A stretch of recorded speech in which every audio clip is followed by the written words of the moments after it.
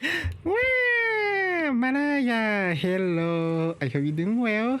Blonde me looks strange, and me holding hand-shaped balloons are strange. Those are not supposed to be balloons. Those are supposed to be like a uh, hand-shaped plastic for smacking.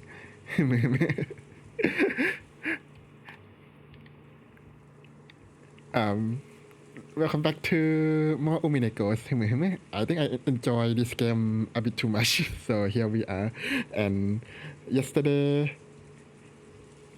whatever we saw yesterday have changed my perception of this game. So I think this game is like a horror game now. So here comes the heart monitor. Okay, let's continue. Some people usually head to the bathroom after a meal, others prefer to take a short nap.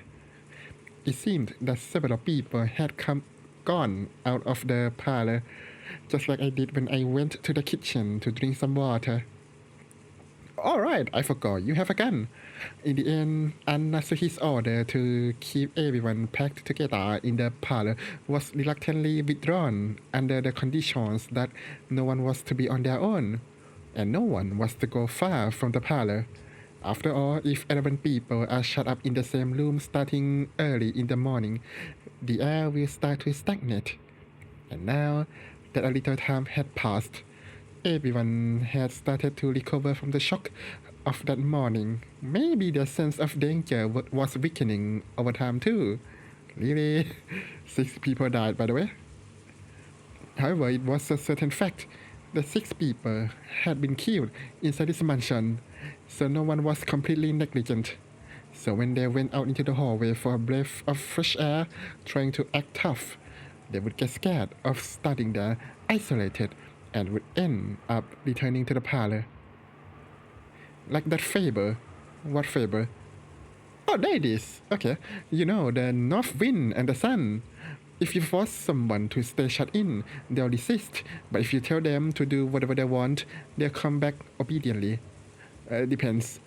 People sure are hypocrites.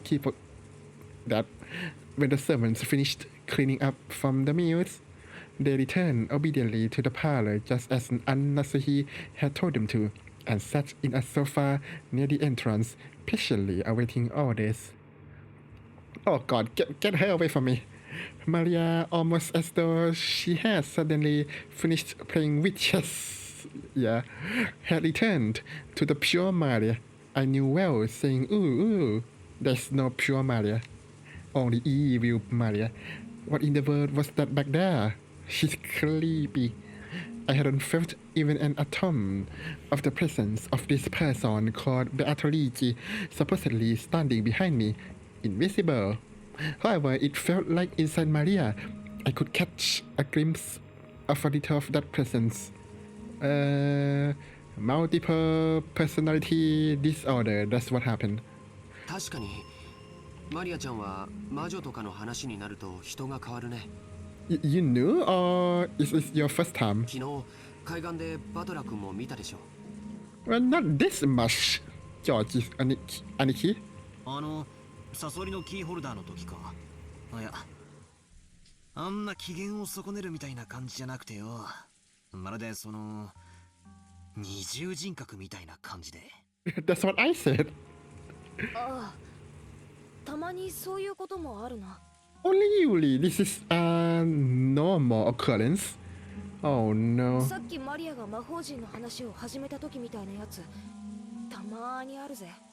What? You get a close up of her face and she grin with all the teeth in your face, and her eyes looks like a jack-o'-lantern. Really? 気持ち悪いけどな。Yeah, 気持ちが悪いな. Apparently, according to Jessica, the kee-hee-hee-hee laughing Maria shows up every now and then. This was just bad timing, and furthermore, it was the first time I'd seen it, so it really shocked me. It shocked me good. あれってのは何なんだ？マリアは二重人格か何かなのか？ Well, undiagnosed, I assume. それとも本当に霊感が強かったりとかしてそういうのに憑依されたりとかしちまうのかよ。Well, that would be something. そういうのじゃないと思うよ。Ah, my outfit looking better. I think you can see fly, of course, fly, because the symbol is the one-winged eagle, just like what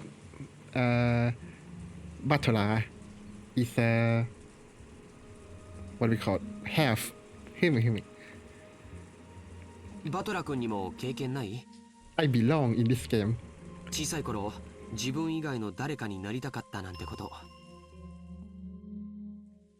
Right when humans are born, no one has any individuality. I have a hat. This game is about magic after all, so we have a wizard hat. Hear me. Wait, am I too big? Let me try to. I don't want to take too much screen.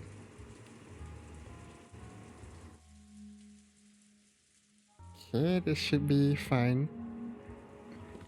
Thank you for the drink redeems. I'll drink some water. I'm a water wizard now.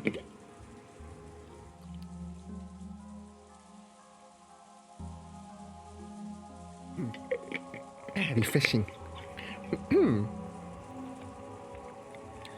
However, when they reach their growth period and their sense of self starts to be born, they start to gain a sense of individuality. They want to be different from other people. Okay, thank you so much, Maraya. Have a good luck. But of course, they will find that they are no different from the others in their class. Then they are learning the same thing in school and forced into the same lifestyle. When they realize that, they start off by breaking the rules in what's called the rebellious age. Since everyone follows the rules, they want to show off their individuality by breaking them. Even those who call everyone around them babies and stir up trouble are just cute kids searching for themselves when they look at them this way. Well, I'm lecturing about all this like I'm so smart. But I actually got it secondhand from Georgie Aniki, because Georgie Aniki is so smart. I myself was one of those embarrassing guys who thought it was cool to act like a little bastard. Well, that was when I was the age where you try standing out for the opposite sex. 成長期の根底には、子供から脱却したいというひよこが殻を破るのに似た衝動がある。子供と大人の違いは何かわかるかい？ No. 年齢？それとも体格？ No. 違うよ。経験だよ。Oh yeah, for sure. 大人が子供を見下すのは人生経験が少ないからだよ。子供が何を言っても鼻で笑ってしまうのは世間知らずのくせにと見下しているからだよ。ああ、そういうのわかるぜ。子供の頃って妙に人生ってもう悟りきったようなことを口にして年長者ぶりたくなるよな。大人は子供が何を言っても世の中甘くないとか社会に出ればわかるとか鼻で笑ってる。まあ実際そうなんだけど、子供的にはそういうのって見下されてるみたいでムカつくんだよな。Why are we talking about this? なるほどな。知識や経験の有無か。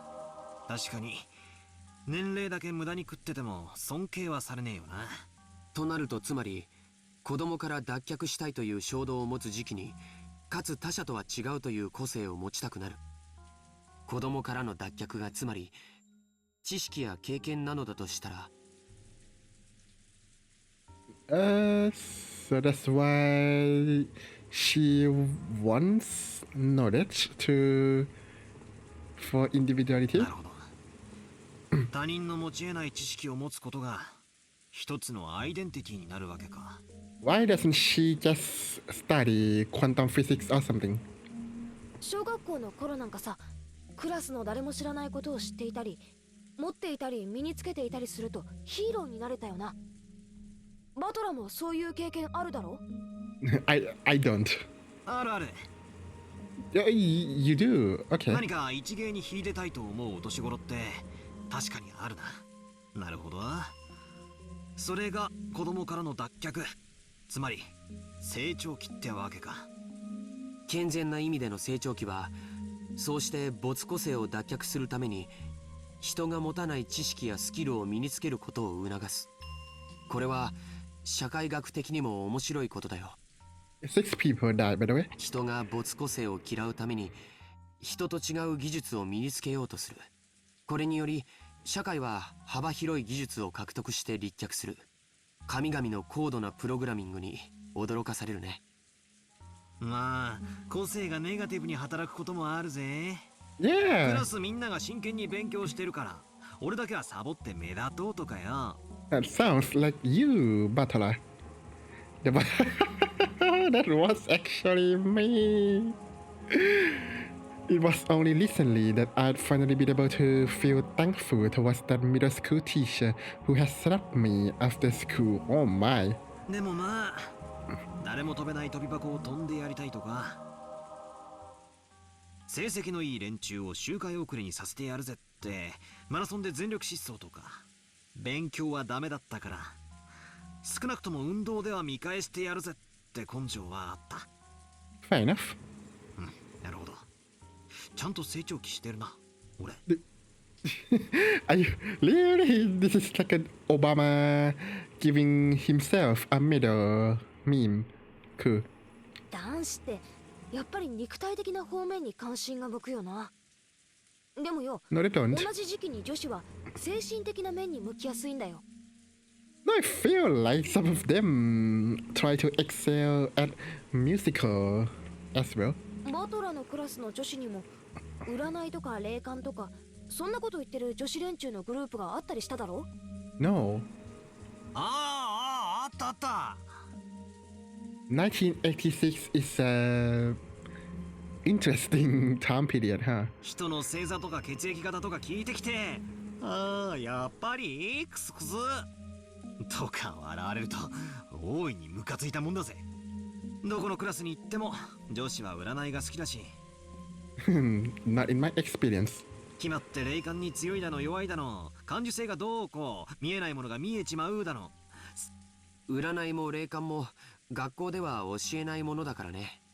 Oh, how about quantum physics? Those are not taught in school. 男の子と違い、内向的な世界に関心を持ちやすい女の子にとってそれはアイデンティティを確立しやすくてかつ興味深いジャンルなんだよ。 Why not master gaming like normal person? 男子が成長期に入ると急に悪ぶったりして大人に反抗を始めるのと全く同じに、女子も成長期に入るとそういうのに興味が出るようになるんだよ。 Okay. Japanese culture, I guess. 私はそうでもなかったけどさ。つまりマリアがオカルトに関心を持つのは年頃の女の子としてはそう珍しくもないってことか。 Not lad to this degree. Come on, Butler. Don't be like this. Also, Jessica is a tomboy, so that doesn't count. Even if you accept that, I wonder if it explains that creepy dual personality thing. Well, I think I can accept it vaguely. さっきも言った通り、大人になるというのは知識や経験を持つことを言う。 I don't accept it at all. だからそれを得るために子供たちはいろいろなことを学んで子供を脱却しなければならないんだけど、子供の世界に今も昔もはびこっているある便利な妄想があるんだよ。 Okay, let me guess. My past life is Einstein or something. わかるかい？漫画やアニメに多いだろ。 Oh, here it comes. ほらあれだよ、前世の記憶が蘇ってとか、 Of course. 偉大なるなんとかの魂が乗り移ってとか。ああ、他にも遺伝子が覚醒したりとか。 Don't you think that messed up? To think that you can channel a soul of the dead people, especially like historical figure, like you are basically once like their soul to be trapped in this realm or something. That's messed up. 封印されていた能力やら記憶やらが戻ったりとか、いろいろあるな。どういうわけか、あの時期はそういうのがやたらと流行るもんさ。どうしてだ？今挙げたキーワードは全て子供の自分に知識や経験を直ちに付加できる幻想だからだよ。9歳の女の子も1000年を生きた魔女が私に憑依していると言い出せば、 Hey, you're talking about. Oh, 1009歳のアイデンティティが得られるわけだからね。1,009-year-old crew. まあつまり勉強するのは面倒くさい。でも人とは違うスキルを持って周りに威張りたい、ちやほやされたいっていう連中にとっては便利な妄想なんだよな。 How does that work? I mean, you can say that you're possessed by whoever, but it's not like you have the knowledge just pops up. So you can brag about something without having to work hard or study. How do you brag about something you don't know? I see, isn't that a kid's greatest dream? あとは子供からの脱却願望には必ず自分の理想像の自己投影が行われ、その願望の姿が別人格として形成されることが少なくない。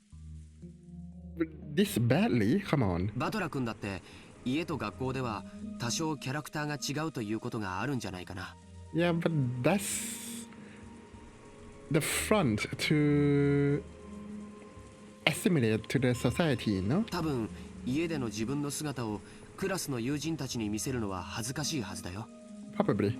学校の自分は自分のなりたい姿の投影で、家の自分は本来の姿だから。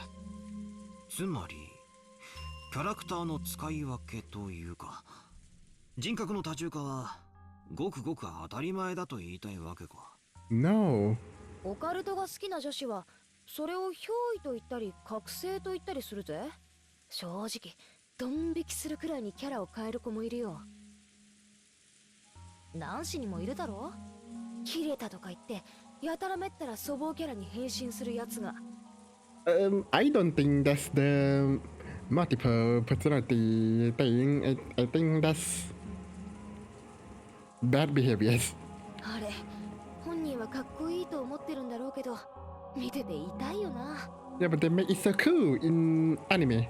つまりおさらいするとだ、マリアくらいの年頃の女の子がさっきみたいな不気味な二重人格のようなものを見せてもそれほど珍しいものじゃないと言いたいのか？ You must be kidding me. That's not normal. 簡単にまとめるとそういうことだね。 You're insane. You're very, very not ア normal. イデンティティは自己を形成するための大切なもの。それをバカにしたりするとかえってその殻に閉じこもってしまうこともある。 Did you not see her face? Come on. だからほどほどに付き合ってあげるのが大切なんだよ。それを丸ごと受け入れてあげるのが親の包容力というものなんだけどね。Throwing shades at Rosa. 兄貴、それで独身って信じられねえぜ。 Yeah, can't believe you aren't married. Wait, why do you say that now? His fiance got killed. Batola? もう子供が中学くらいに上がってそうな貫禄さ。じゃあローザおばさんもあのマリアの二重人格についてはよく知っていたのかな？ I would believe so. 知ってたぜ。ここだけの話、ローザおばさんはすっごく嫌がってた。 What? Really?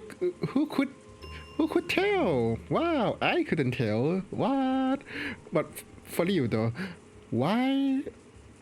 How did Maria get interested in this witchcraft? Who teach her witchcraft? Because I don't think she have access to internet. 気持ち悪いし、クラスでますます孤立を深めるだけだって。 Yeah. だからマリアがオカルトの話を始めたり魔女みたいな声で笑い出したりすると必ずビンタしてたぜ。 Based. だからマリアもローザおばさんがいる時にはそういう話をしないようになったみたいだけど。That doesn't help anything. Well, I said based, but I don't really endorse that. But I don't know what's wrong with her. I think she needs some doctor, like mental doctor or whatever they call it. A psychiatrist or psychologist, whatever. Maybe it was just a little game for a girl facing her growing period. But Batola, her mother just died, and she still smile and pray witch and crazy woman. Like, that's weird. Did we forget that 6 people died? The thing that had happened back there. Just a girl trying to show that she was different and independent by holding interest in witches and the occult, while her mother died, by the way. And since she wanted to have another side to herself that wasn't infantile, she was switching between her normal personality and the personality of her ideal, a witch. In the beginning, I had found that very disturbing, but after Georgie Aniki's lecture, it felt like this was a path that everyone walked down at one time or another. No. No. I haven't told anyone, but when I was in kindergarten, I joined up with a little gang of kids trying to form an Earth Defense Force. That's a game saying we help protect peace on Earth. My face turns red when I remember how, during what we call battle practice, we would chant EDF, EDF, for the Emperor! Oh, wrong game. Just like usual, Maria was relaxing, immersed in the TV, ooh-wing, and laughing just like any girl her age. But on the inside, another personality, that of the ideal witch that she admired and blindly accepted, was sleeping. Disgusting, creepy. But that wasn't anything extraordinary. It was perfectly neutrally natural for a girl of her age. I calmed down a little. I had started to recover from the shock of my bizarre experience in the kitchen. Oh yeah, speaking of the kitchen, so all the servants, the old servants, at least, they insist that they believe in Beatrice. What's up with that? I think the strange things is not that they believe or claim to believe in Beatrice, but the fact that they claim to believe in Beatrice after 6 people died. That's a murderer. But Batala, you must believe in Beatrice. Like, come on. Which makes me think that the servants are in, like, cahoot with each other, like, somehow. Maybe not with the killings, but I don't know. If I hadn't talked to Aniki and Jessica, I might still have been frightened by the idea that an invisible witch was standing right behind me. However, can I really accept that as an explanation of what happened back there? You think the witch is possible? Okay. If it had just been Maria, I could have explained it as a fickle fantasies of a growing girl. But Genji-san, Kanon-kun, and Kumasawa-chan had also been there. None of them had denied what Maria said. Oh, interesting. Because I don't think that it was Maria who, what do we call, brainwash these servants. I think it was later these servants who brainwashed Maria. I don't know. I don't know who did this, but I think one of them did. And Kinso, thank you so much for the follow. I can't say the name properly. I think. I hope you enjoy the stream afterwards. And Kinso expressed his hatred on of Maria, so I don't think it's Kinso who brainwashed Maria. So I think it's one of you guys or all of you, I think, who brainwashed Maria. But why? I don't know. Could it be the what do we call them? Siblings. I don't think they actually believe in Beatrice. Even Eva Obasan denied the 19th person quite vehemently. So I don't think she actually believe in Beatrice. So could be her. And no one else. Even Klaus laughed at the prospect of the existence of Beatrice. I think Rosa was very creeped out, so I don't think she believed in that. I don't. Rodolfo didn't really believe or not believe in Beatrice, but I don't know. Not as possible as the servant. This is so weird. Like this is not even counting the way they call themselves furniture, like IKEA sponsorship or something. I don't know. None of them had denied what Maria said. They had silently accepted that Beatrice exists. After 6 people died, by the way, I was starting to feel a little uneasy. Auntie Eva had claimed that no 19th person exists, saying that someone within the family had committed the crime in connection with their messy quarrel. On the other hand, Aunt Nasuhi had claimed that the culprit was hiding somewhere outside the mansion. That meant that she was denying that the crime had been committed by one of us and accepting that the 19th person exists. At the kitchen, Maria and the servants had... Thank you so much for the head pass, Claudius. Agree that the 19th person exists, but according to them, this 19th person isn't human. They had said that it was an invisible witch plotting something mysterious. Is there a 19th person or not? And is the culprit a human or a witch? Sorry, a witch? For some reason, I couldn't just laugh off any of the possibilities. Really, you believe that the witch is real? Not even the most ridiculous one about the witch.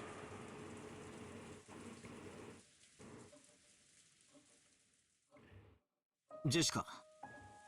I think if we are metagaming, which I think I said this before, if we are metagaming, I think having 19th person makes this novel not a very good mysterious novel. Mysterious, really? Mystery novel. So if I metagame it like this, there's no way there's a 19th person. ベアトリーチェの話ってのは、俺の認識では森に子供たちが迷い込まないようにってんで作った大人の脅し話だってことになってんだが。You're not understanding half of this game, but I make it interesting. Oh, thank you. I like theorizing in general, but I don't recommend you believing in my theory. Sometimes it's just insane. Like, you should hear this. Last stream, I think he's the killer because he's an orphan. And this family is rich, so I think that this family induced his parents to kill themselves, and him being very vengeful, he killed everyone. And I said this because everyone face. Oh, my mic is kaput. Because everyone's face has been defaced, so I don't think the crime was committed for the money. I think it's a crime of hatred, so it can't be someone who aimed for the inheritance. And we knew that Shannon and Cannon were orphans, so I just left it off and just, yeah, he got orphaned by Ushinomiya somehow and revenge. Easy. but we don't know if that's true. This is just my insane theory. Because now the only one who will get inheritance, the like fat stack of cash from Kinzo is only Eva, but that will make it too obvious. And I think in the real world, if you got convicted for harming like siblings or their parents, you will no longer get inheritance money. So I find it much more difficult for Eva to do the crimes, unless she really believed that she could get away and trick the police. Anyway, この屋敷じゃ違うのか but yeah, right now I am very suspicious of Canon. 私もバトラと同じ意見だぜ。こんなのは子供に言うことを聞かせるために親が作った間抜けな階段だと思ってる。でもそうだと口にはできない空気が屋敷内にあることは否めないな。So is Beatrice a ghost in the forest or a ghost in the mansion? おじいさまがベアトリーチェは存在すると公言されているからね。Yeah, we heard that like 5 hours 使 ago. 用人たちは立場上それを疑えないし、クラウスおじさんたちもおじいさまと喧嘩がしたいわけもないから、表向きは口を揃えてる。So you think the servants keep believing in Beatrice because their employment is at stake? A bit too serious, don't you think? Because the master isn't even here. I don't know. Maybe they get bonus or something. I don't know. だから多分このお屋敷ではベアトリーチェの存在を疑うことはある種のタブーだと思うんだよ。Yeah, but doubting the existence and like trying to brainwash people is kind of different, don't you think? 年に一度しか来ない僕たちと違ってね。そうでしょ。Also, you think it's brainwashing? Well, subliminally, I guess. Oh, Jessica puffed out air in admiration. It looks like Aniki had guessed right. ジョージ兄さんの言う通りだぜ。みんな腹の中じゃ信じてるわけじゃない。Really? Really? Because in the kitchen scene, it feels like they were very serious. でも表向きはその存在を認めてる。ほら、神様の存在を認めるようなそんな雰囲気だよ。So one of them is wrong then. Either they are serious or not serious about Beatrice. 実際にはいないことを知ってても、それを口に出して否定したら野暮みたいな空気だな。使用人たちの間ではどういうことになってんだ。やっぱり雇い主のじいさまがいるって言ってんだから、それに口調を合わせてるわけか。さあ、詳しくはわからないけど、使用人たちの間ではベアトリーチェの話はある種の怪談扱いになってるよ。Ooh, really? Like in the kitchen, they don't seem to treat that as a ghost story. Like remember, 6 people died by the way, but they still insist that they exist. ほら、昨日海岸でシャノンが話してくれたろ。夜見回りをしている時、不気味な何かを見かけたとか、そういう話。She has said something like that, hasn't she? Back then, I didn't give it much thought, assuming she was just going along with the displeased Maria. But now that I think about it, she did say that, and completely seriously. Okay, so she too believed in Beatrice. That's right, she definitely said it. She definitely said the same kind of thing that Genji-san and the rest had all unanimously declared back in the kitchen. 他にも鬼火や輝く蝶々が舞っているのを見たという使用人も。Yeah, that's gaslighting. カノン君もそれらしいものを以前夜の見回りの時に見たことがあると言ってました。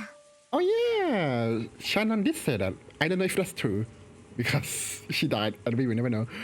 But then Shannon also saw the glittering butterflies too. What's up with that? Why don't we are the one who see it? Why is it them who see it? あと最近ではお屋敷の中で深夜に不思議な足音をよく聞くと使用人の間で話題です。 Hahaha, it was Kinso, such a prankster, that man. 私たちは肖像画の中のベアトリーチェ様が姿を消してお屋敷の中を散歩しているんだろうとささやき合ってるんですよ。ずいぶん前ですが、私もそうかもしれない足音を夜の見回りの時に聞いたことがあります。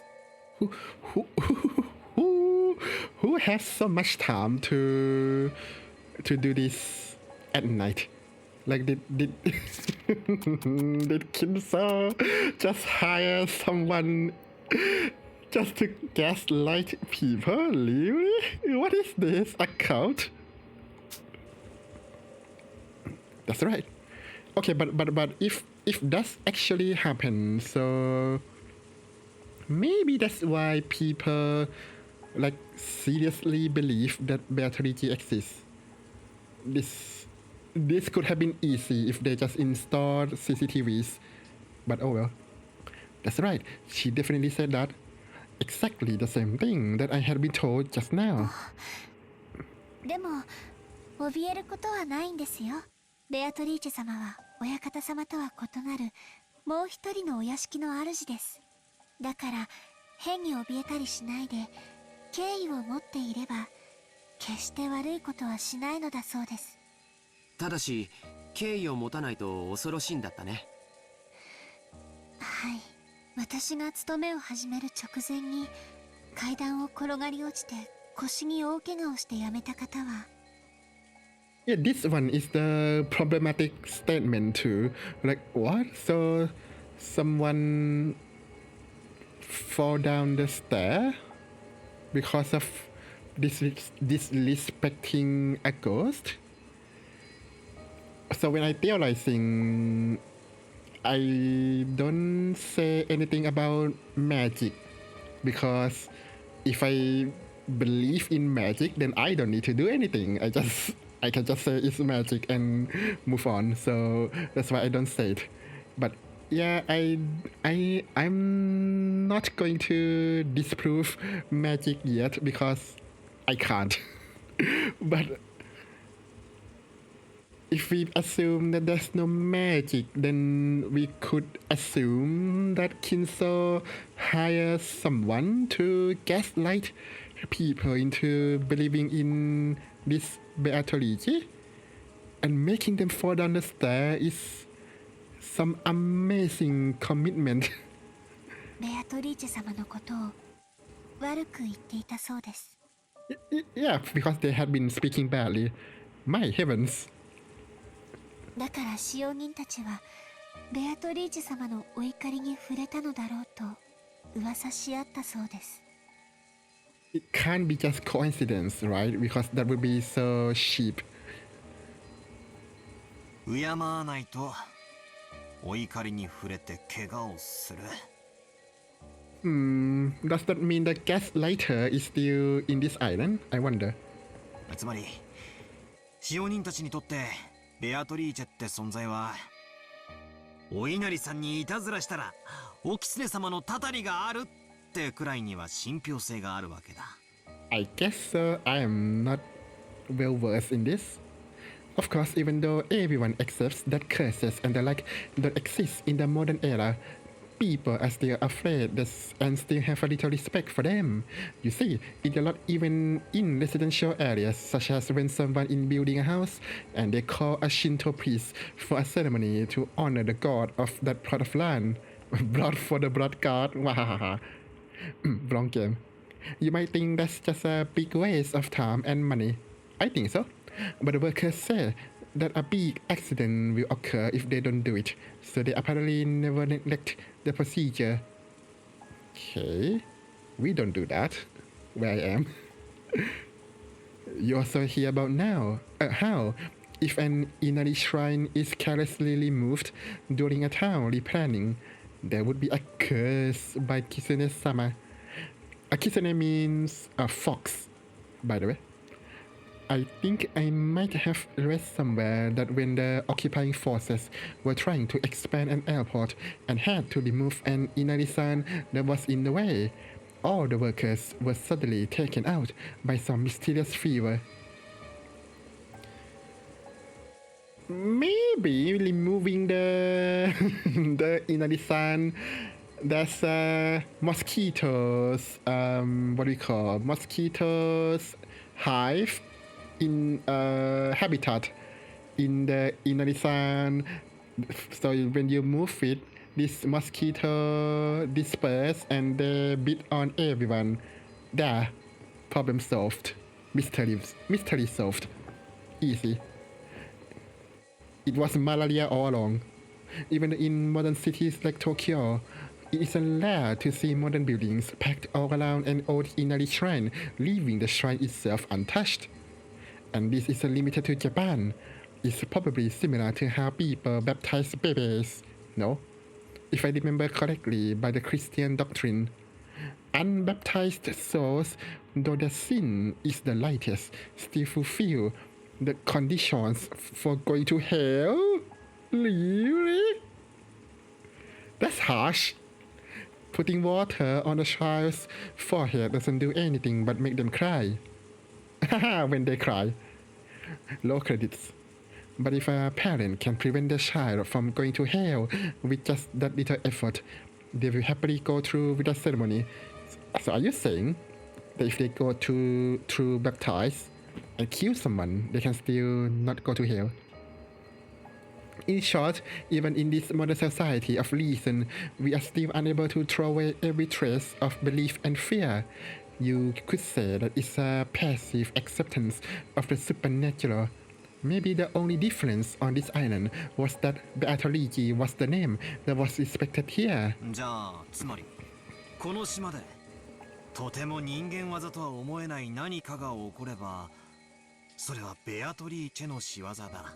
That's what I've been saying. Well, last stream anyway.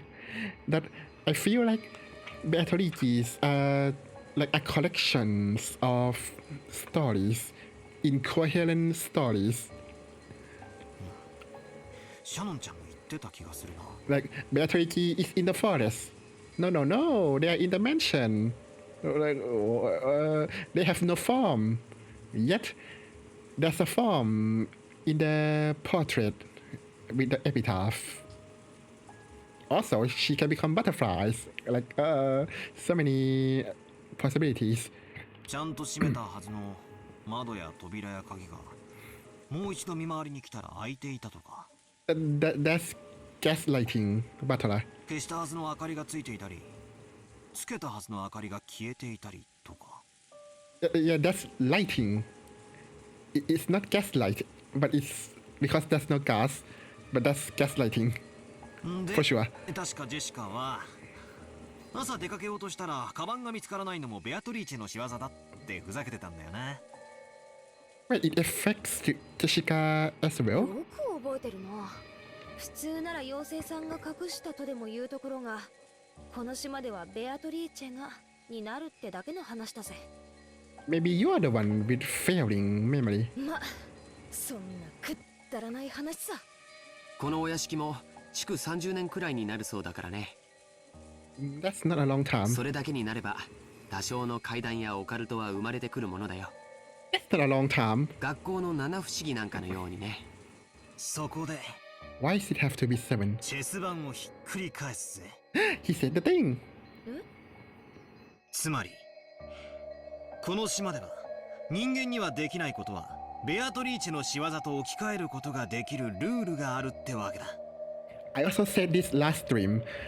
I think that is in the murderer's best interest to blame the crime on the 19th person or Beatorigi. So since Eva really denies the existence of 19%. I feel like that makes her even less possibility of committing a crime. So, but by that logic, the servants have a lot of suspicion because they try to cause the weird things that happen to Beatrice. So that's why I suspect the servants even more. 人間にはできないこと。 Which is actually what Batola thinks that it's not really possible to be servants because he flipped the chessboard and such. 人間は何人だ But I disagree with Batola. 18人だ。つまり犯人は Yes. この島のルールにのっとってこの事件は魔女の仕業だとアピールしていることになる。 I can see that. つまりそれは19人目の仕業ですよと訴えたくて仕方がないわけだ。 Oh, now he said. Okay. 気に入らねえぜ。全然気に入らね Me too. 気に入らないって Yeah. 何がだよ。 Problem is, it seems like they insist on the 19%. So, which I think by Batola logics, it's even more possible that there's only 18 people. And that's bad because now he have to suspect their own family え。仮に and servants. 不可視の19人目が存在してそいつが自分の存在をアピールしたいなら俺ならもっと完璧なタイミングでやるぜ。 I know, right? They would just Skype. 完璧なタイミングでってのはどういう意味だい？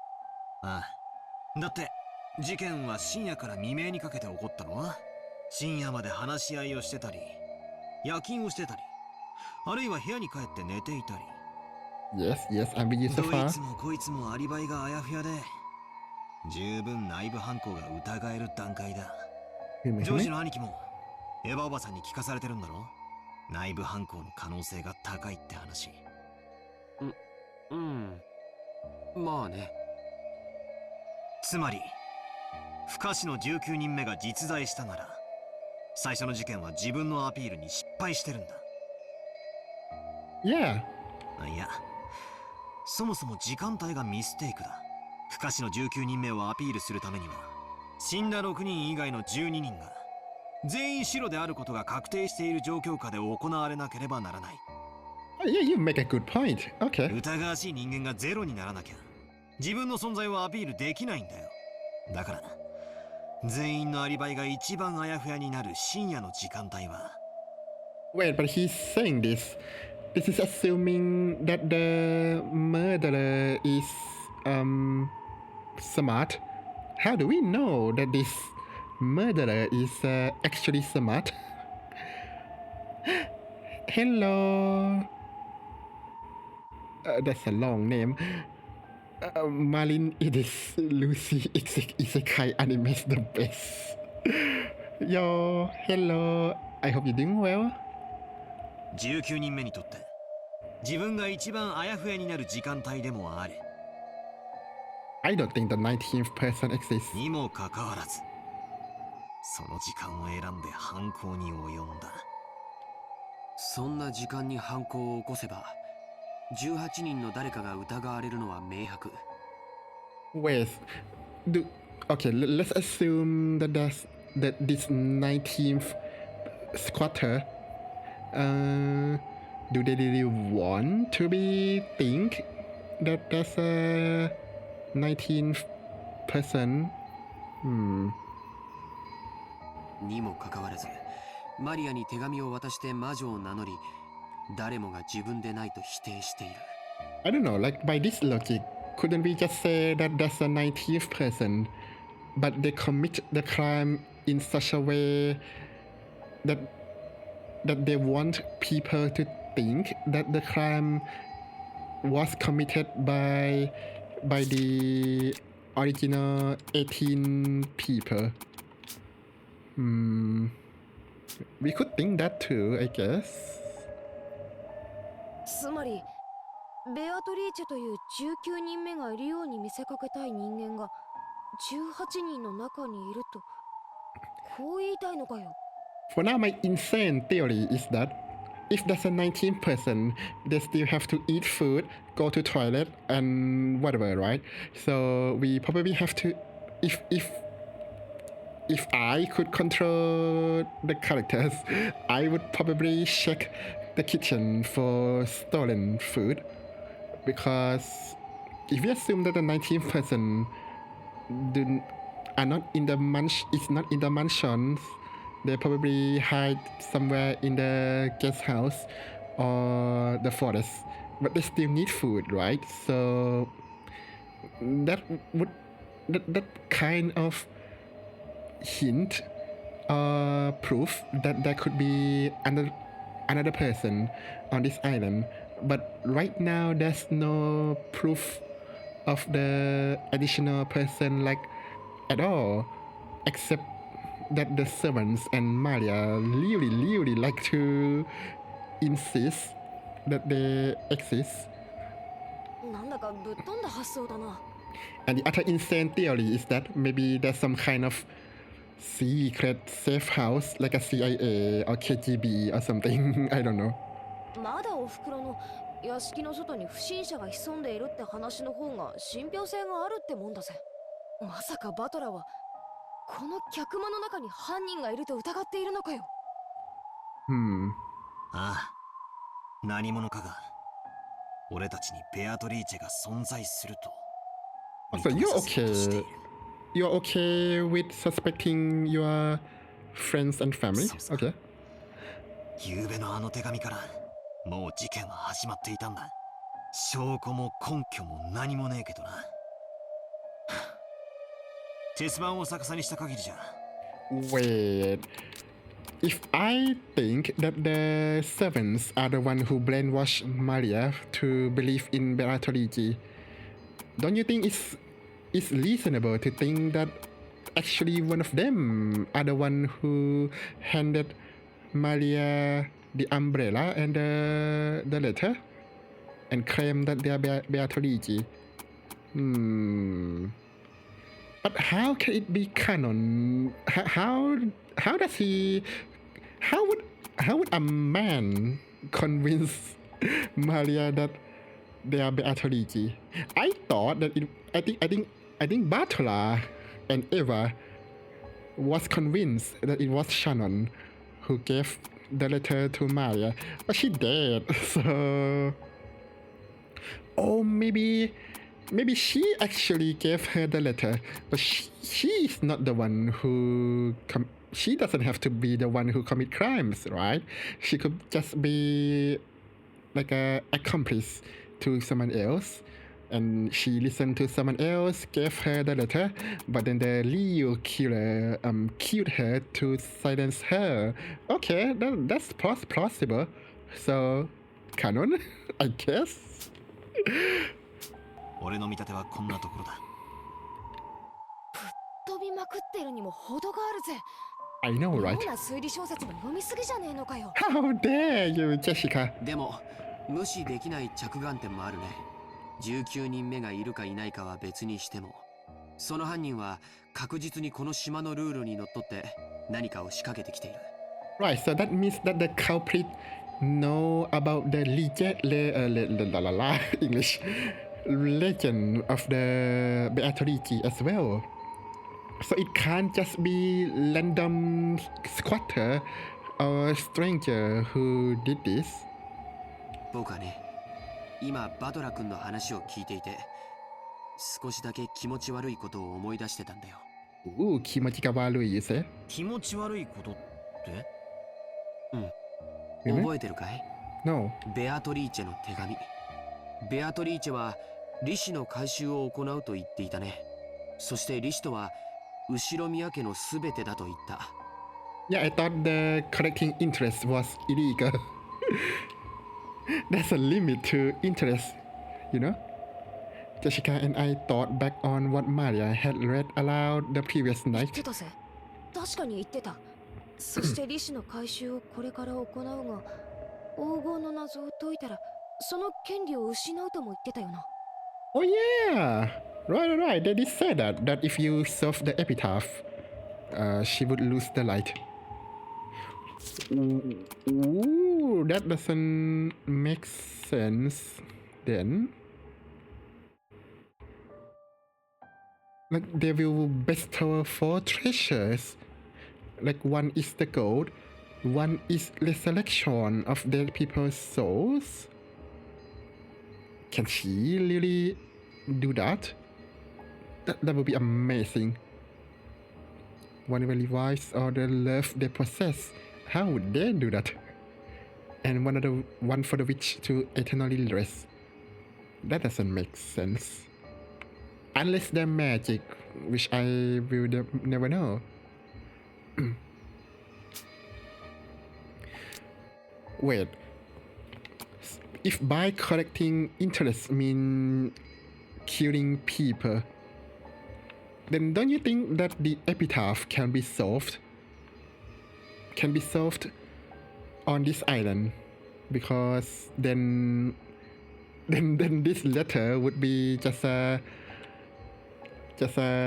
death threat and nothing more.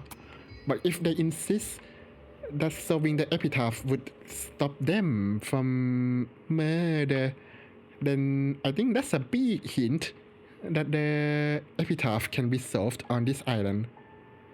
Problem is, I have no idea. Like, what does it mean? I don't know. The epitaph.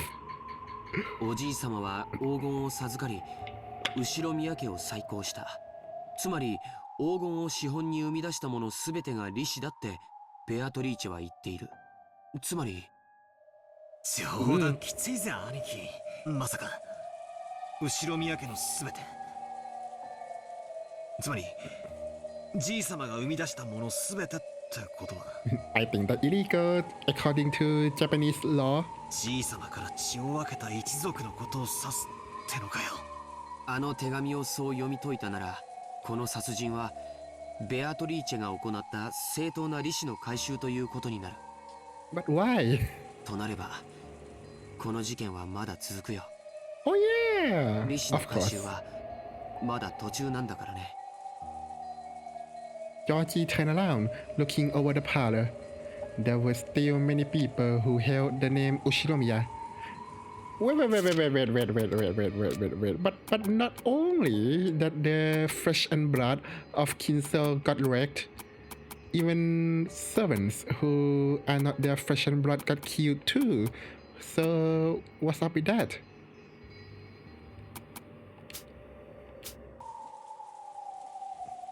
And we knew that since Goda-san and Shannon-chan had been killed, not even the servants who didn't bear the name Ushinomiya would be spared. But why? That doesn't make sense then. Like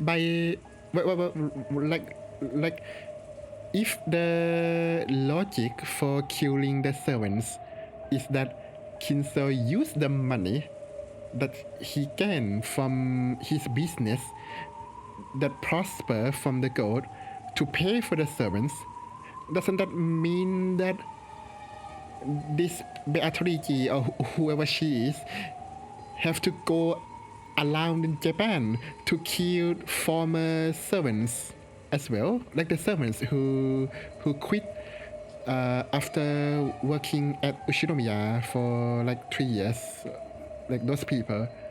Oh no. 私たち全員を殺すつもりかよ。でもおかしいよジョージ兄さん。ならどうして6人だけ？他に大勢殺せたはず。 You make a good point. 下手をすれば寝込みを襲って全員を一晩で殺すことも可能だったはず。 So in the last stream, I think that because these 4 dead people are in one room, they were discussing the inheritance. I think that they were drugged because Koda-san did say that these 4 might demand some tea, so I think they did demand tea at one point, or the servants insist on the tea, and this tea was drugged. I don't know if the drug is the sleeping or killing kind, but they were drugged. So that's why there was no sign of resistance and fightings or confrontation. So that's why I think they were dropped. So that's why I suspect Servant. And that's why I suspect Canon, because I could think of his motive. And I think only Servant would be able to poison the servants as well, because it would be strange for anyone else to offer servants some tea, right? So I think only servant would be able to poison the servant themselves too. So that's why I suspect the servants. どうしてそれをしなかったの？特別条項だよ。黄金の謎を暴く者が現れたら李氏の権利は失われる。そして手紙の最後にはこう結ばれていたはずだよ。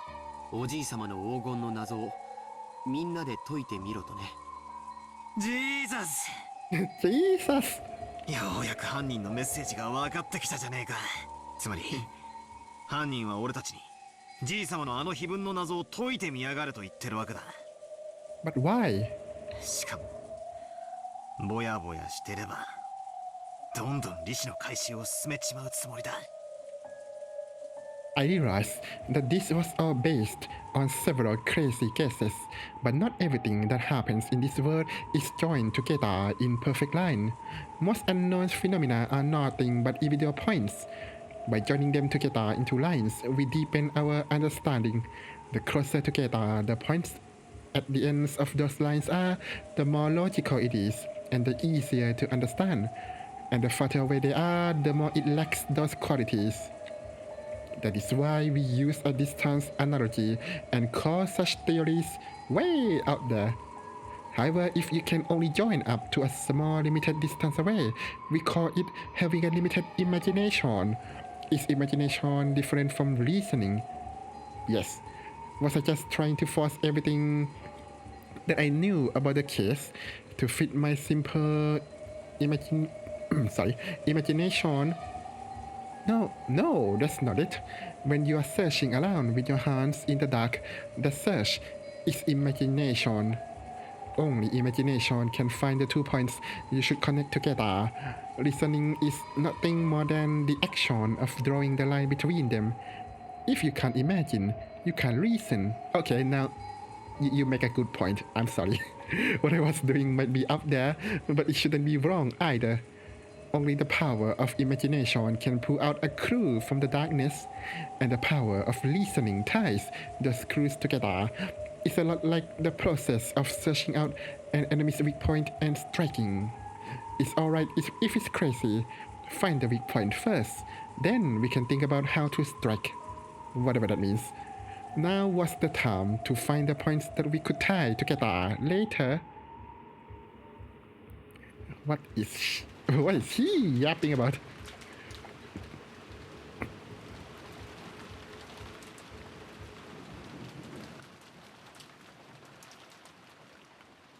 For the time being, I put aside whether a 19th person exists. But I think I agree with Butler on the lines and such, because I feel like there are many mysteries that could potentially overlap with each other, but I don't know how or where do they overlap. Like, why does Kinso want to resurrect Beatrice, and why does he think that he could resurrect Beatrice? And additionally, how does he survive for so long, even though Nanjo said that he have 3 months to live, but he lived for a year after the diagnosis, I think. Why are the servants so hell-bent on believing in Beatrice? Why is Maria brainwashed in Beatrice thingy?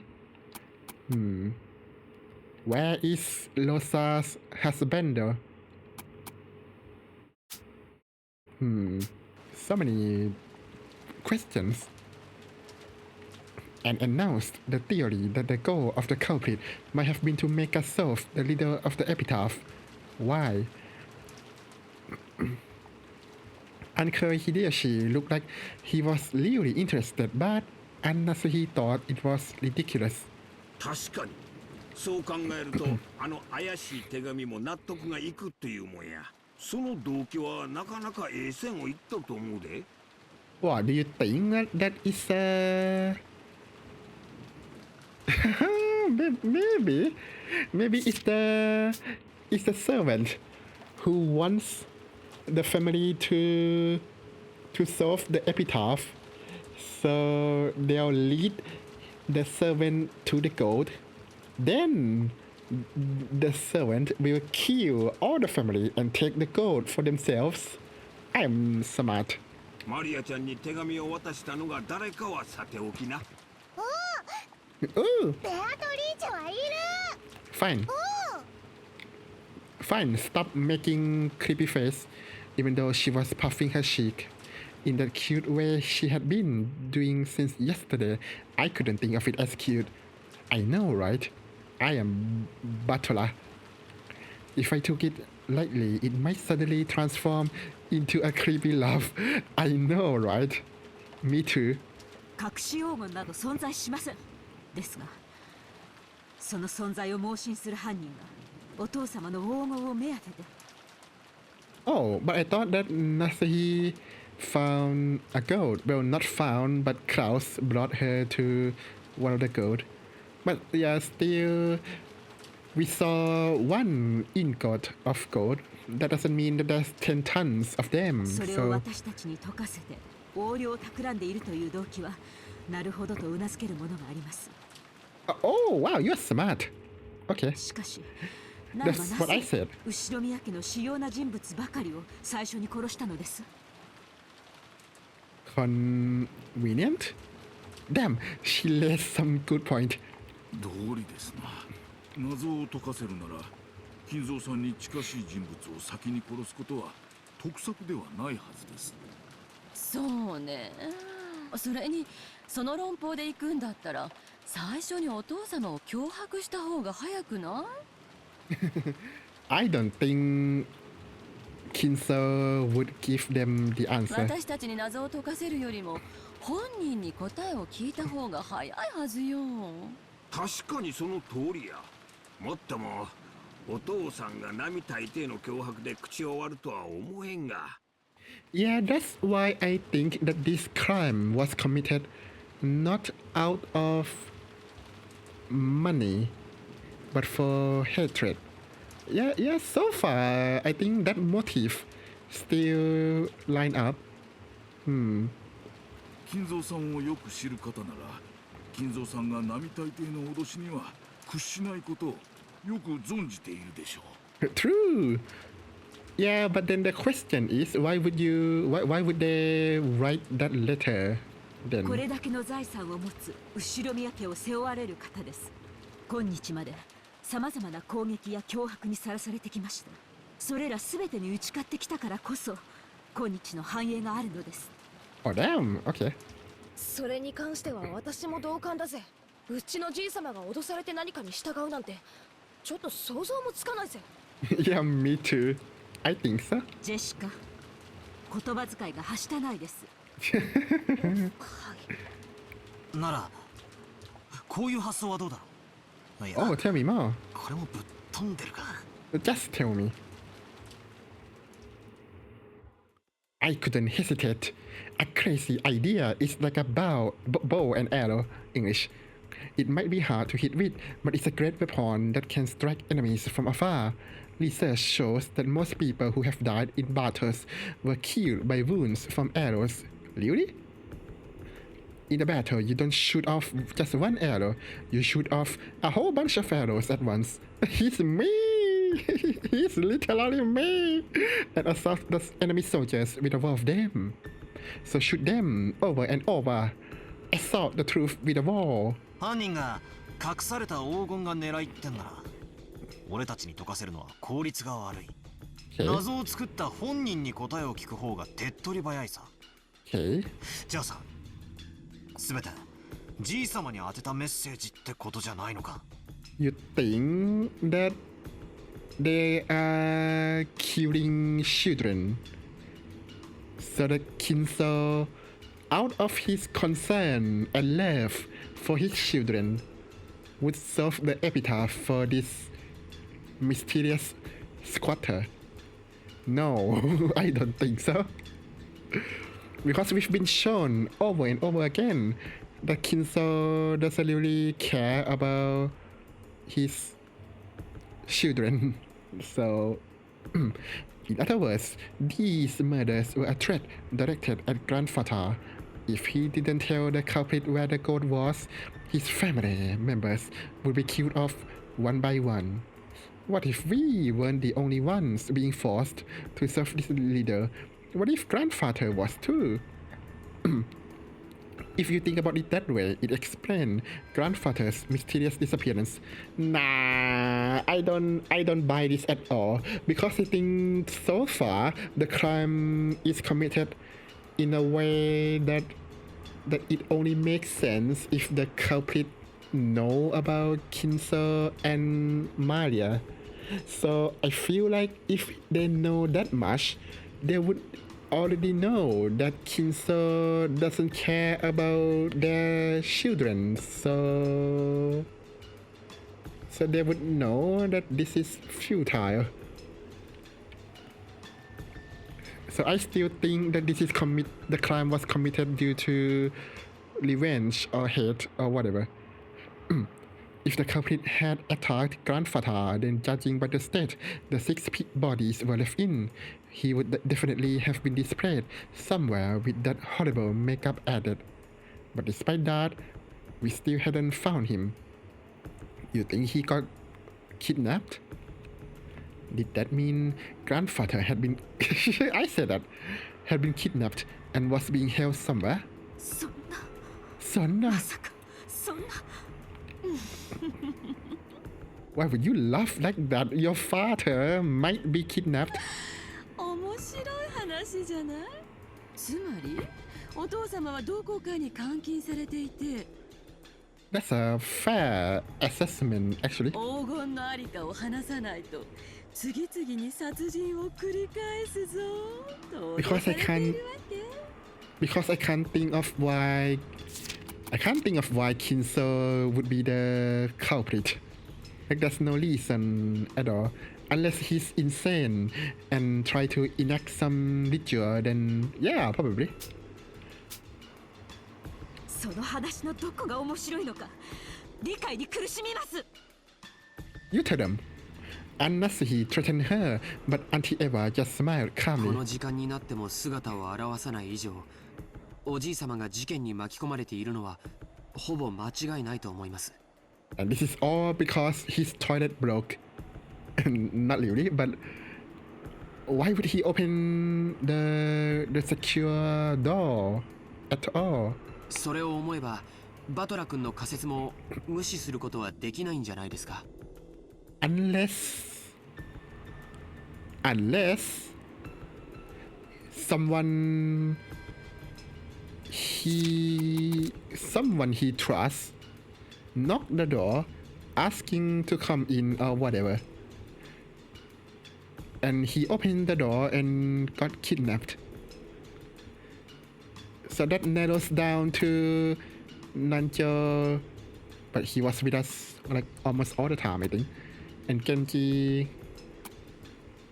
well, Shannon, if she didn't die, and Canon, I think these are the 4 people who managed to be inside Kinso's room. So if my theory was right, then it's one of them. So Canon is still on the table, is what I'm saying. ジョージは黙ってなさい。そもそもお父様っていついなくなったのかしら。 I wonder. 最後にお父さんの姿を見たのは誰や？多分私でしょう。今朝主人たちの姿が見えないと騒ぎになった時、お父様の書斎にいるかもしれないという話になり、 I thought you and Eva go into the study. 私がお部屋にお伺いしてそこでご挨拶をしました。 Oh, so only Eva. Oh, sorry, only Nasuhi. So Eva wasn't there? そういえば書斎の鍵をずっと借りっぱなしですね。源氏、これは返しておきます。 Okay. This is a very specific action. I wonder what's going to happen. Oops, sorry, I didn't read that. Aunt Nasuhi pulled out the gold key and handed it to Genji-san. Looking at the key, Auntie Eva giggled. ねえ源氏さん、どうせ警察はお父様の部屋も徹底的に捜査すると思うわ。何を隠していてもどうせ暴かれちゃう。 What are you? だったらちょっと早く今この場で話してくれてもいいんじゃないかしら。何のお話でしょうか。シンプルな話よ。お父様の書斎はその鍵がなければ外から入ることはできない密室。その定義の確認をしたいの。Me? お父様の部屋には入り口が一つある。あとは窓？他に出入り口は？ありません。中に入るには入り口しかありません。What about a window? 間違いなくね。秘密の隠し扉なんかがあったりはしないのね。お父様が不在である以上、後宮家の最高序列者は私よ。その後宮家の当主代行として聞いているの。それを理解した上で答えなさい。 Ooh, she's pulling rank. あの部屋には入り口以外に他に出入り口は？お父様の最高の側近だったあなたは知っているはずよ。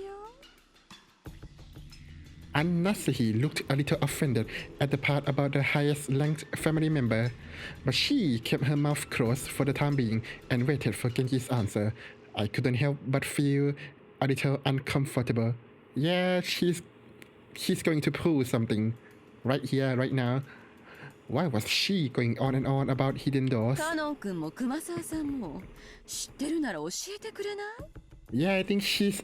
Oh no, is she going to establish that only Nasuhi gained access to Kinso's room? And therefore she's the suspicious person for his disappearance. But I think my theory kind of disproves that, I think, because it could be someone he trusts who knocked the door and he opened the door and bam! Kidnapped. あるならあるって言ってくれた方がいいの。じゃないと今からある人がとても追い詰められることになるわよ。It's Nasuhi, isn't it? 隠し扉があると仮定されたら私の話はすべて水の泡。 Yeah, but maybe Kinso... Maybe the hidden door is only known to Kinso. Auntie Eva didn't specify which person was about to be driven into a corner, but following the flow of the conversation, I had to feel that she was referring to Aunt Nasuhi. I said that. I said that first. 何の話？ジョージは少し黙ってなさい。You're so mean! どうなの？源氏さん、カノン君。そうして熊沢さん、隠し扉はあるの？ないの？源氏さんはお父様が書斎を改造した時、施工業者の監督をしていたはず。 Oh, that makes sense. Okay, so we can assume that Genji know everything. But can we be sure that Genji could be honest? I wouldn't raise this question if the kitchen scene didn't happen. But now that the kitchen scene happened, I started to suspect all the servants. 知らないとは言わせないわよ。そのようなものは親方様の書斎にはありません。Oof. I think Nasuhi is going to be not in a good place. 間違いなく片翼の場所を許されたカノン君。Her voice is amazing. 間違いなく親方様の書斎に隠し扉などありません。 How do you know? 熊沢さんは？いえ、私も聞いたことがありませんよ。 How would you know? Were you in his room? お父様と親交の深い南條先生は私もそんなものは聞いたことがありませんな。結構。じゃあいい？ Oh no, this is scary. 話を始めるわよ。とっ Come. てもシンプルな話なの。Everyone tilted their head doubtfully, wondering what Auntie Eva was so proudly starting to talk about. Auntie Eva laughed triumphantly, as though she was about to reveal a secret that only she knew. Okay, お tell me 父 then. 様を最後に目撃したのは夏日姉さんよね。 That's a maybe, though. I don't think the real last person would just step out and say, "That's right, it was me." Like, come on, this is not smart. 詳しい時間は忘れちゃったけど、今朝の9時前くらいのことだと思ったわ。姉さん、覚えてる？私、あなたがお父様の書斎からちょうど出てくるところに出くわしたわよね。So this song is called Fishy Aroma. I see. ええ、覚えています。それが何だというのですか？そして次に姉さんがお父様の書斎を訪れたのは Let me see again. Before 9 in the morning. I think that's after we found the bodies. I think. 兄さんたちの遺体が見つかってからよね。Yeah. Oh wait, so some little before 9. I think we didn't know. Oh wait. At that time, I think Eva, Kanon, and Hideyoshi go to the storehouse. Why Nasuhi go to Kinso's room, just in case the dead people was there, talking about inheritance. Okay. Got it. それを報告しに書斎に上がり、そこで私と一緒に不在を確認したわ。ところで姉さん。Oh wait.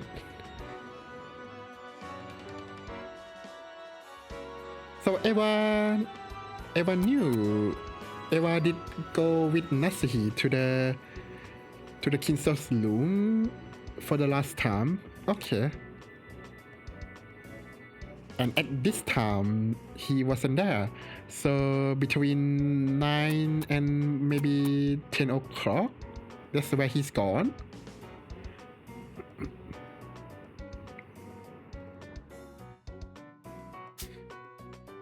Oh, this has some serious implication, but we'll そ see. の時、お父様の書斎に入ろうとして気づいたことはなかったかしら？気づいたこと？何のことですか？ほら、ゴミを拾ったでしょ。畳んだレシートを。確かにそんなゴミを拾った気がします。それが何か？そのレシートは私が飛行場に着く前に寄った売店で飴玉を買った時にもらったものよ。Auntie Eva pulled a small bag of candy out of her handbag. あの時に買った飴のレシート。でも母さん、そのレシートの話が何と関係あるの？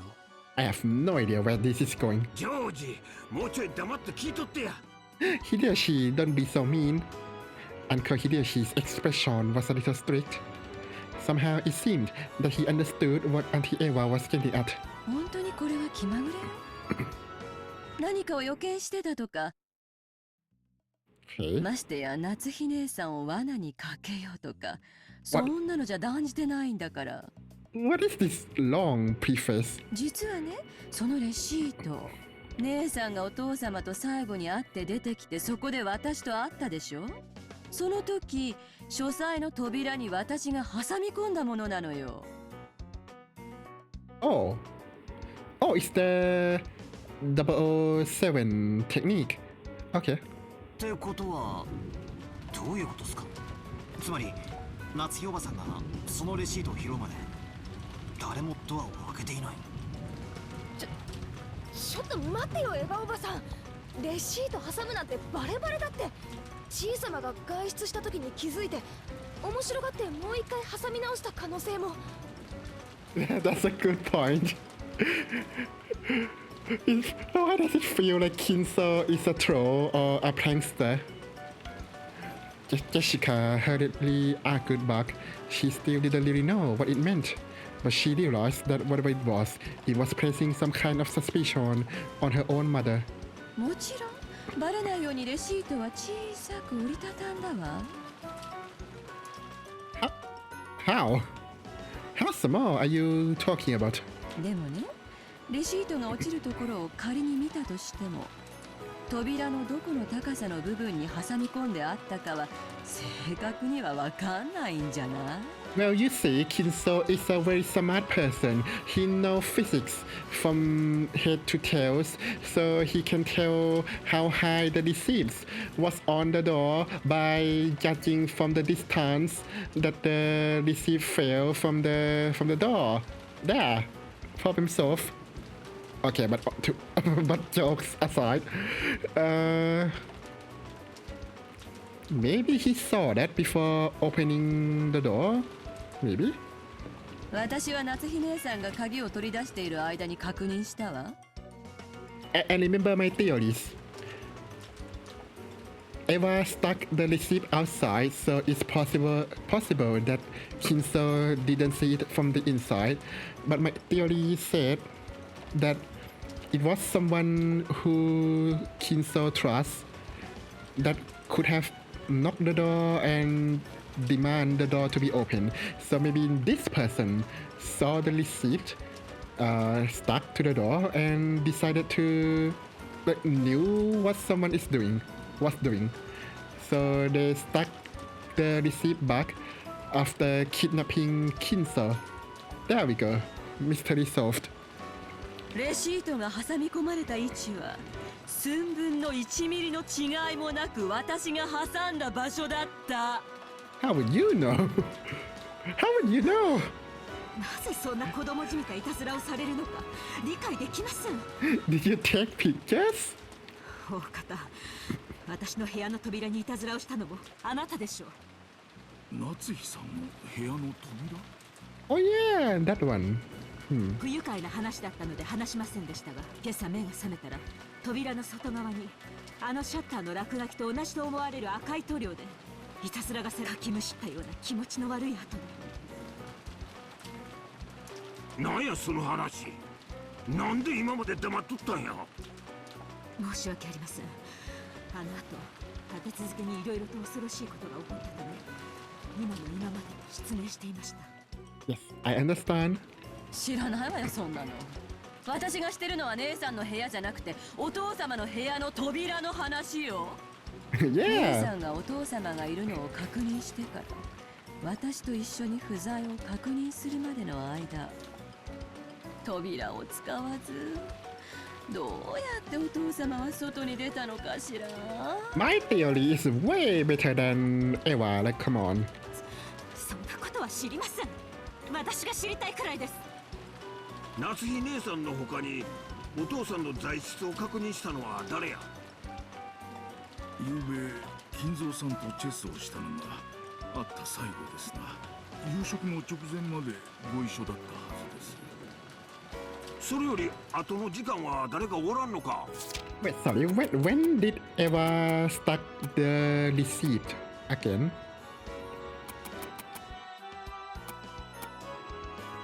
Just after you met father and left, you met me, right? At the time I stuck this into the door.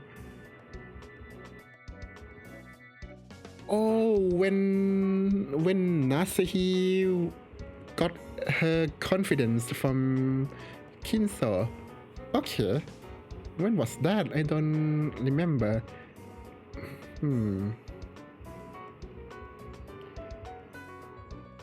Oh, so she was saying that something happened to Kinso even before that? Oh no. Okay. No, I mean, based on Eva theories, something happened to Kinso before that.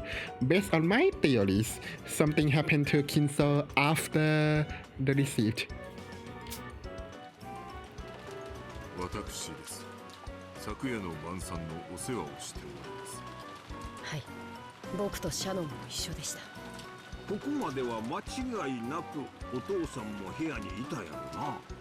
だがな、夏日姉さん、不在だった書斎は窓も扉も全て閉め切られた状態だったそうやないか。なのに夏日さんは今朝お父さんに会って話をしたいと。私には皆さんが何を険悪になっているのか分かりません。どなたか説明してくださいますかな。 You tell me. 父さんと母さんは夏日おばさんが今朝おじい様に会ったというのは嘘だと言っているのかい。 This morning, all right, when they were when they were trying to find the dead people, which we thought that they were just missing. Okay, I get that. My heavens, the timeline is a bit confusing to me. 嘘なんかつくもんかよ。母さんは潔白だぜ。なんで嘘なんかつくんだよ。ジェシカ、言葉遣いを直しなさいといつも言っています。Not the time, woman. All at once, everything became confused. Me too. From across the parlor table, Auntie Eva and Aunt Nasuhi confronted each other, while Georgie Aniki confronted Jessica. What the hell is going on? Yeah, what the 複 hell? 数の人間の目撃があるのは昨晩までよ。でも今朝以降、お父様の姿を見たと称するのは夏日姉さんただ一人。そして私の挟んだレシートが物語る奇妙な事実。さあ、この点と点はどうやれば結べるのかしら。 Yeah, I get what she's saying. That somehow Nasuhi do something to Kinso.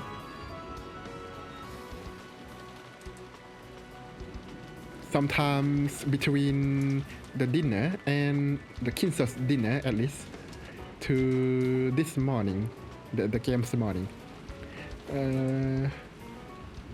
Fair enough. Auntie Eva urged everyone to work their imaginations. Sure, that receipt could become an important point, but I didn't know what other point I could draw a line towards. The answer Auntie Eva was hoping for was that Aunt Nasuhi had lied to make it seem as if Grandfather had been in the room this morning, and Auntie Eva's mere whim had exposed that. わけわかんねえぜ。なんで母さんが嘘をつかなきゃならないんだよ。 You tell その me. 理由がねえじゃねえかよ。その理由は私も知りたいわよ。でもね、ジェシカちゃん、お父様の材質を偽る価値が全くないとは限らないのよ。Why? Nasuhi wouldn't get inheritance anyway. So, do you think that she got threatened by the culprit to lie about Kinso's whereabouts?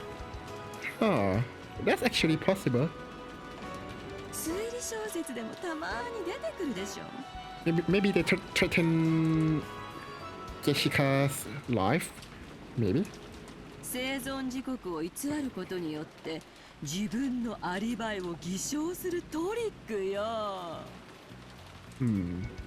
なんだそりゃ。そんなの聞いたことないぜ。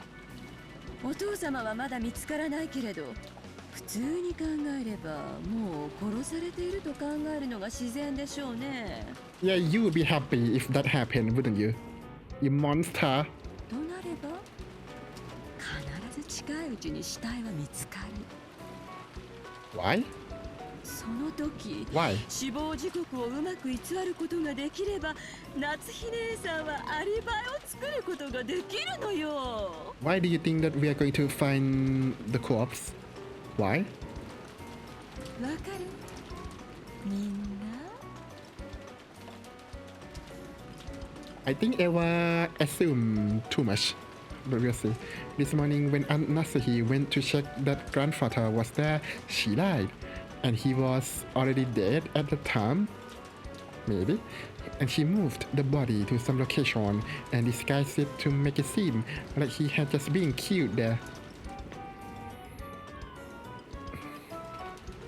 No.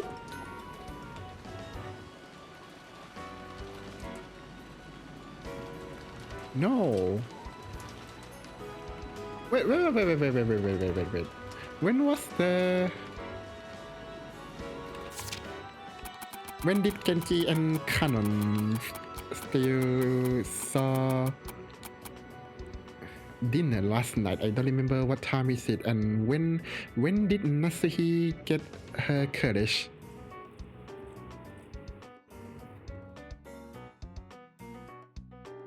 Oh yeah, after dinner, right? Oh, okay. I remember now. So. Okay, after last night dinner, he was still there eating food.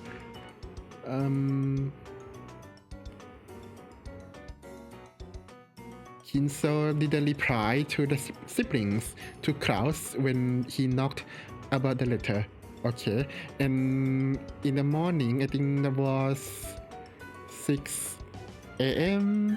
Nasuhi got in a little bit of spat with Eva, and Eva begged Nasuhi to try to convince Kinso to calm down.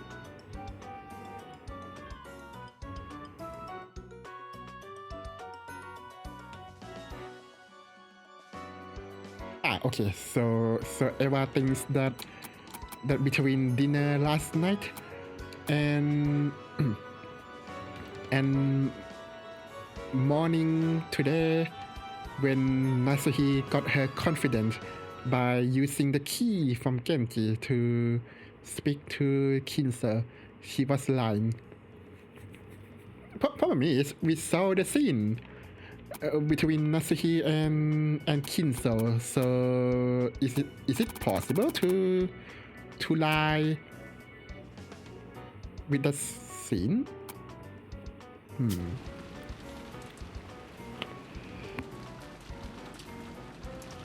Sorry, sneeze. And then she could stay with everyone else to prepare an alibi, and then she could say, I heard someone screaming, ah! Or something, and dash over there and become the first to find the body along with everyone else. Is that what Auntie A was saying? Yeah, I think this one doesn't make sense. バカバカしい。推理小説など、所詮は娯楽小説。 Whoa, how dare you, Nasuhi! I love you, but don't say that. そんなものばかり読んでいるから、そのような不謹慎な発想に至るのです。Nasuhi, no. そうだぜ。 Well, not you too. 死亡時刻を少しくらいごまかしたって、そんなの警察が検視すりゃ一発でバレるじゃねえかよ。古典の世界だったらともかく、現代日本でそんなトリック本気で通用すると思ってんのかよ。Okay, so why kill Kinso and the others, but not them right now? I mean, she has a gun, so おかしいぜ。insane. 今朝南條先生が亡くなった人たちの死体を見て死亡時刻を曖昧に見積もられたわよ。I remember that it was like 8:30 a.m. and he said that rigor mortis set in and at least 6 hours have passed, so it's right between midnight to, because they were alive at midnight, so we can assume that it was between midnight and 6 a.m. 検視結果は環境や個体差に非常に左右されやすい。 Or you think she put Kinso in a freezer? 数時間単位で誤差の出る非常にアバウトなものなのよ。 How do you know this but don't know how to repair a radio or something? しかも困ったことに警察の科学的な捜査は明日にならないとできない。 What, so you think she's going to kill everyone right here, right そ now? こまでの正確な死亡時刻を測ることなんてジェシカちゃんの言う現代日本でもそうそう簡単なことじゃないのよ。Okay, now that I actually think about it, it makes no sense that Nasuhi would be the culprit because she's the one who suggests everyone to stay in one room. So that means she's the one who make it difficult for herself to kill other people. So no.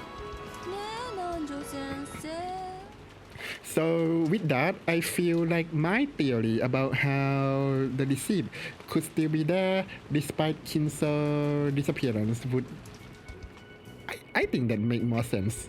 検視は経験と勘の必要な非常に難しい作業です。誤審率も非常に高いと聞いております。確かにほんの数時間程度の誤差を出してしまうことは大いにあり得るでしょうな。しかしアリバイの世界は数時間もあれば十分やで。古典のトリックとちゃう。 How long does she need to get alibi? Oh no, Nasuhi was alone like most of the time. Well, except now. But, 十分に通用するトリックなんや。夏日姉さん、わしらあんたを疑いたいわけやないんやで。but we are doing that right now. 疑いとうないから潔白を示してほしいだけなんや。何の潔白を示せというのですか。今朝私は確かにお父様にお会いしました。そして心の中に片翼のわしを刻めとお言葉をいただいて。Okay, so that's what happened, right? So I wasn't mismemorized. あのお言葉をも否定するというのですか。 Yes. それだけは断じて許せません。お父様がかけられた言葉までも否定することは断じて許せません。 You tell them. あるいはお父様の遺体は出てこないのかしら。普通失踪は死亡宣告に7年かかるもの。 You think this is about delaying the inheritance? 余命残りわずかなお父様を7年も延命し、その財産を独占するにはなんともうまいやり方じゃない。 What? How? Oh my god! 聞き捨てなりません。それ以上は聞き捨てがなりません。私は後ろ宮夏日。 That scares me. この身に片翼のわしをまとう資格はなくとも胸の中にしかと刻まれています。 Yeah, shoot her now. I mean, please lower your gun. 当主跡継ぎのクラウスの妻としてその責務を代行する私に向かって何たる暴言。 Yeah, disgusting. 何 This again. その銃で私を撃つの。 Shoot her. いいわよ。撃っ Oh ちゃ my え god. ば。どうせ言い逃れも思いつかなくて苦し紛れなんでしょ。やりなさいよ。暴力で真実をごまかしてごらんなさいよ。 You're creepy. I like how even when Nasuhi is angry, she still don't use any swear words. I like her. It wasn't like Nasuhi had been actually holding that gun at the ready and threatening anyone. But after she was told to by Auntie Eva, she did hold it at the ready. Surprisingly, once things got to this stage, Jessica and Getty-san tried to stop her. 奥様、どうかお気をお静めください。母さんは嘘なんかついてない。ならこんなの聞き捨てなきゃ。落ち着いてえな、夏日姉さん。確かにお父さんは部屋にいたと誓ってくれればいいんやで。 You're saying this to someone with a gun? それ Okay. だけなのに、なんでそんなに取り乱しとるんや。 Hideyoshi, she was saying that. She was. What do you mean? それもそうです。夏日さんは嘘をついていない。それだけのことじゃありませんか。Like Hideyoshi, what do you mean that you just have to swear that father was definitely in that room? She was saying that, and it was Eva who was like, nah, don't pin this on her. だから説明してほしいのよ。お父様がどうやって部屋からいなくなったのか。How would she know? 窓は内側からしっかり閉じられていた。 How do you know? 扉も同じよ。今朝夏日姉さんが間違いなくお父様に会ったというなら。 Maybe Kinso jumped off the window. Of course, that means he can't lock the window, but maybe after Nasuhi went inside with Eva to the Kinso's room, then she saw that the window wasn't locked, so she just went and locked it. There we go. Mystery solved. 夏日姉さんには開かぬ扉の密室からいかにしてお父様が部屋からいなくなったかを説明してもらわなくちゃ。I solved the mystery. じゃないと姉さんが嘘つきってことにやっぱりなっちゃうものね。I don't really like this line of reasoning when you have to prove you're innocent. You have to explain how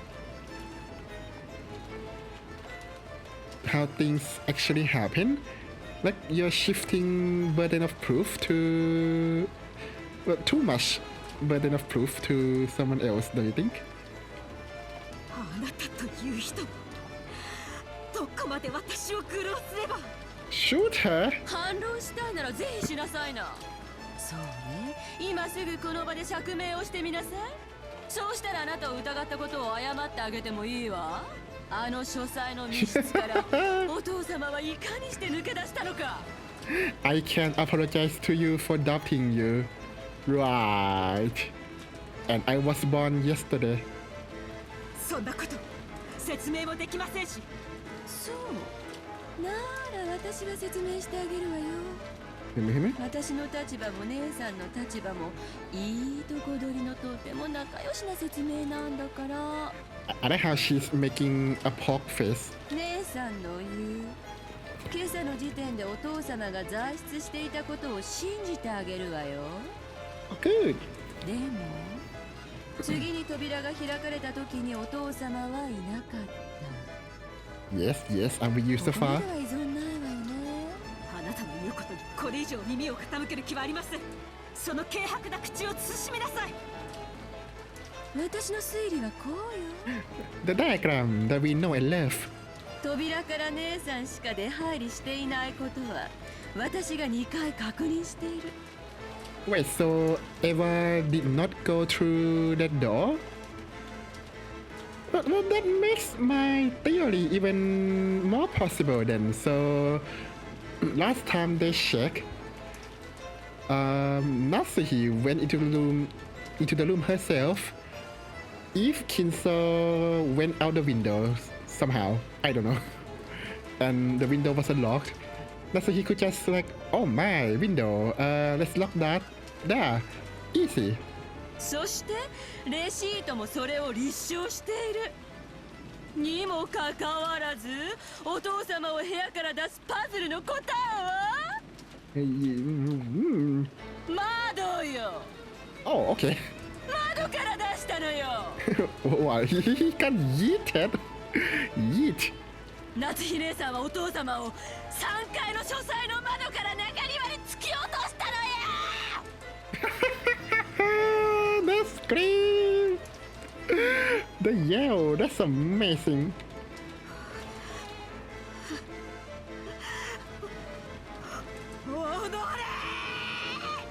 Oh my god.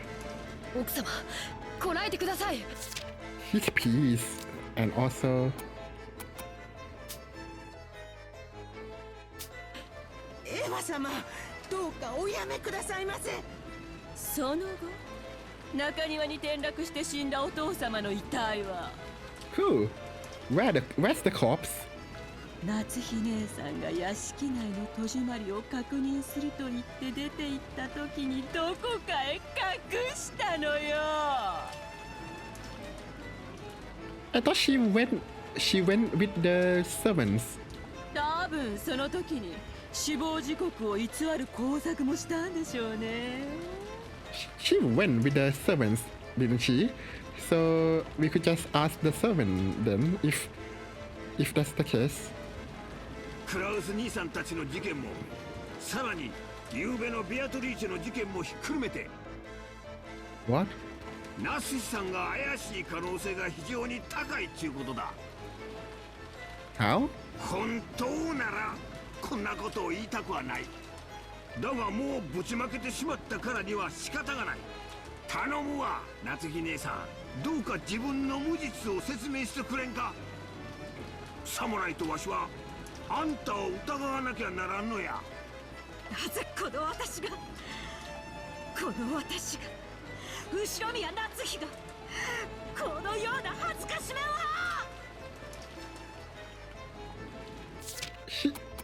She actually thinks that she pushed Kinsa off the window while Eva was in front of the loom.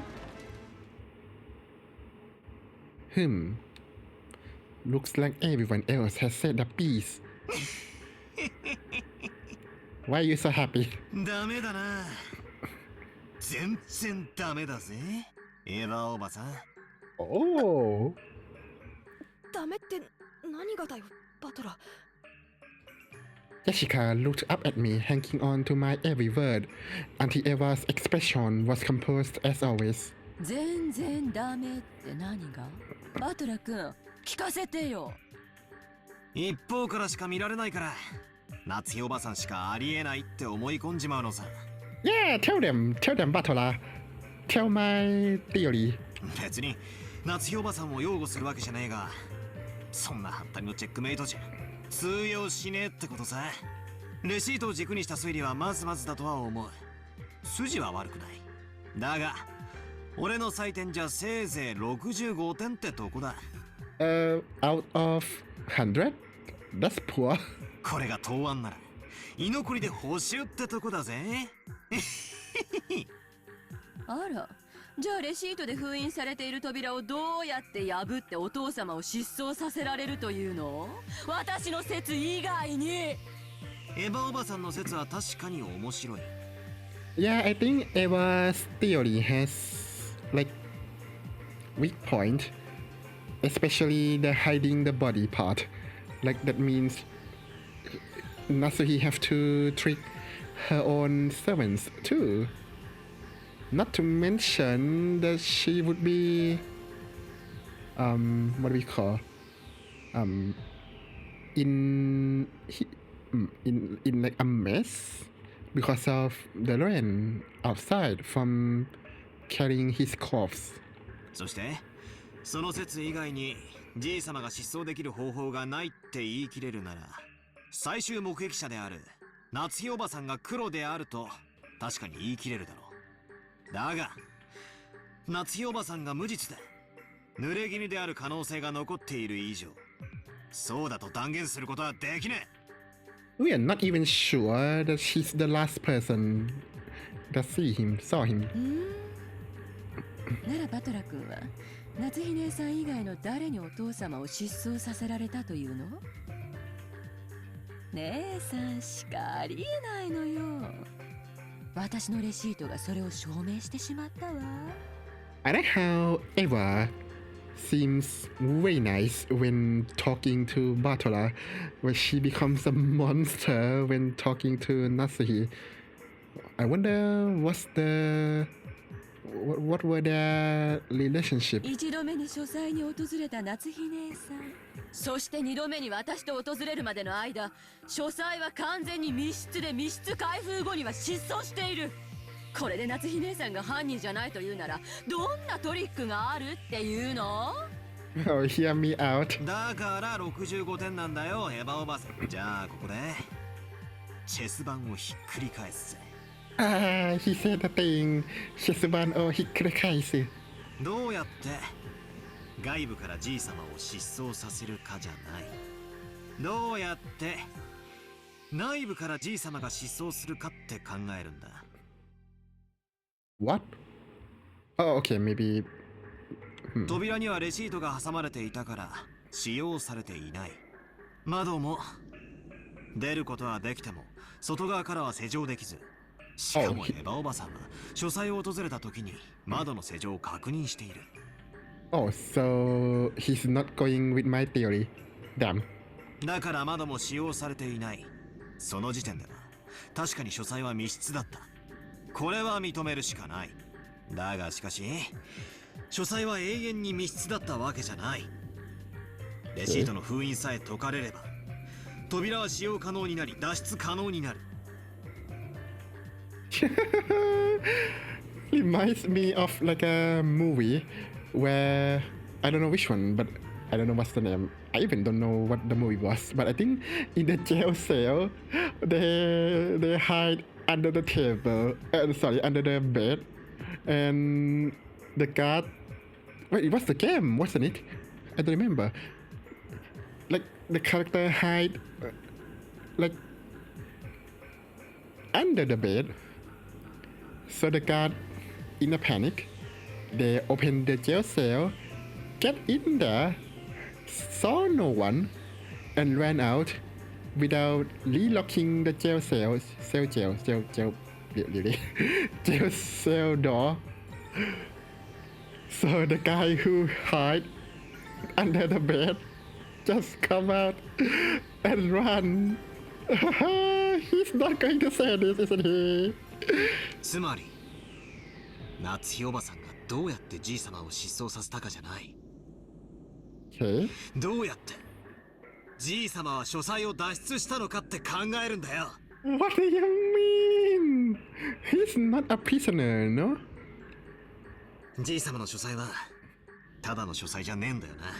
源氏さんの話じゃトイレからキッチン、ベッドルームまであるちょいとした家並みじゃねえか。He escaped using toilet through the water pipelines.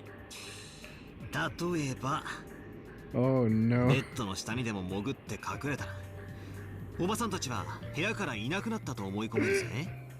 Oh no. No, no, no. You must be kidding me. エヴァおばさんもそこまで調べてきたわけじゃねえだろ。 You must be kidding me. そしておばさんたちは失踪したと思い開花へ戻る。 Why would he do that?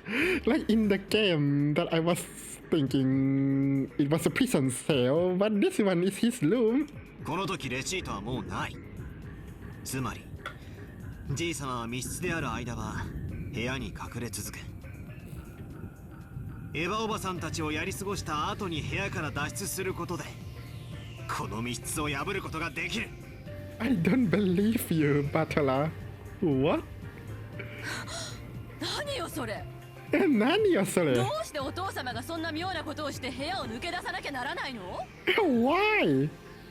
He must really hate Eva to the point that he doesn't want to see her face. Imagine. And then Kinsel got killed somewhere else because he doesn't want to see Eva's face. 口頭無形にも程があるわよ。Yeah, I agree with you, Eva. I agree with you, actually. How is this happening? ああ、口頭無形かもな。だがそれでも夏日おばさんが濡れ衣かもしれない可能性は示してる。 What do you mean? エヴァおばさんのレシートは完璧じゃねえ。 Okay, fine. I'll let that slide. チェスで言えばチェックくらいにはなったろ。だがチェックメイトじゃねえ。 Yeah, yeah, yeah. そして俺が最高に気に入らねえのはそれを夏日おばさんに釈明しろと迫ってそれができなきゃ黒だって断定しようとしたエヴァおばさんのその論法さ。 It's me! I said that first. それがまかり通るってんならこの後ろ宮バトラー。 Oh my ここ god. でもう一回チェス盤をひっくり返させてもらおうじゃねえか。 He said the thing. エヴァおばさん、あんたの論法によるならよ、あんたと秀吉おじさんが昨日親父たち6人を殺害してからのこのことゲストハウスに帰ったんじゃないってことをこの場で釈明してもらわなくちゃならねえぜ。 True. 夏日おばさんに釈明を強いたんだ。あんたにはもちろん自身の潔白を釈明できるんだろうな。Sorry. But okay, he led some good points, but I think I already said that I think they were poison. So I doubt that it was them who poisoned other people, no? Especially the servants. So I don't think so. じいさまの遺産が全部転がり込むエヴァおばさんよ。そうだぜ。エヴァおばさんだって十分怪しいじゃねえかよ。 Yeah. 母さんがじいさまの最終目撃者だから怪しいって言うなら、 You tell them. エヴァおばさんだって父さんたちの最終目撃者じゃないか。バトラーの言う通りだぜ。自分たちは殺してないってことを証明してみせろよ。僕もお母さんの推理は少し勇み足だと思うな。 Georgie, such a perfect human. レシートの件は確かに重要なヒントだと思う。でもそれはバトラ君の言う通り、夏日おばさんが何がしかの犯人であることを断定できるものじゃない。僕たちは等しく全員が容疑者なんだ。Are you saying that Georgie, Jessica, and Butler could be in cahoots with each other and killed those people? Like, come on. 夏日おばさんだけが責められる道理はない。誇り高きお父様が床に這いつくばってベッドの下に。 Damn, Kinso, such a prankster. そんなざれ言で説明がつくと思って。 Such a trickster, that funny man. それならエヴァおばさんが先に説明しろよ。特によ、誰がどうやって殺して、そして自分が関わっていないという証拠を示してみろってんだ。 To be fair, by that logic, even Nasuhi doesn't have proof that Nasuhi wasn't the one who killed the six. No. Not the cough of death.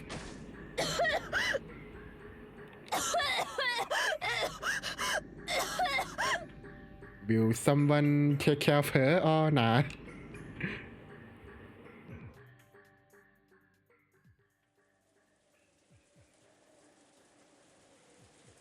お嬢様、お嬢様。 Jessica suddenly started coughing. At first, I thought that she was just choking after yelling too loud, but it seemed to be lasting too long for that, and she really looked like she was suffering. Jessica kept coughing and choking down on her hands and ジェ knees. シカ、しっかり。なんじゃ先生。ジェシカさん、吸入器を早く。いえ、私が持ってきているのがあります。 Dr. Nanjo pulled a bronchodilator inhaler from his own bag, which was lying on the sofa, and handed it to Kanon-kun. Come to think of it, 6 years ago, didn't Jessica sometimes break into violent coughing and have to use that? But 6 years ago, I never saw Jessica look like she was in this much pain. 兄貴、ジェシカってこんなに喘息ひどかったっけ？ Apparently so. ここ数年でだいぶ悪くなったんだよ。大丈夫な時はいいんだけどね、突然発作が来ると咳が止まらなくなるんだよ。Don't die on me.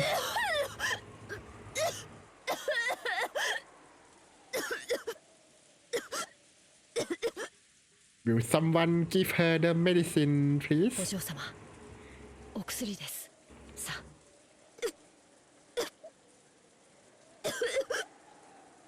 Taking the inhaler from Kanon-kun, Jessica used it with a practiced hand. For a while, it looked like her throat was still feeling itchy, but it gradually settled down. 大丈夫かよジェシカ。びっくりしたぜ。 Me too. 大したことねえよ。心配すんじゃねえぜ。Beads of sweat covered Jessica's whole body, and she couldn't hide her rough breathing, but it looked like her sudden attack had calmed down for now. This disturbance had left the room's hostile atmosphere in an awkward, unsettled state. But that was fine.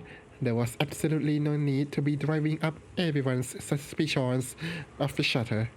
When you think about it, even probing at each other's alibis and searching for the killer were probably completely unnecessary. After all, we are just powerless, ordinary people.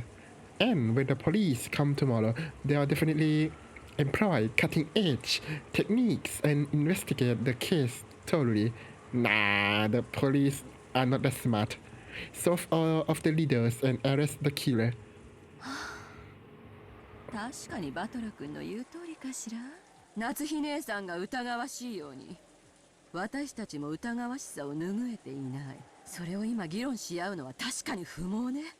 明日警察に全てを任せれば済むだけの話よ。Yeah, so we should do nothing and stay in the same room. でもバトラ君だって知りたいんじゃないの？犯人を。Do we need to know now? 大切な人を失った痛みを思い知らせてやるために1秒でも早く知りたいんじゃない？ We'll punch them later after the investigation. それは否定しないです。これだけの上等を決めてくれやがった野郎を。でもだからといって18人の中の誰かを疑いたくはない。 What do you mean? You're the one who said that 19 people most likely doesn't exist. さっきはああ言ったが、俺はエヴァおばさんだって疑いたくない。俺にとってのエヴァおばさんはちゃめっ気があっていつも楽しくさせてくれる最高のおばさんだ。Why is he flip-flopping? そんなおばさんとこんな罵り合いはしたくねえ。ここにいる誰だってそんなことは望んでねえはずさ。 Wrong, she's a monster. Well, to Nasuhi at least. だろみんな。バトラ君に同じ意味のない罵り合いだね。多分これだけの人数が朝から一ところにずっと集まってるから。でしょうな。無理もないことです。言ってできるものではありませんが、なるべく皆さんリラックスしましょう。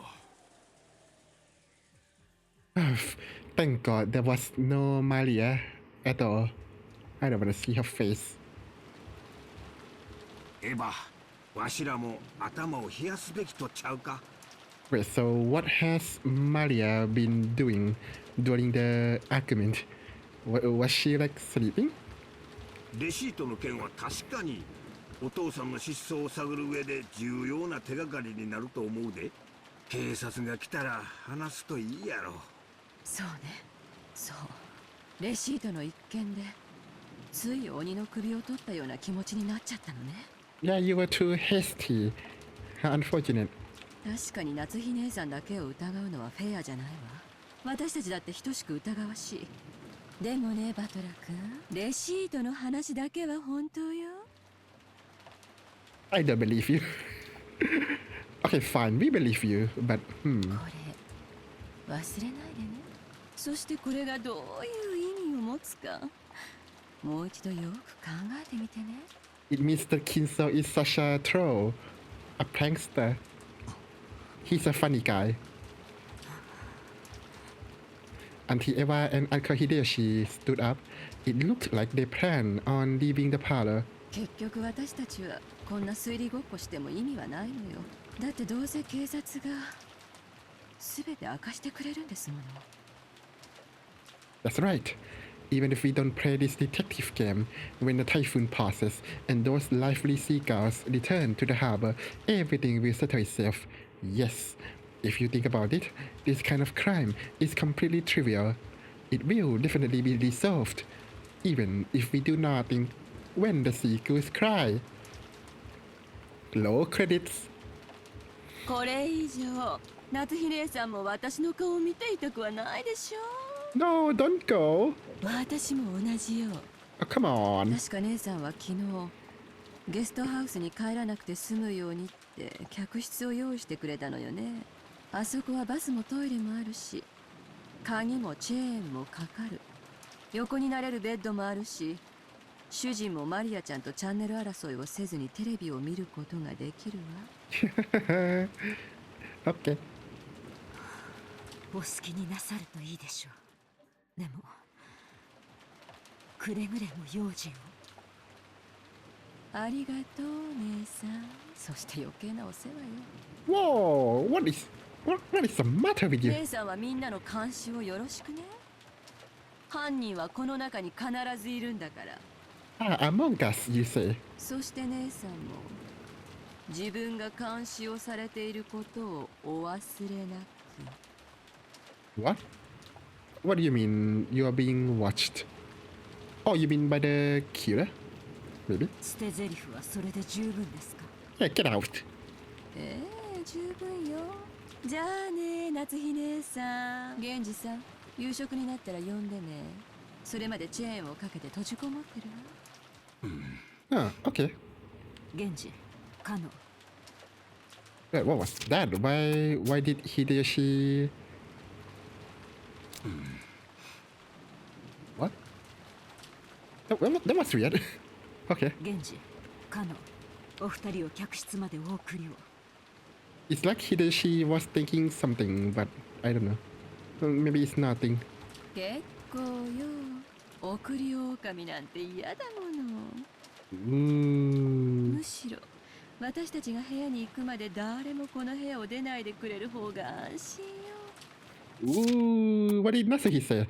Genji Canon escort them. Ooh, what if that's a hint?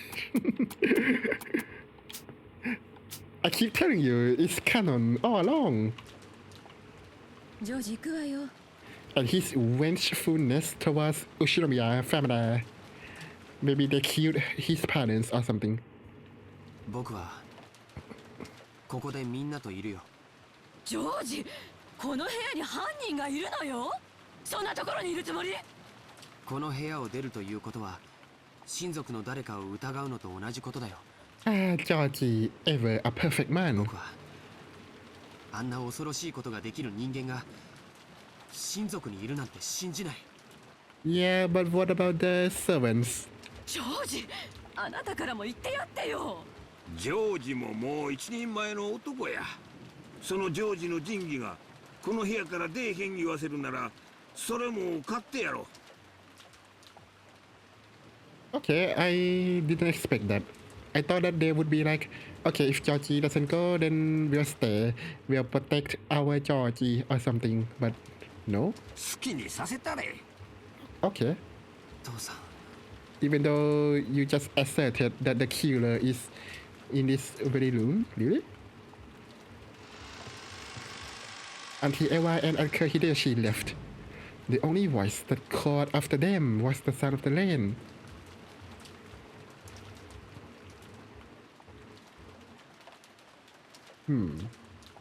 The parlor was being buried beneath the savage atmosphere. When I looked at the clock, I was surprised to find that it was already evening. Had we really spent that much time worrying, talking, fighting about such needless things? Feeling bored, I started clawing at my head when... Oh no! I don't want to see her face! Maria and I made eye contact. Since I had thought she was completely immersed in the TV, I was a little surprised. 今なら信じるぜ。 Ooh? 手紙も殺人もすべてベアトリーチェの仕業だ。いや、 Okay. むしろ頼むからそうだと名乗り出てほしいぜ。 That's the problem though. Why is she not doing that? 19人目の仕業ってことにさせてくれ。じゃなきゃ俺たち18人はいつまでも互いを疑い合わなくちゃならねえ。 You don't even know them. You missed the conference for 6 years. これなら19人目の存在を信じる方がマシさ。 That's why Canon fit because Butler missed the conference for 6 years, but Canon becomes servant for 2 years. So Butler never knew Canon before. Well, actually, Koda too, but Koda died. So, 扉も窓も開けずにじい様を外へ連れ出すなんて。ベアトリーチェならお茶の子さいさいなんだろう。 why would she make that face?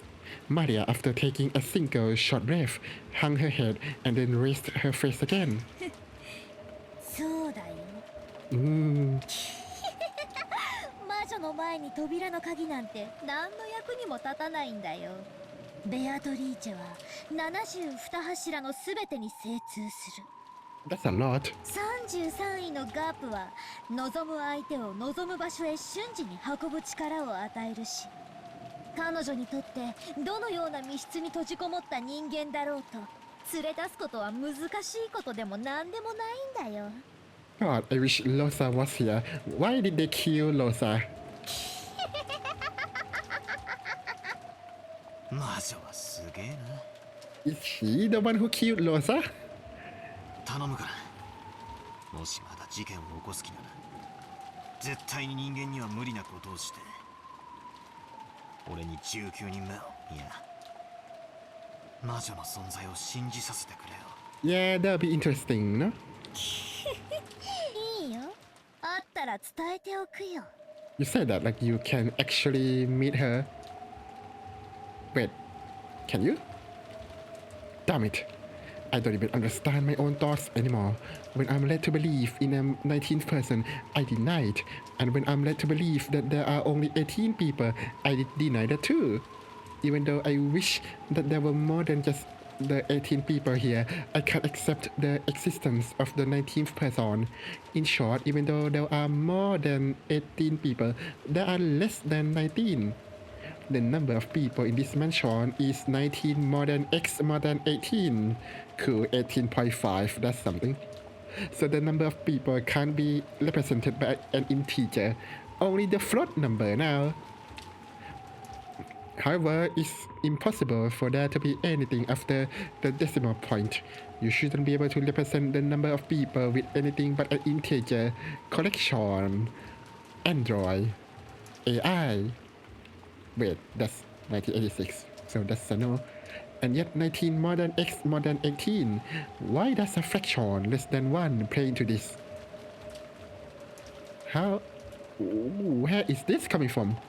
It's no wonder. That 19th person is an invisible being that cannot be seen.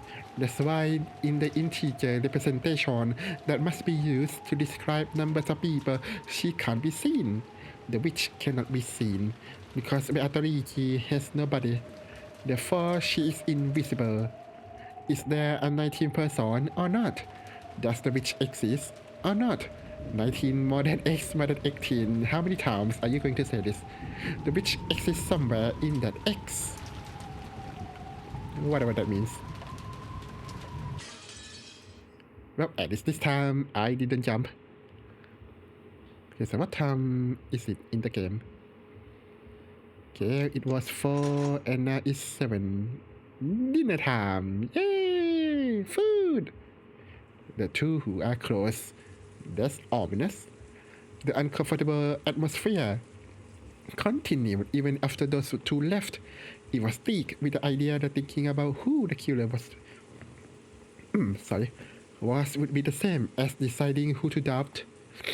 It had begun to feel like discussion of the incidents was itself taboo, so no one was mentioning it, at least out loud. However, those thoughts were what filled our minds.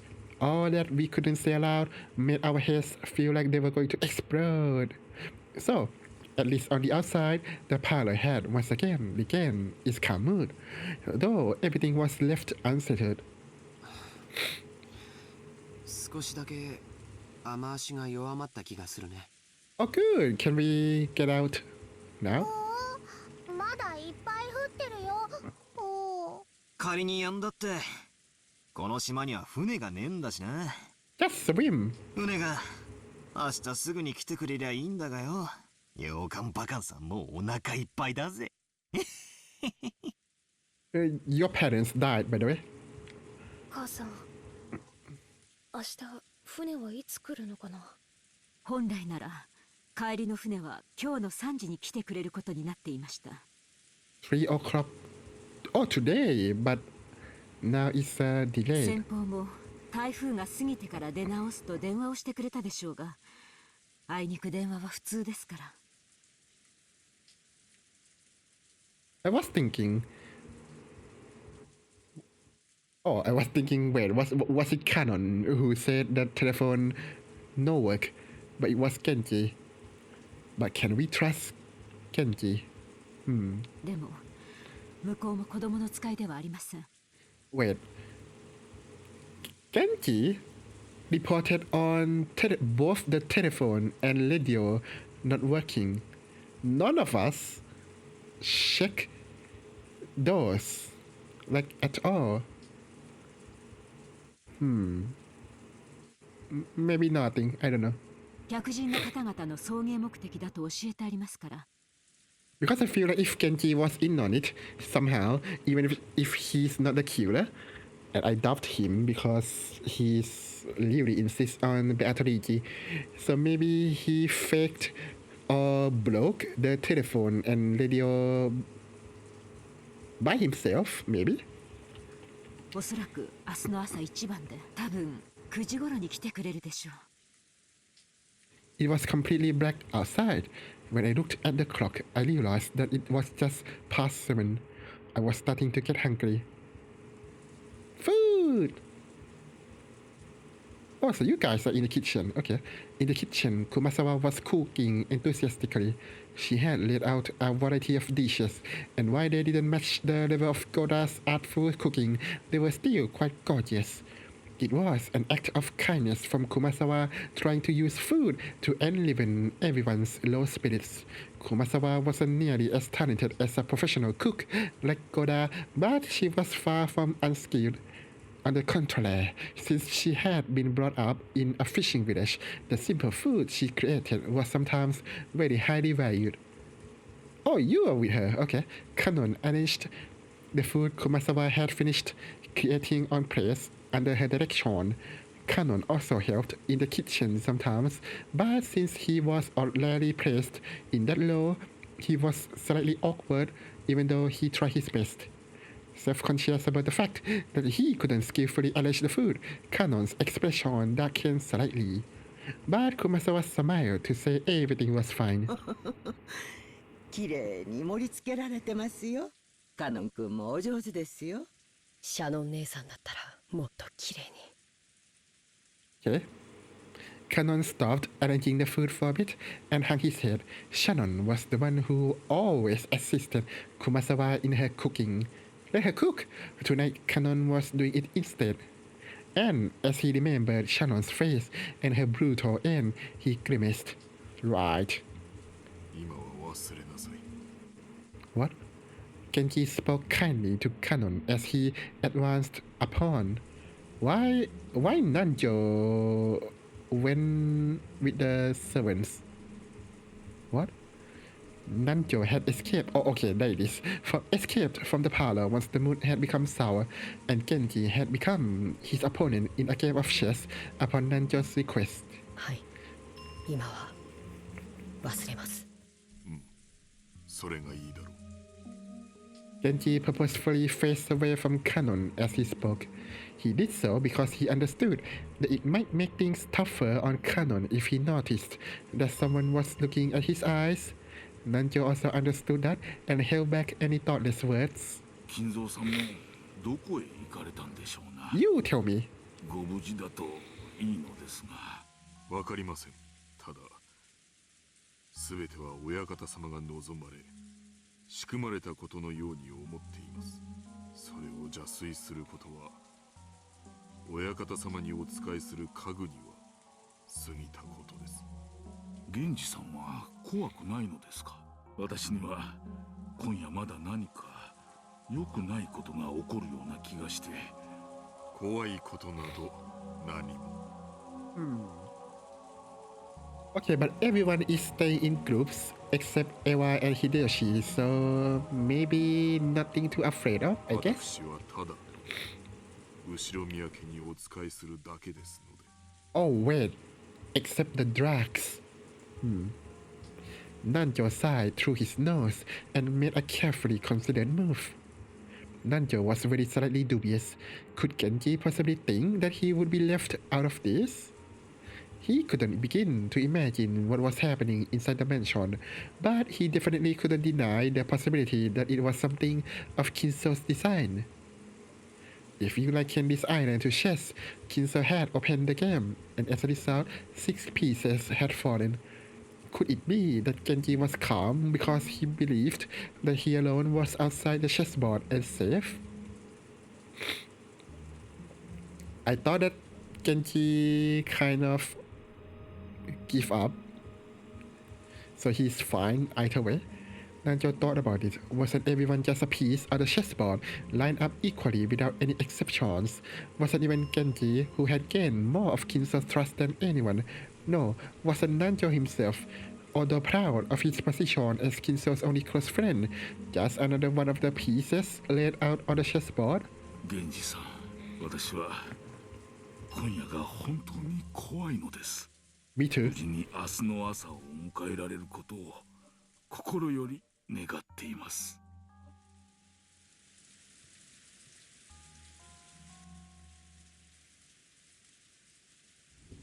The guest room that Eva and Hideyoshi had moved into was used to house guests before the guest house has been constructed. So until a few years ago, they had stayed in the room every family conference and were very familiar with it.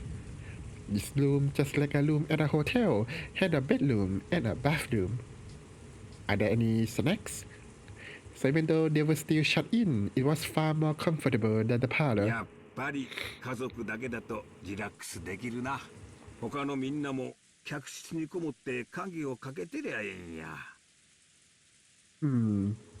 But if my theory is correct, then the servants could do the same thing that they did to Kinso, right? By knocking the door, and because it's someone they trust, they open the door and then BAM! Kidnapped or killed. 夏日姉さんが客間を出るなって威張り散らしてるんだもん。誰も口答えなんてできないでしょ。あの人ずーっと冷や飯を食ってきたから、兄さんが死んでやっと天下が来たって張り切ってんのよ。I don't think that's what happened. まったくずうずうしいったら嵐な。Why is she so cute now? まあそう言うな。夏希さんもあれで結構頑張っとるんやで。お前もそう突っかからんでもええやないか。さっきのレシートの件もあそこまでは言い過ぎやで。だってあそこで言わなかったらもう言うタイミングがないんだもん。That's not the point. The point was you were amazingly aggressive. Eva, sulking cutely, cute, it says, sat down beside Hideyoshi, who was lying on the bed watching TV. And then they, well, do the deed, I guess. But you can't do the deed in horror games and movies. でも That's こうして二人きりになるのはずいぶん久しぶりよね。that's ill omen. そうやな。思えばわしもお前も老けたもんや。ジョージが生まれてから何もかもがあっという間や。本当にあっという間よ。子供を作るの焦りすぎたかしら。Eva's eyes looked like they were staring off into the distance. Yes, she had thought it a once-in-a-lifetime chance. Her older brother Klaus had been unable to have a child for quite some time. They have bad luck, do they? 6 years passed after his marriage to Nasuhi without any signs of pregnancy, which didn't please Kinso at all. As for Eva herself, she would be removed from the Ushinomiya register anyway once she got married, so whether a successor to the head was born or not, it was all the same to her. So she had thought. But then, one day, she had a heavenly revelation, or maybe It was the whispering of the devil that she had heard in her greed. Perhaps she could remain in the Ushinomiya register if she gave birth to a successor first.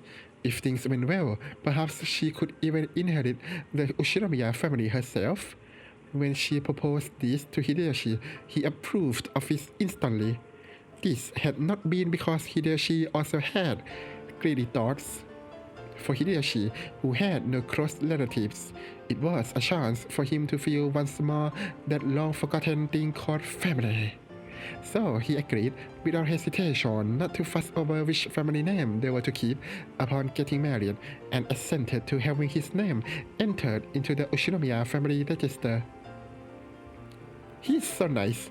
It wasn't easy to persuade Kinso, but as his daughter Eva knew Kinso's personality well, so she chose the time when Kinso was most dissatisfied with Natsuhi and expertly managed to make him accept Hideyoshi as a son-in-law.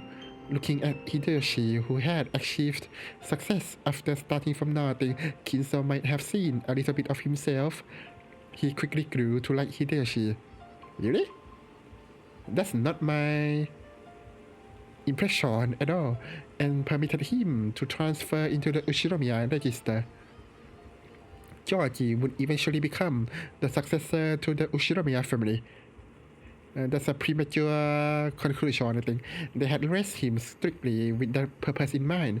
Georgie had been worth their while and had grown into a fabulous young man who wouldn't disappoint no matter where he went. That was why she couldn't stand that he was in love with a servant like Shannon. So, when she had learned that Shannon had died and the engagement had been invalidated, while part of her had been shocked at the gruesome crime, another part of her had been relieved that her precious Georgie wouldn't be stolen by some servant girl. 私クラウス兄さんのことが昔から嫌いだったわ。 So that's why you weren't sad when he died, Ku. 偉そうで威張ってて、自分がやがては当主になるのだと自慢してて、だからそれに一矢報いてやりたかった。 But you're doing all this just to get back at him? でもそれは子供の頃の感情なのよ。でもその感情は結局自分の人生のほとんどを支配した。それだけならまだいい。その感情はあなたやジョージまで巻き込んで振り回してしまった。エヴァ、備え自分を責めるな。Hideyoshi sat up and put his arm around Eva. She could feel a warm understanding from him. わしはな、自分の人生はもうとっくに折り返しに入っとる。でもな、今日までの生活を後悔したことは一度もないで。一度もや。エヴァと一緒で他の男どもじゃ味わえん楽しい人生になったと思っとる。戦争で身寄りを失ったわしにもう一度家族のぬくもりを教えてくれた。Aww. だから後ろ宮の家には感謝しとるし、わしの唯一の家だと思っとる。わしとお前が歩んできた人生にな、無駄なことなんか何もなかった。今日までほんまに楽しい人生やったで。Okay, the music is too loud, isn't it? ありがとう、あなた。 Aww. Now kiss. Eva hung her head. Sorry. Eva hung her head, burying her face in Hideyoshi's chest. Probably no one in the parlor could even imagine that this side of Eva 感 existed. 謝するのはわしや。今日までお前と一緒にいて後悔した日なんてあらへん。私もよ。あなたと一緒になれてよかった。ジョージももう立派な大人や。わしが見張ってなくてもしっかり仕事ができる一人前や。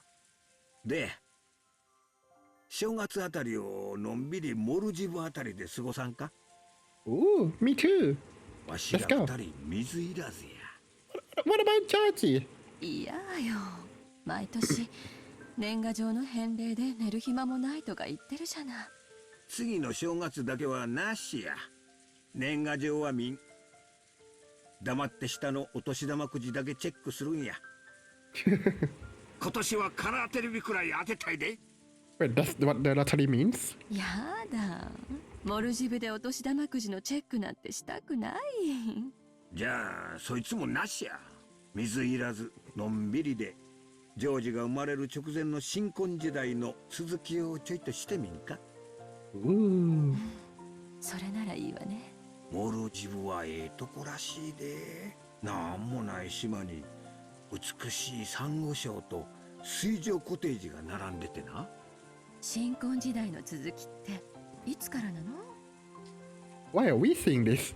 What is this for? 仕事納めしたらすぐや。旅行店に聞いてみんとわからんが、多分大晦日前には。いや、今すぐがいい。Now? But it's October. Previously, or maybe coquettish, I guess. Coquettishly Eva prayed for his lips. Ooh, the kiss! Kiss! The only sounds that filled the room were the distant voice of the announcer on the news, which Hideyoshi had left on, and the obnoxious pounding of the rain against the window. And they make love.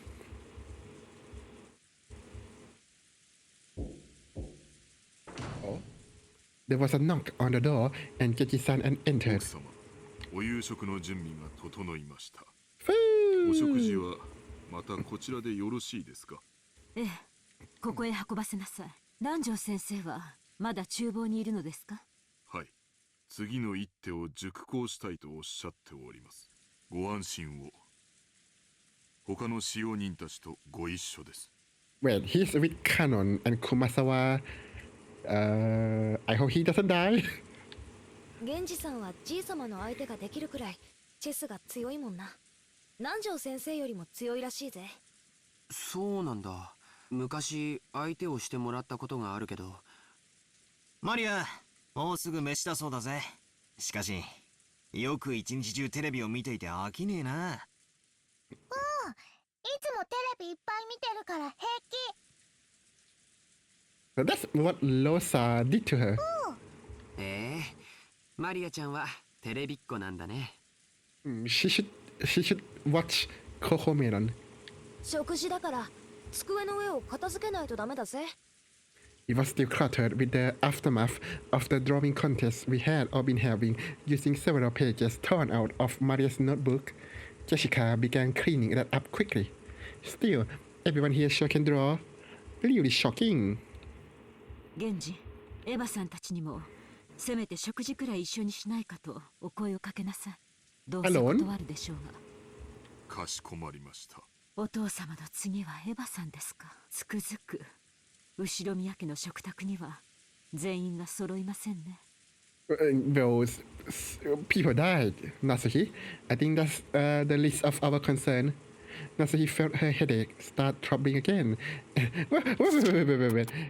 Wait. First father, now Eva-san. We are incapable of managing a full showing at the Ushinomiya dinner table. You think that? Why other people died? Really? What about the people who died?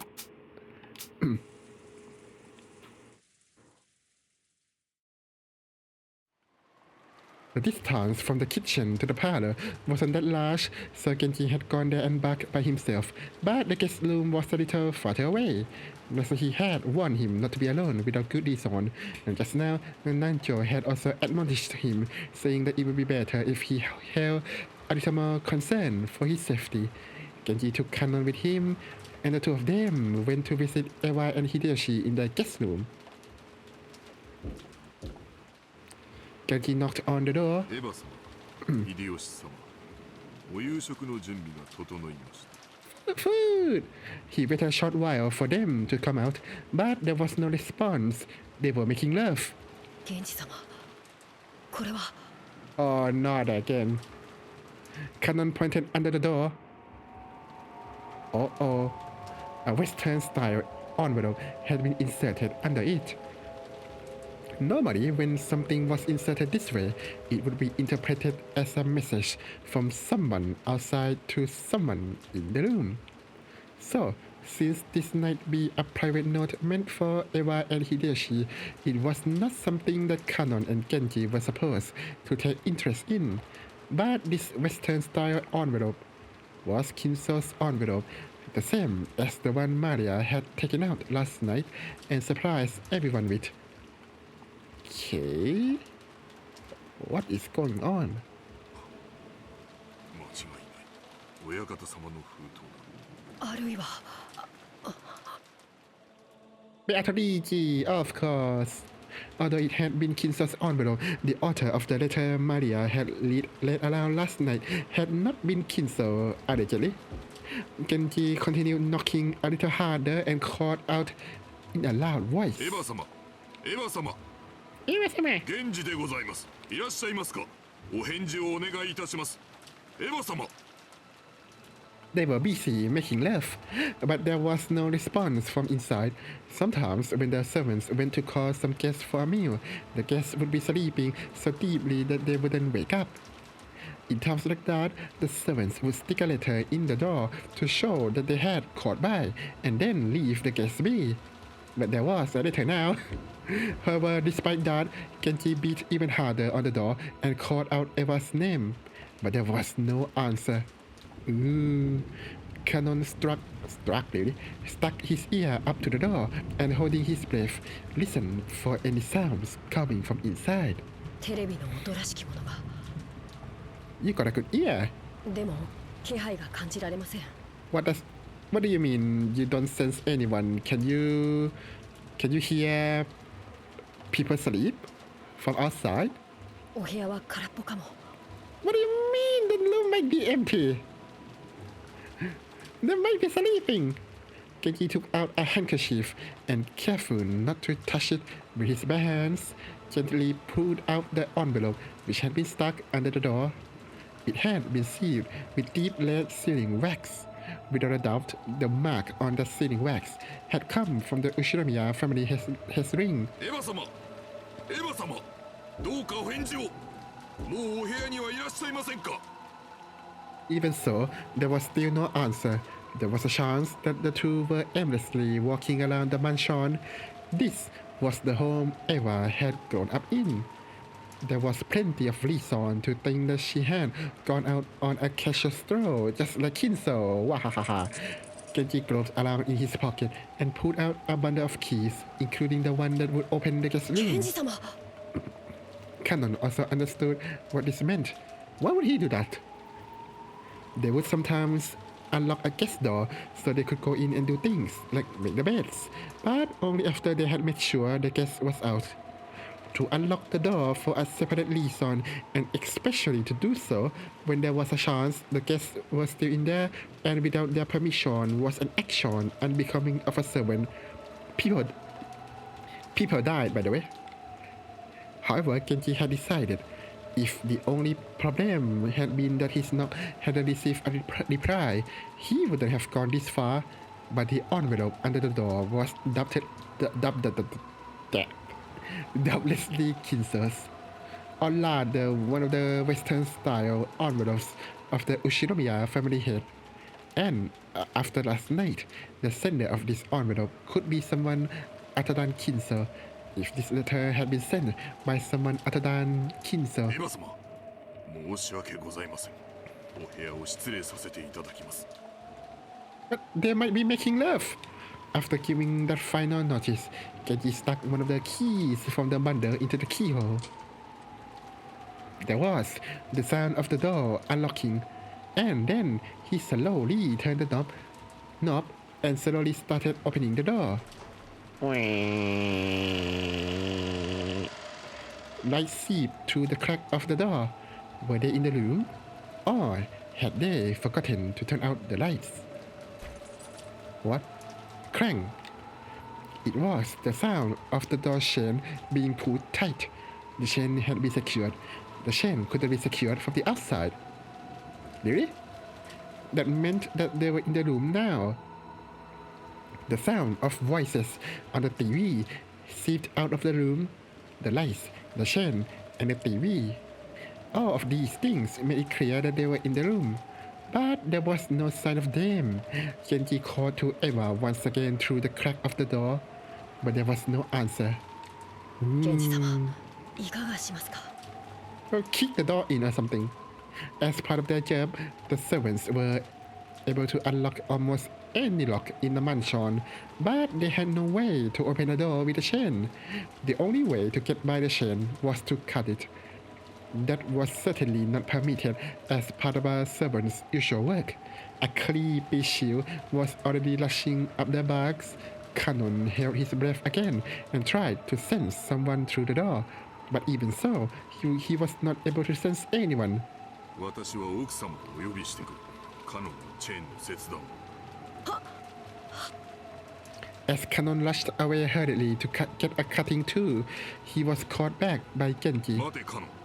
厨房に戻り、熊沢と行動するよう断じて一人で行動してはならんぞ。はいかしこまりました I don't trust you. It looked like Canon was wondering why he had to do something so troublesome in the middle of this urgent situation, but Genji had said it out of wariness. He didn't care what happened to himself, but in the worst case scenario, he didn't want anything to happen to Canon.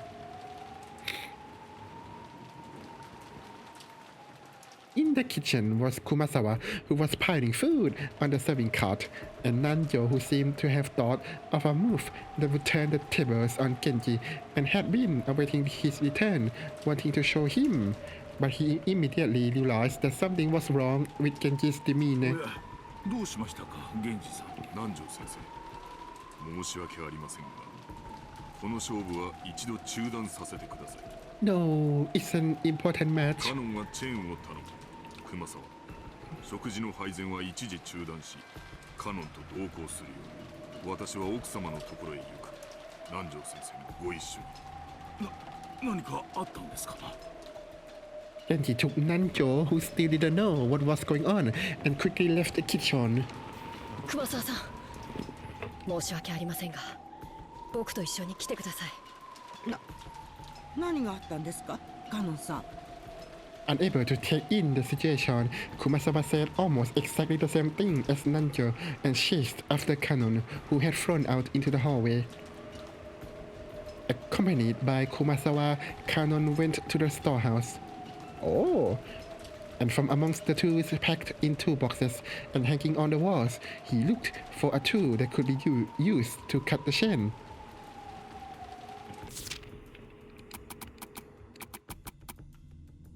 What storehouse? What storehouse? I thought that if it's garden storehouse, I thought that the key was with Natsuhi. How would you be able to open? Which storehouse are we talking about? Are there multiple storehouses? 何を探してるんですか私も手伝いますよドアチェーンを切断するんです What? I thought that you can't get inside the storehouse anymore. 大きめの番線カッターはどこだっけドアチェーンをどうしてそんなことをするんですか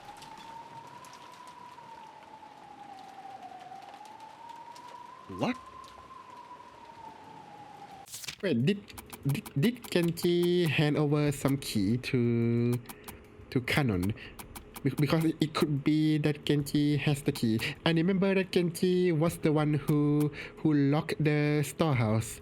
But I thought that Natsuhi ordered Genji to give Natsuhi the key. Because they changed the key on the storehouse. So it shouldn't be the old 7 key, no? Okay, let me see.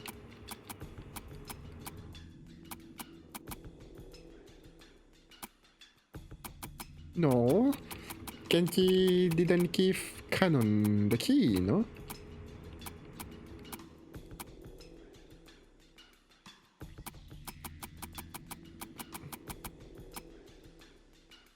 This is weird. What happened? Did Nasuhi give it to Canon somehow? Why was that not communicated to me? Well, to the readers is what I'm saying. エヴァ様たちの部屋にチェーンが中にいらっしゃるはずなのにお声をかけても返事がないんです。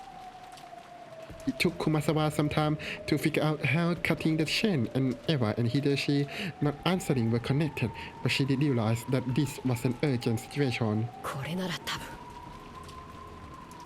Canon took down a very large board cutter that had been hanging on the wall.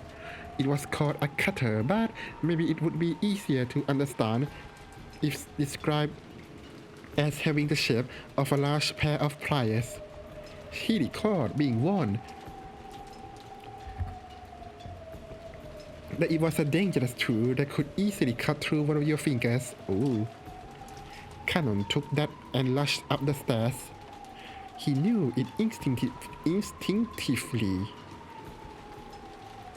So there are more storehouses, right?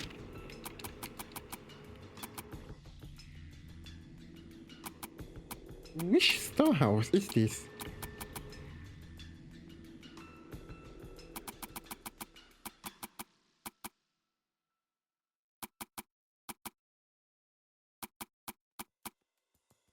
I'll call Madame Canon cut the chain.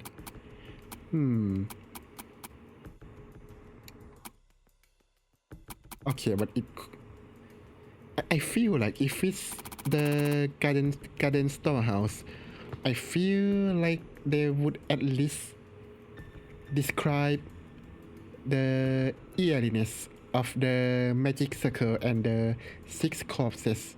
So maybe not. Maybe they have more storehouses.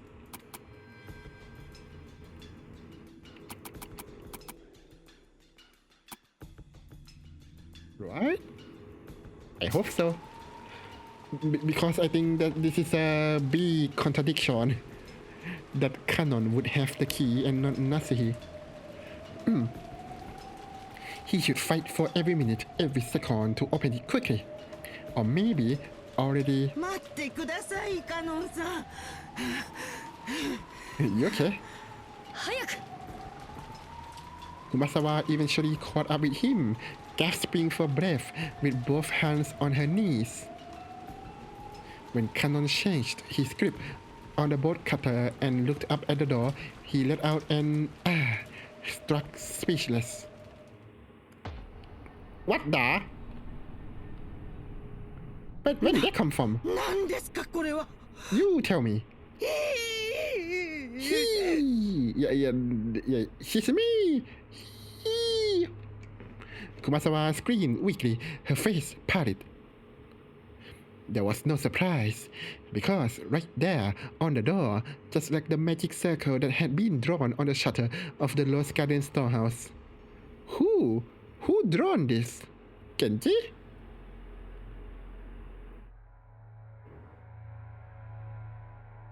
It was Genji, isn't it?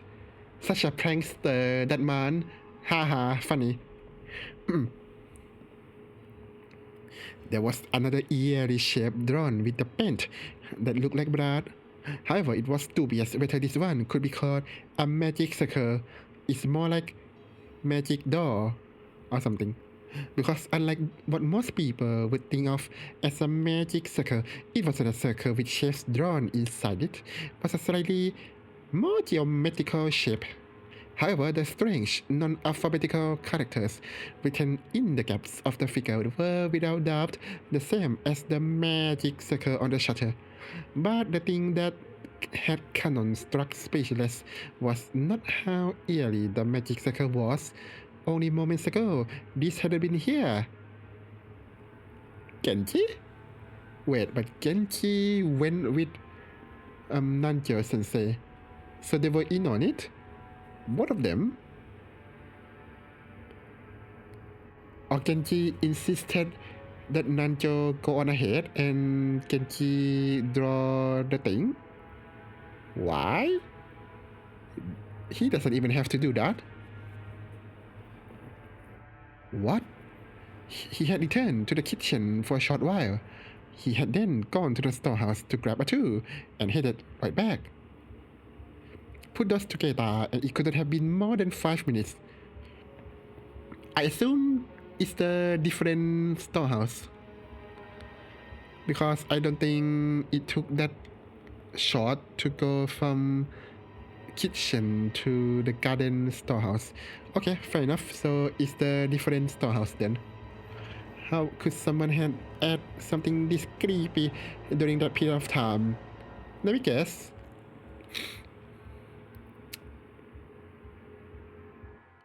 You know what?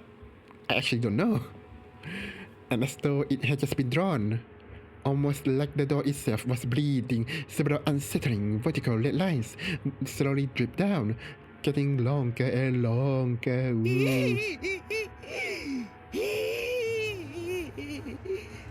I hope she's okay.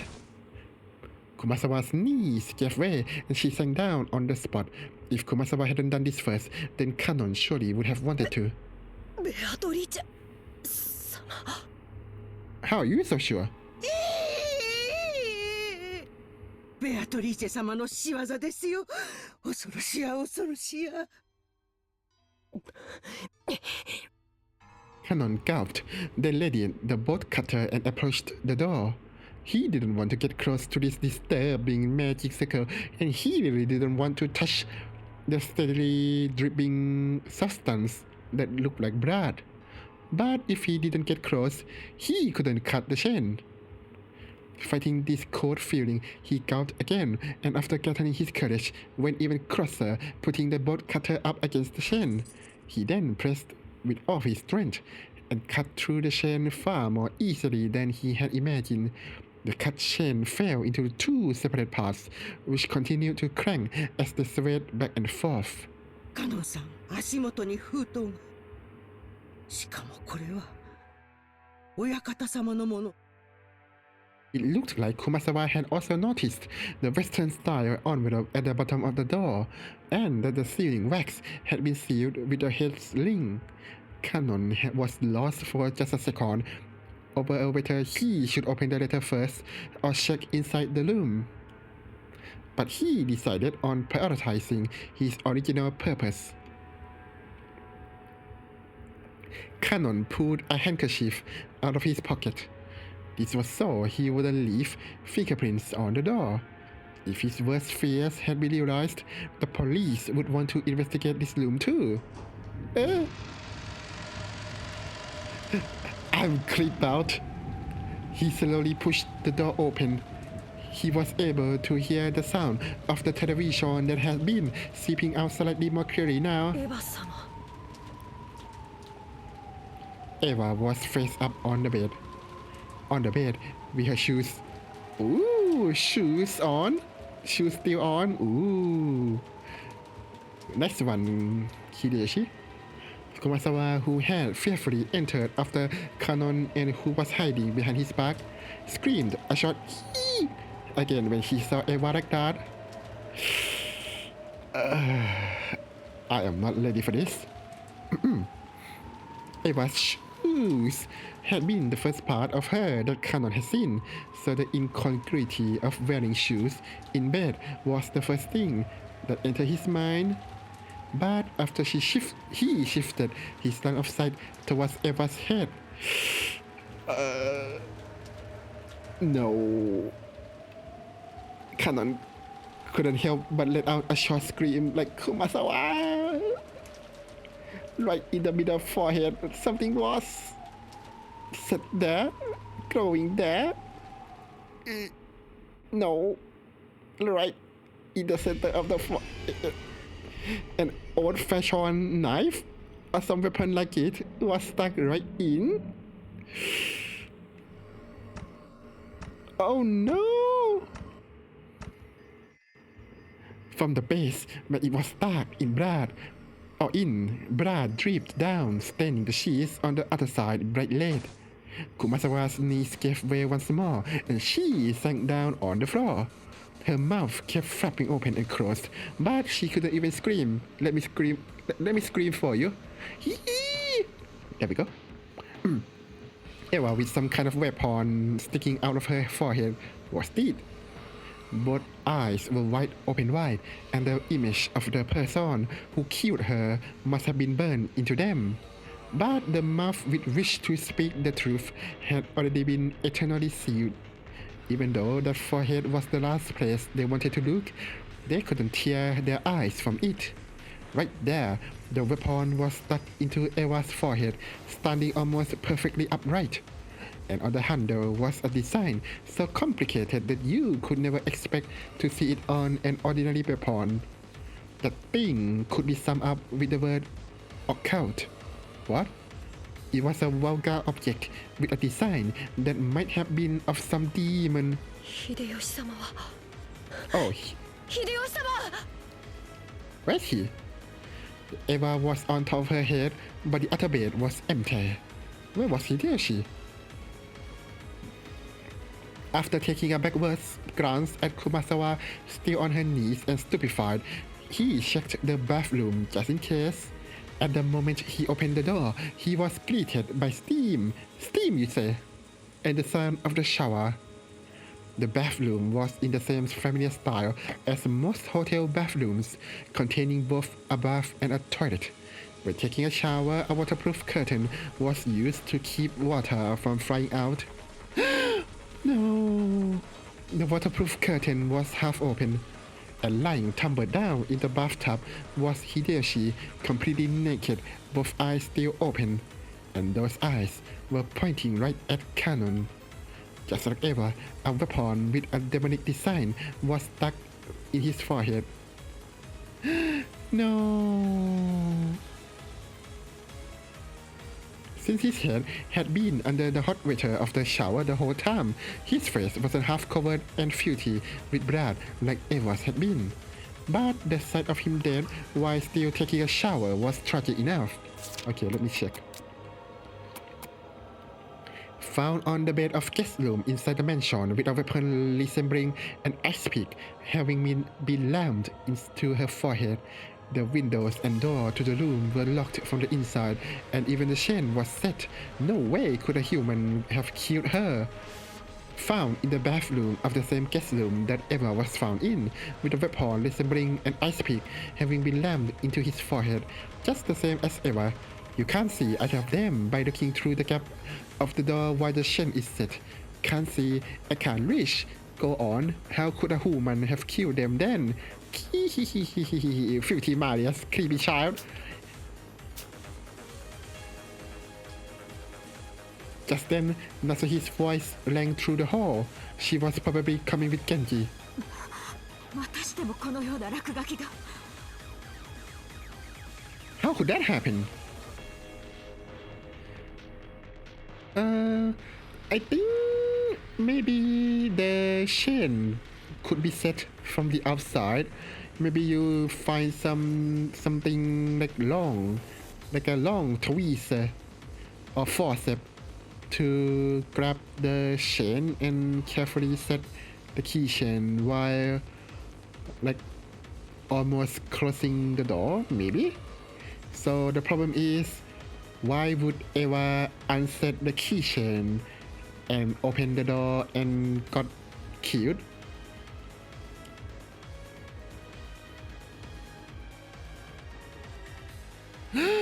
Oh, maybe because Eva said call them when it's dinner time. I don't know if there's any clock inside the room, so they might not know the time. So maybe Kanon or Genji, under the guise of calling them for dinner, knocked the door. Eva unset the keychain, opened the door in expectation for a dinner, but then they got killed instead. Then wait. But then how? like no sign of confrontation at all, no sign of fightings, resistance. Is it another poison?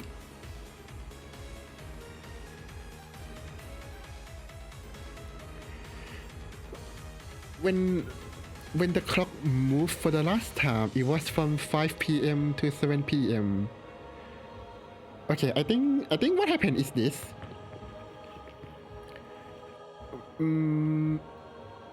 Maybe sometimes around 6 p.m.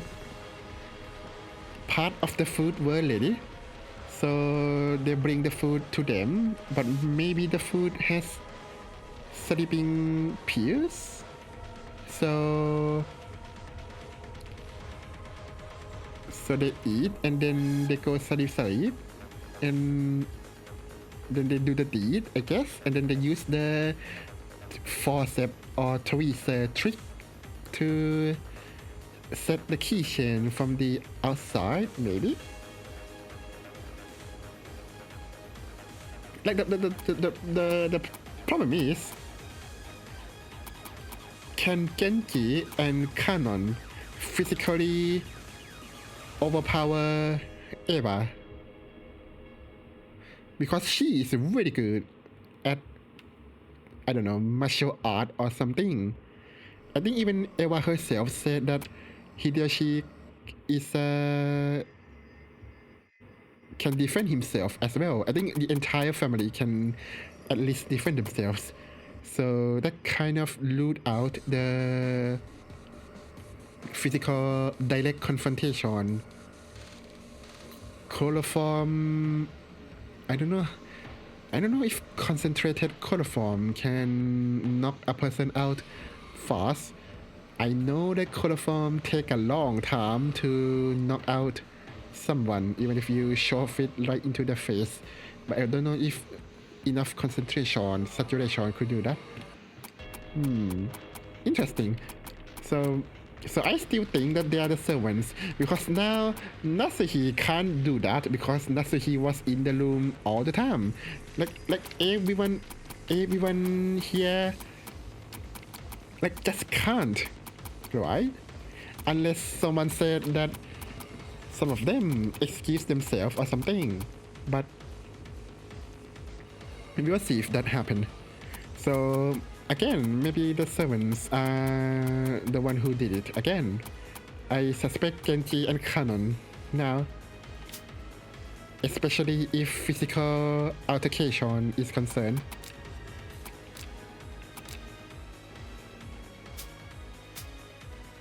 この手紙は中には何と。いえ、まだ読んでおりません。うかつに触らん方がいいですな。犯人の指紋が残っとるかもしれん。警察に渡した方がいい。わざわざ手紙を残すくらいです。どうせ指紋など残っていません。Yeah, obviously. Stating this with finality, Natsuhi picked up the envelope. And before checking its contents, she entered the room herself, where she found Eva dead. エヴァさん、奥様。こちらには秀吉様も。We'll see. Let's see if Kanon and Genji survive as the last people. これはむごいですな。I know, right? カノン、シャワーを止めてあげなさい。気の毒にも程があります。はい。 Kanon gripped his handkerchief and twisted the valve, turning off the shower. In the bathtub, a small bottle of body soap had fallen with its cap off. Was it a surprise attack? How? It really looked like he had been attacked right in the middle of taking a shower. Or not, because again, they could set the scene up. So, maybe not. We'll see. A spray of blood still clung slightly to the white bathtub, and the combination of red and white made a horrible contrast. Okay, maybe I should reduce the music a bit.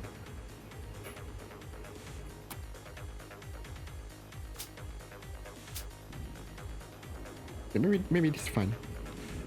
南條先生。分かった。市販は出とらんな。死後硬直も始まっとらん。おそらく殺されてから1時間経ったかどうかというところだろう。 Okay, I guess I'm right then. It's 7 p.m. now, and I think that the killing happened around 6 p.m. under the guise of getting dinner. They tricked Eva into opening the door, and blah blah blah. They killed them. Blah blah blah. There we go. しかしこのような柄の短い凶器で頭蓋骨を I don't know. You tell me. 考えられん。 Nanjo checked their pulse and their pupils, making certain of their deaths once more. As Canon watched his business-like treatment, he thought, couldn't you tell at a glance that they are dead without doing all that? Well, we have to be sure. Right, murderer? Nanjo thought about removing the weapon, but after deciding that where possible, it would be better to hand over the scene over to the police without disturbing it, he left it alone. However, a close examination of the base revealed that it had no bread? What? Or rather, it wasn't shaped like a flat bread, it was conical. He noticed that later than a knife. Oh! It's like a drill.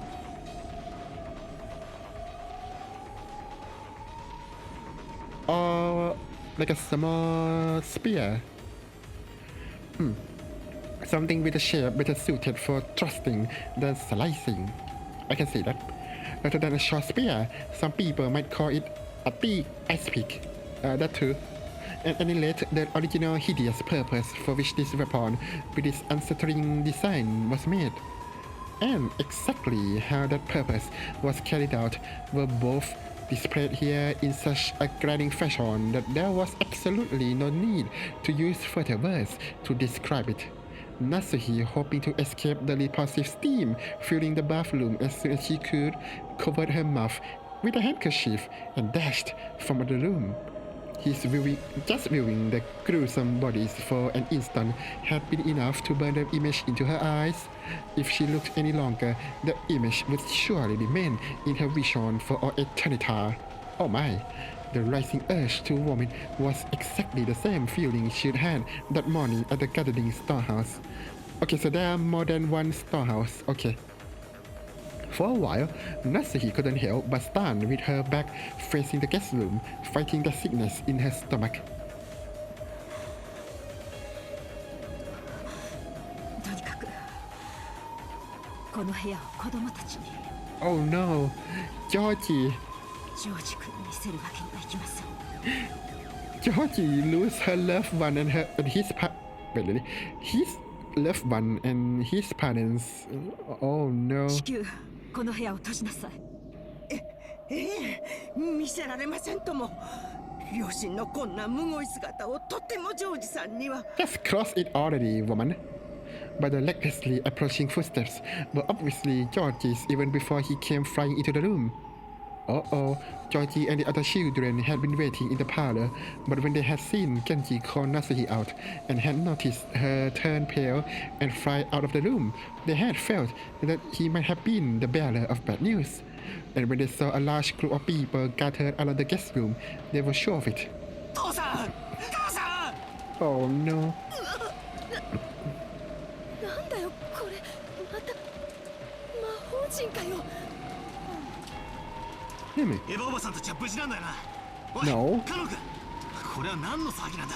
You tell me. バトラ様 Canon didn't have to say anything. Georgie screamed after he ran into the room, told them everything they needed to know.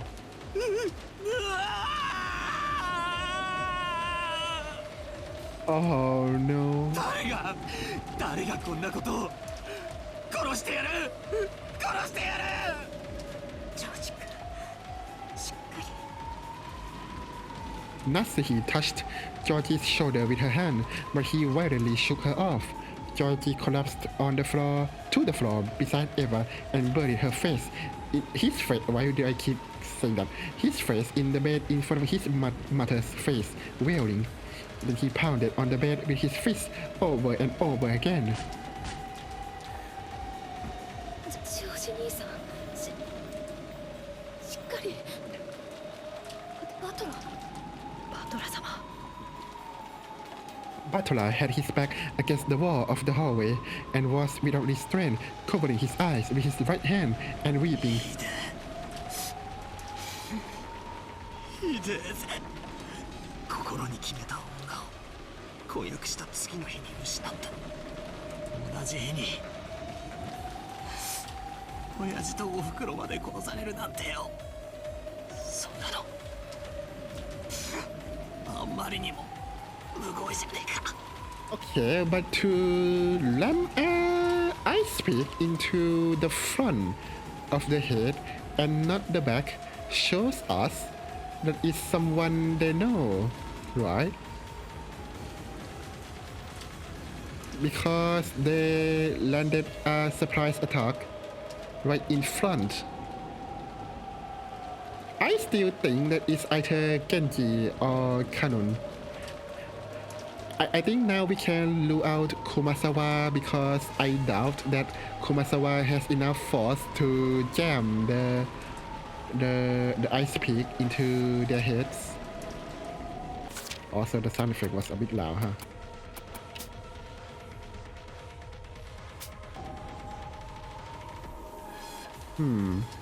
Yeah, I still think that it's either Genji or Kanon.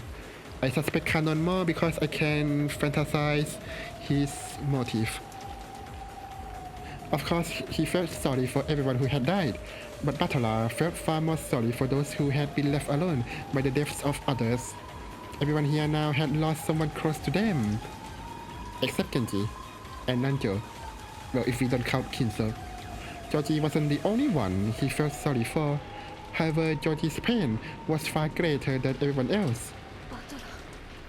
そりゃよ、人はいつか死ぬぜ。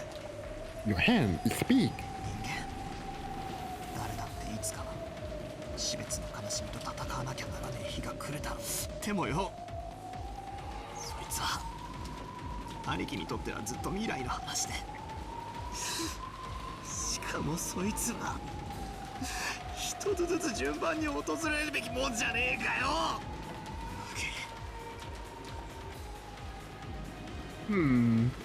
Oddly enough, this time they were not defaced, but I assume that they were following the epitaph, right? On the second twilight, those who remain shall tear apart the two who are close. Third twilight, those who remain shall praise my noble name. Wait.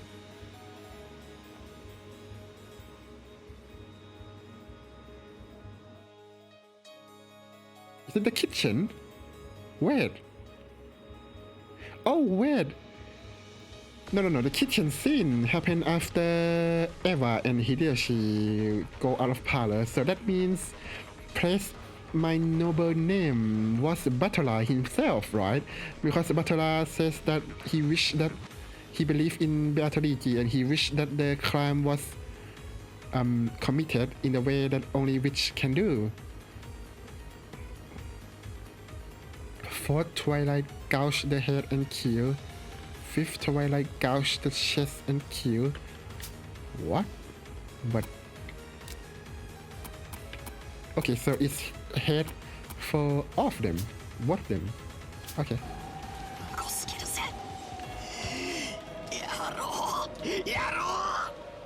少しは人の情けってもんがねえのかよ。 But I thought that you believe in Beatrice.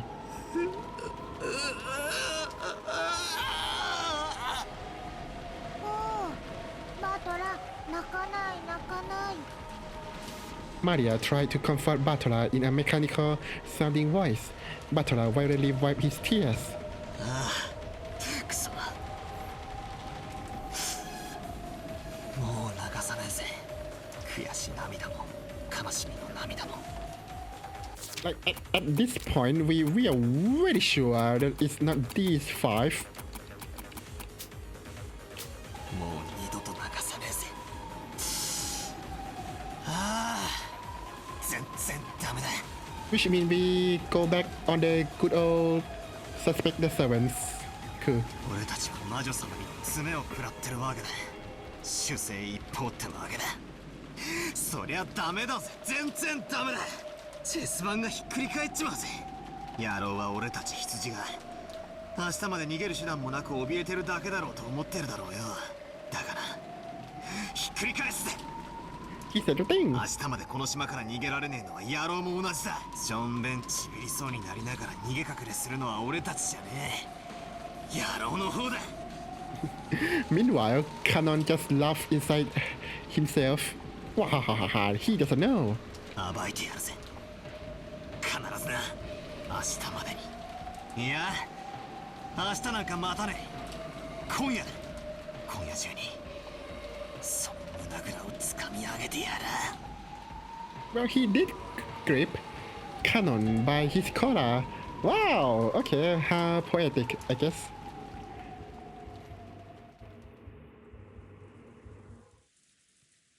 とにかくこの部屋は警察が来るまでこのままにして施錠します。いいですね。 Natsuhi proclaimed, as though she didn't care whether they agreed or not. If anyone had a right to object, it would have been Georgie, but he looked as though he had shed enough tears. Still facing away from them, Georgie nodded slightly and rose to his feet, and everyone else agreed in response. Natsuhi still hadn't opened the head's Western-style envelope she had picked up, but since they would all be leaving the room now, she decided that she would unseal it in the parlor, where everyone could watch.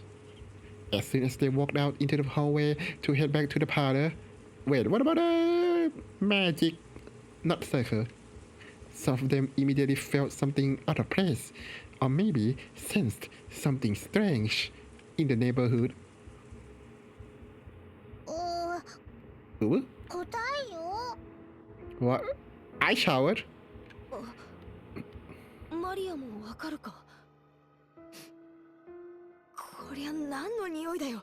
ひでえ匂いだぜ。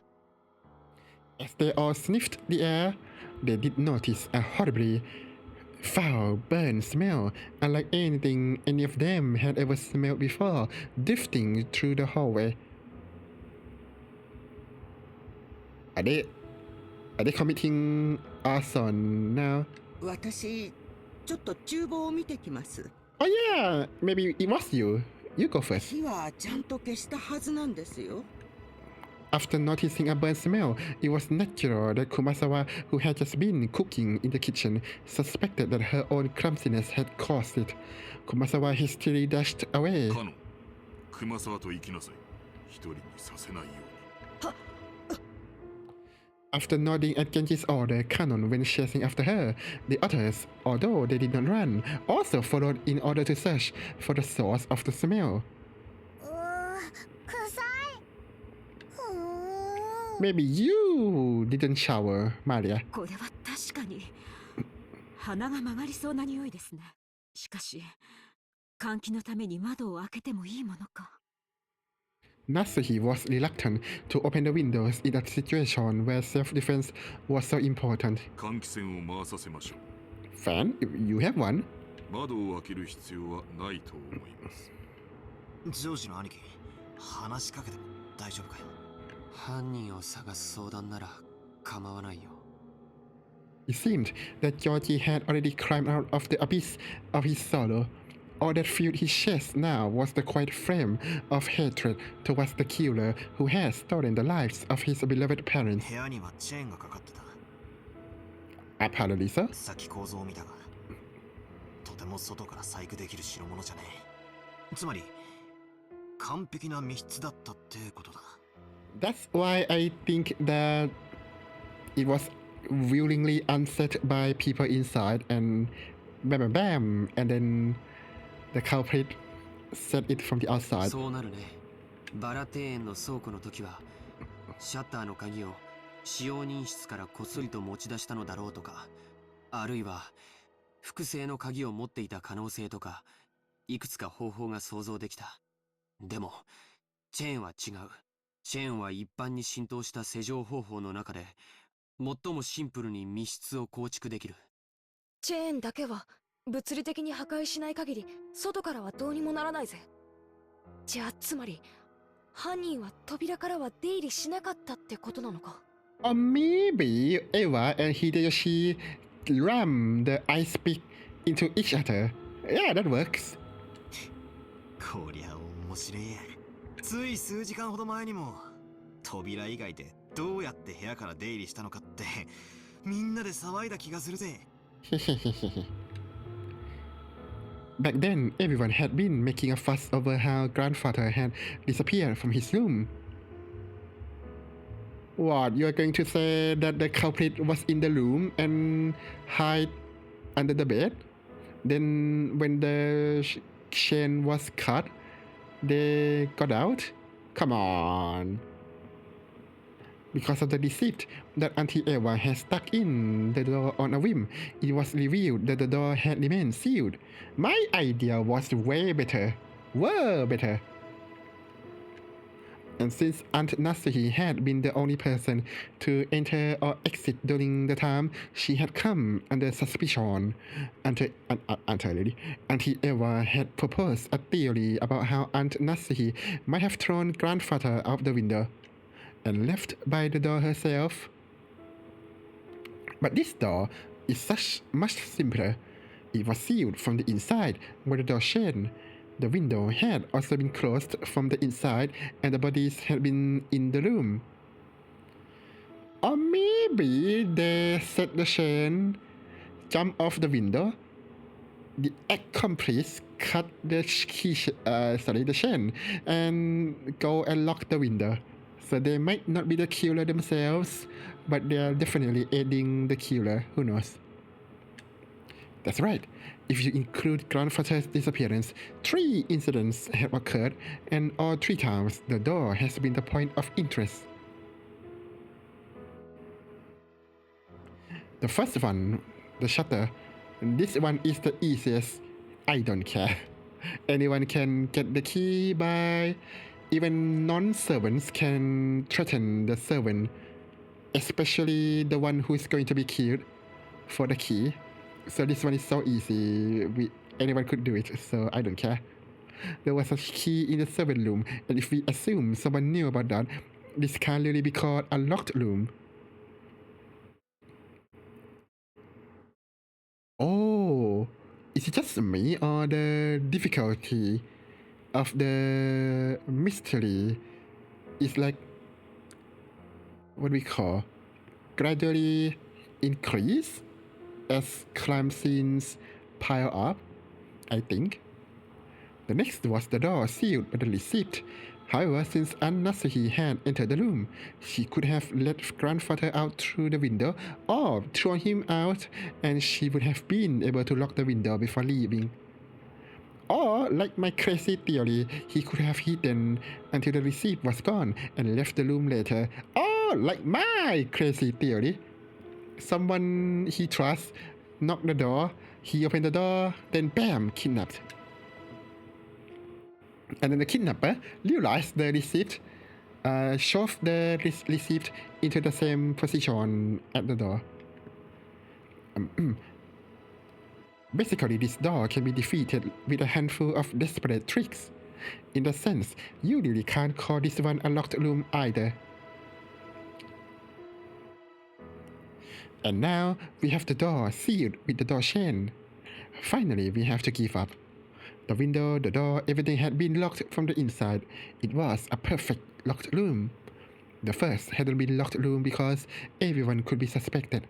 The second hadn't been a locked room because Aunt Nasuhi could be suspected. But this time, no one can be suspected. Long. This room was a perfect locked room, sealed by a door chain that denied access equally to everyone. なら、犯人は室内に入らずに犯行に及んだ。Can you not really set the chain from the outside with a forceps or tweezer? 部屋の外から何らかの方法で。What, you mean like shooting? Like there's a ice pick gun? Wait, how would they shoot them from the outside? Especially Hideyoshi. 確かにチェーンである以上人が通れるほどは開けなくても And 多少の Eva 隙間 was を開けることができる Eva was lying down so beautifully, so I doubt that she got shot. ノックして顔を覗かせたところを襲うとか。 I mean, I doubt that she got shot and the scene was not manipulated later. いや、甘いか。Yeah, I thought that the culprit knocked on the door to make them unset the chain somehow. 甘いよな。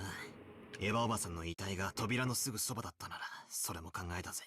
だがエヴァおばさんは部屋の奥のベッドの上、しかも秀吉おじさんはバスルームだった。チェーンの隙間からでは姿を見ることもできねえし、手を伸ばすこともできねえ。 Oh, maybe they saw the letter, the custom-made letter with the headship wax. I don't know, like somehow. Then that baited them to enter the door to get the letter. That could be it. So maybe they shoved the letter under the door. Somehow Eva or Hideyoshi saw the letter, and of course she's surprised and would want to see the content, and then somehow the letter was yoinked outside, so Eva has no choice but to unset the keychain to open the door to grab the letter. Yeah, I think they got baited to unset the chain somehow, and then bam bam bam, ice pick time or some such. There we go, easy. And then the culprit set the chain from the outside with some tools like tweezer or forceps or something. The perfect crime committed by me, yours truly. 全然ダメだぜ。 Something was tugging softly at my sleeve. It was Maria. Not again, not again. Ah, thank you. 満足？ Oh. 満足って。バトラは親族の誰かを疑うのが嫌だから、犯人はベアトリーチェであってほしいと願ったよ。だからベアトリーチェは叶えた。バトラが言った通り、絶対に人間には無理なことをして、なのにわがまま。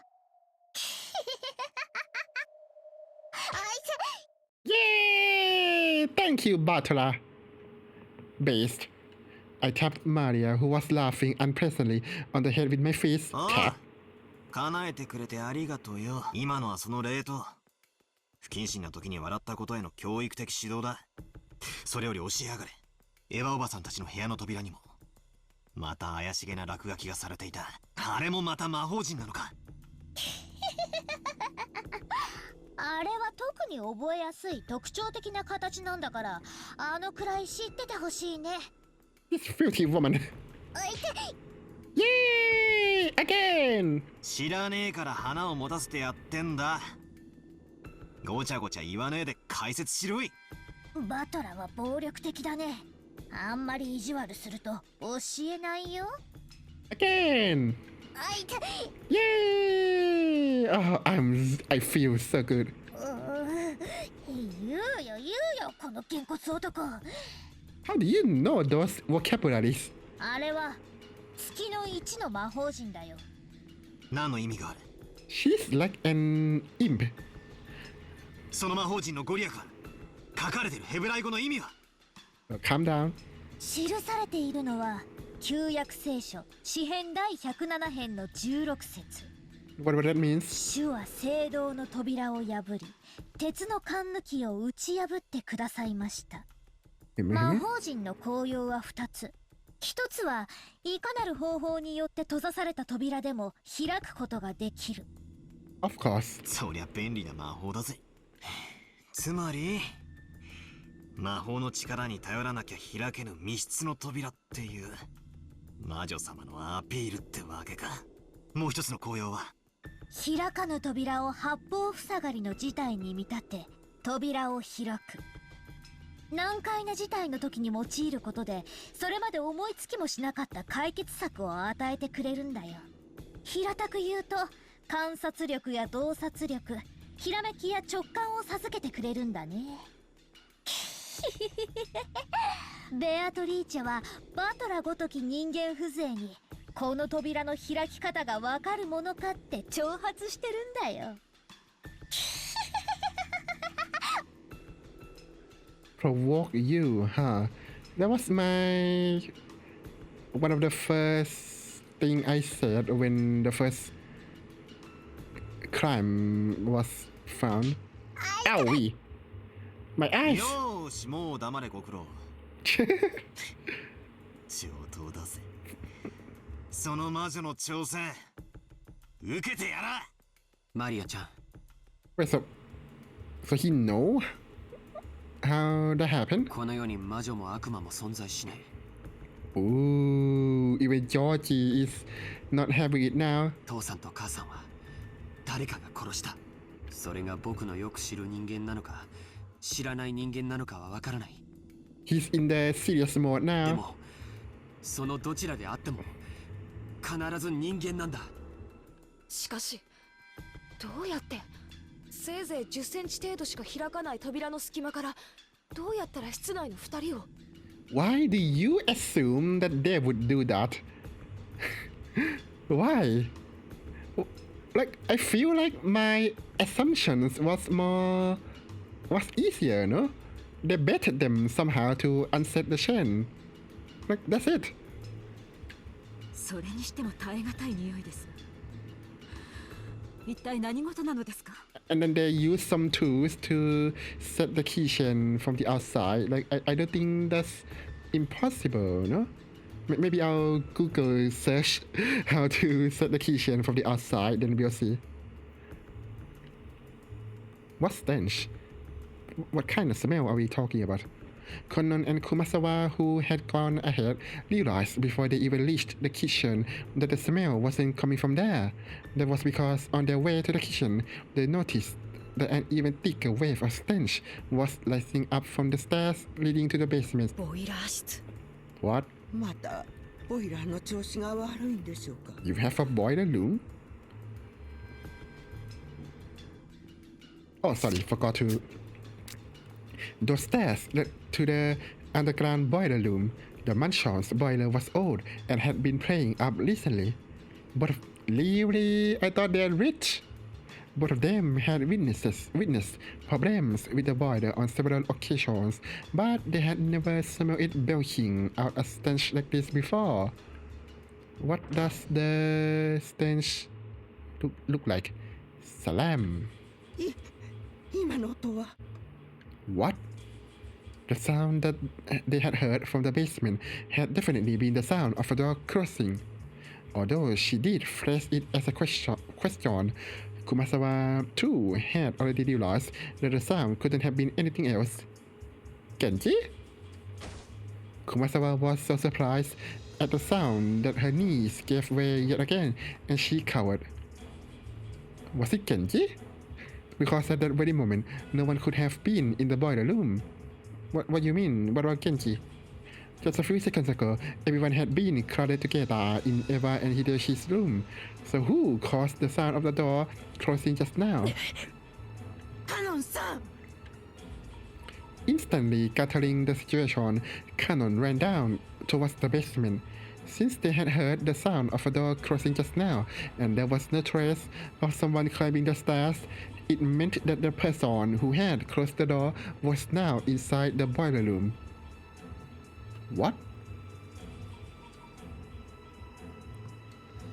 Why would they be in the boiler room? I thought that they sabotaged the boiler room and would try to exit the room, no? If the boiler room had been a dead end, Canon wouldn't have rushed in so hastily. But Canon was a servant, so he knew. There were two entrances, one that opened to the mansion and one that opened to the courtyard.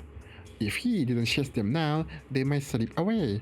Kumasawa reached the same conclusion long after Canon did, but she couldn't let him go alone. If the thing in the boiler room was a killer, an opponent who had easily killed 6 adults in the first murder, then Canon wouldn't be no match if he simply confronted them alone. Of course, by this argument, Kumasawa joining him alone wouldn't mean nothing, wouldn't mean anything, but at any rate, after a delay, Kumasawa decided that she must let Kanon go alone, and she dashed down the stairs. I'm scared. Are you there yet? Oh, at the time, Kanon was already in the boiler room. The boiler room's characteristic damp heat tormented him. It had always been an unpleasantly smelly and hot place, and on top of that, the room was full of that horrible stench which made Kanon feel like he was going to be sick. There was no doubt that this room was the origin. In that case, Kanon should have been searching for where the smell was coming from. However, Kanon kept gazing straight forward as he grabbed a hatchet from a tool shelf just off to the side of the door. Okay. He hadn't stretched out his hand because he wanted a hatchet. He had wanted to grab a weapon, any weapon. Why? Oh, even there's a color overlay on him. That's cool. Kanon gazed into the darkness where the naked light bulb couldn't pierce. Then he answered. ルーレットは数字と赤黒にかけて配当を競い合う。 What? So you're insane. Cool. You're mentally ill. だが赤か黒かのようなリスクの低い賭けはその程度の配当しか与えられない。 The words coming from Kanon's mouth were swallowed up by the darkness. The darkness suddenly started to swirl, glittering. What? What? Woo?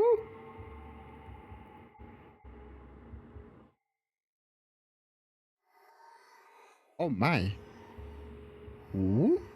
It was a very fantastical scene. Woo? Where did that come from?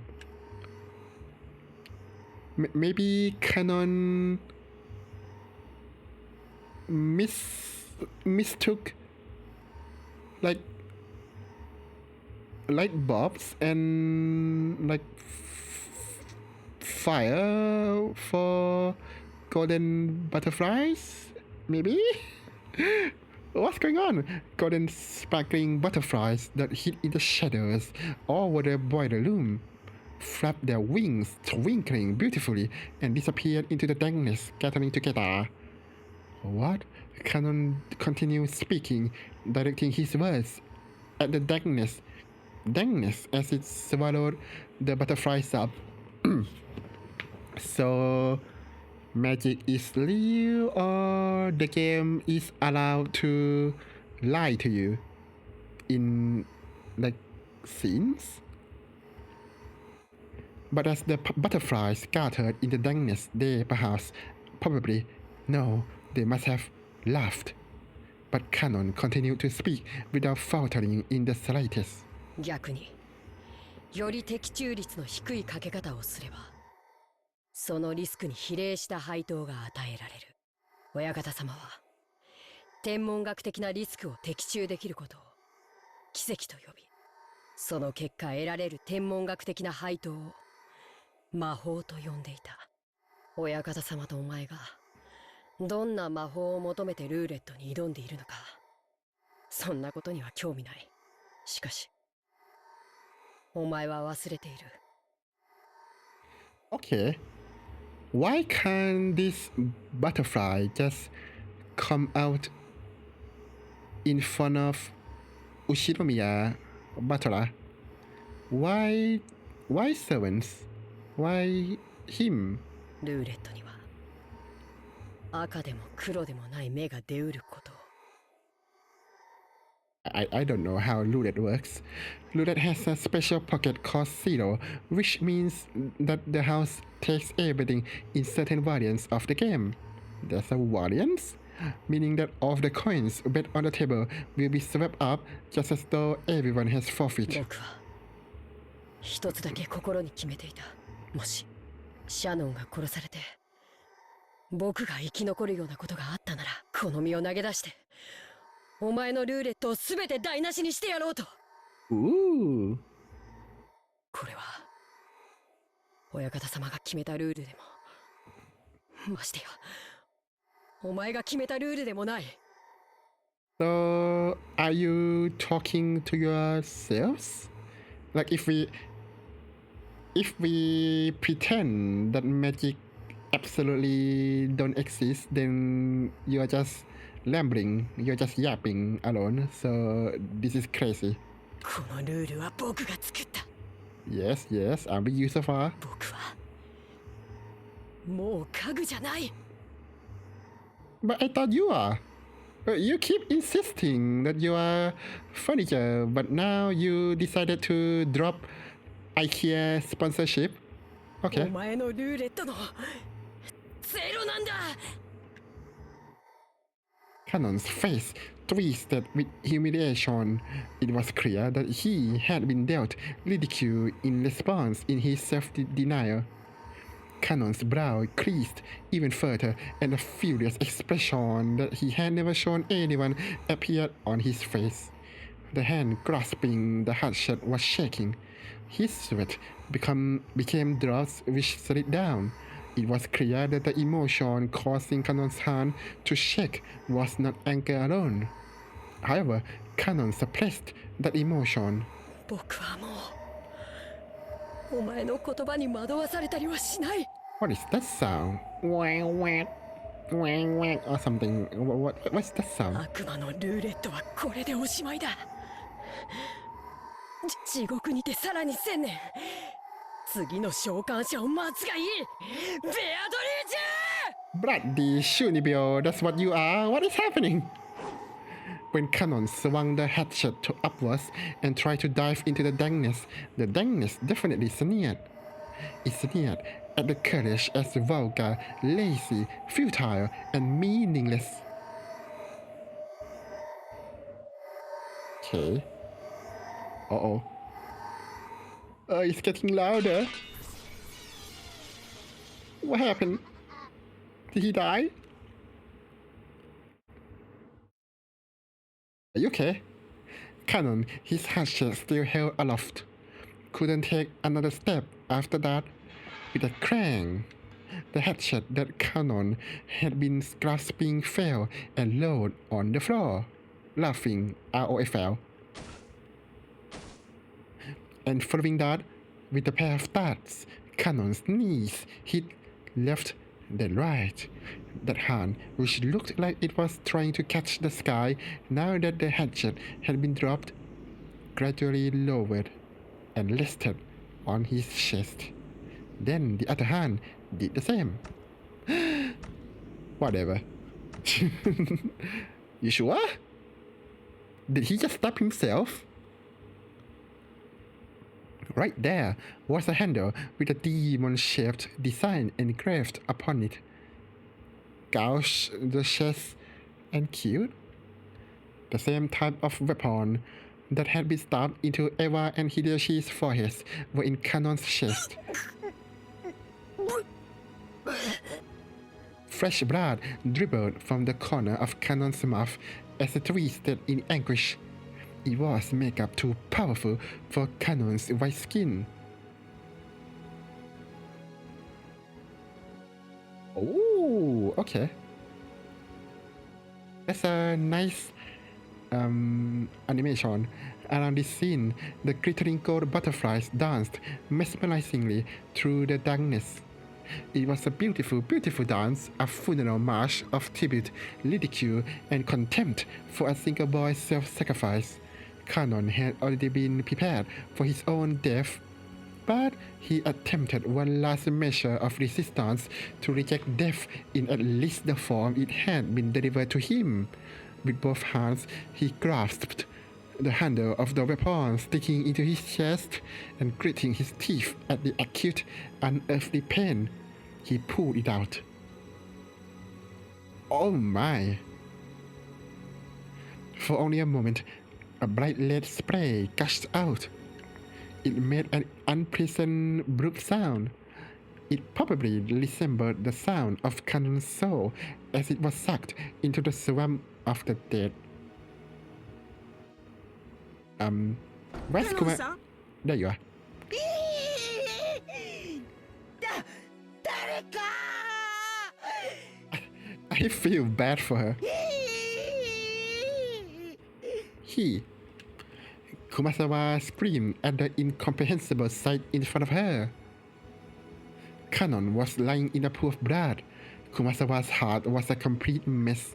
What a terrible fate. He wouldn't have been killed if I had been with him.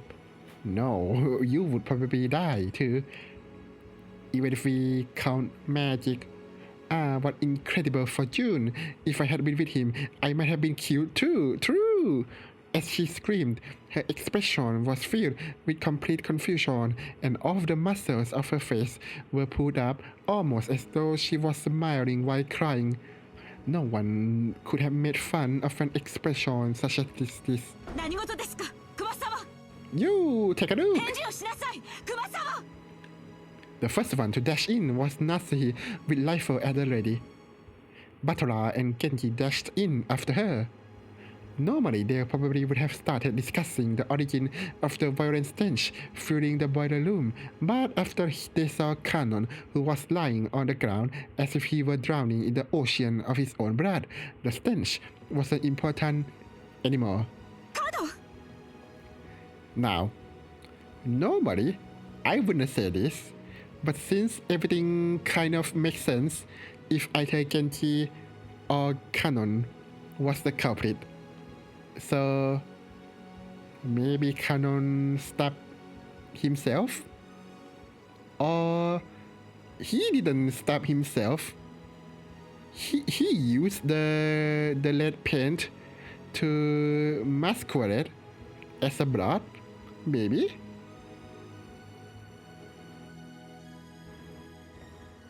I feel like if this happened before the murder of Eva and Hideyoshi, I wouldn't think this. But now that I suspect Kanon very heavily, it makes me feel that this one is a setup or something. 返事をしなさい。源氏、南條先生をここに。 Natsuhi realized that even though Kanon was on the verge of death, he was still conscious. So, he sent Genji to get the doctor.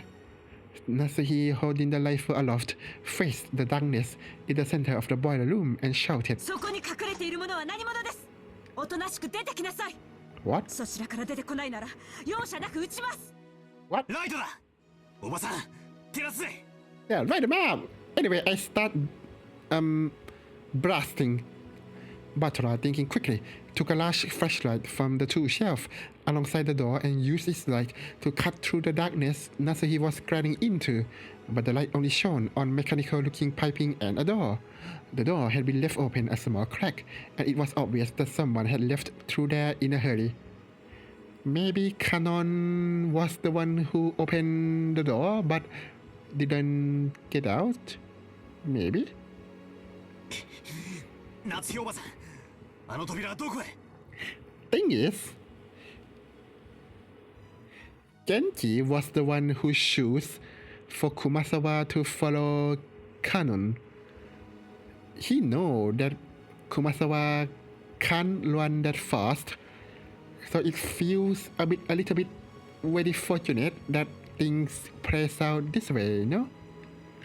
源氏、あの扉はどこに通じているのですか？ 中庭です。逃がすかよ。くそ、この野郎。 Yeah, Shash! Batola let out a war cry as he slammed into the door. For the Warhammer! Or some such. Cool air from outside suddenly rushed in.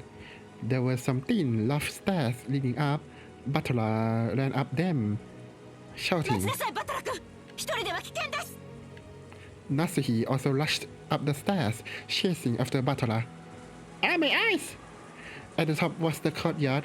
The courtyard of the mansion had been built strictly for lightning purposes, so it wasn't a very elegant place. Because it was surrounded on all sides, the air was calm and completely undisturbed, even though they could hear the sound of strong winds. There was only the gentle, sorrowful rain. Through the cold, scattered raindrops, Batola dashed up the stairs and into the courtyard, where he looked in every direction. Of course, the odds of him finding a suspicious silhouette just standing around nonchalantly were pretty much zero. Batola turned around, looking in all directions, turned again, and again, and again. He kept spinning until he almost lost his sense of direction. He prayed that he would see the culprit somewhere in this scenery. But there was no chance. All he saw as he spun was more and more of the mansion's heartless walls and windows. Furthermore, there were 2 entrances into the mansion from the courtyard, and neither of them were locked. Because the courtyard couldn't be entered from outside the mansion, the doors had been built without locks. He couldn't tell which one they had left through. He had to give up. Batola pounded the wall with his fist, swearing. バトラ君、一人で先走ってはダメです。バトラ君。Batola put his head against the wall and scratched at it with his fingernails as he cried. 畜生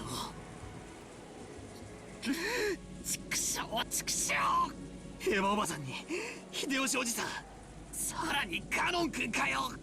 6人も殺しやがった。飽き足らずさらに3人も殺しやがった。 Okay, now that I said about Kanon-kun potentially faking his death, how about other people like Eva and Hideyoshi? I wonder, right? ふざけるな、ふざけるな。 Wait. Is it not updated yet? No? Okay. エヴァおばさんも秀吉おじさんも昔からいつも優しくしてくれる愉快なカノン君とは昨日会ったばかりだが、きっとこれから仲良くなれたと思うぜ。なんで殺したんだ。どうして人ってのはな殺しちまったらな二度と生き返らねえんだぞ。 People die when they are killed. Thank you, Shido. タケノコみてえにひょいひょい生えてきちゃ来ねえんだぞ。どうして殺すんだよ。 Because they hate their family, I guess. どうして You tell me. Why? Batola was a boy who could understand the feelings of pain and regret in a person's heart, so he cried with all his strength. Natsuhi, who had always thought of Batola as a strong person, was a little surprised to find that he had this delicate side, and at the same time understood how easily hurt the heart of a young person could be, so she held him. 大丈夫です。あなたもジョージ君もマリアちゃんもジェシカも母として、そして後宮家の代表として。 I like her so much.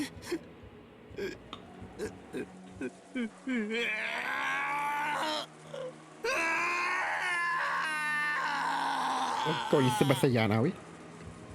Batola, after sobbing into Natsuhi's chest for a while, wiped his tears with a bitter smile and tried to convey that he had cried more than enough already, just as he had done the times before. とにかく一度下に戻りましょう。犯人を探すより自分たちの身を守る方が最優先です。明日になれば船が来る。そうすれば警察がやってきて全てを白日のもとにさらし出してくれるでしょう。犯人がどうあがこうともこの島から逃げられるものですか。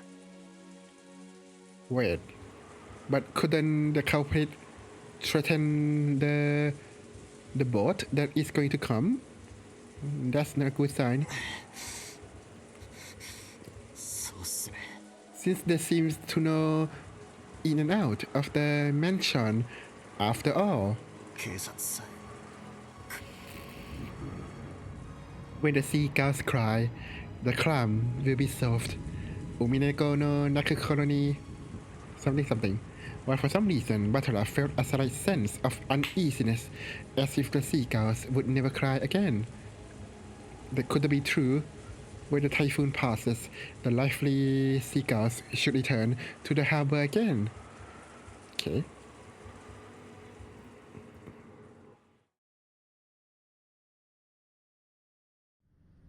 I returned to the boiler room along with Aunt Nasihi and told the room weekly that we hadn't found anything. They told me that Dr. Nanjo and Georgie Aniki had carried Kanon-kun to the servant room. The servant room had a first aid kit and a sink, and could apparently function as a nurse's office. Kumasawa-san and Jessica had accompanied them. Stains from Kanon-kun's blood remained on the floor, judging by the large amount of blood loss and the leafless shape of the weapon that had fallen unceremoniously to the ground. I figured that Dr. Nanjo's treatment would probably end in vain. See, the problem is Kanon's dead. Well, not dead.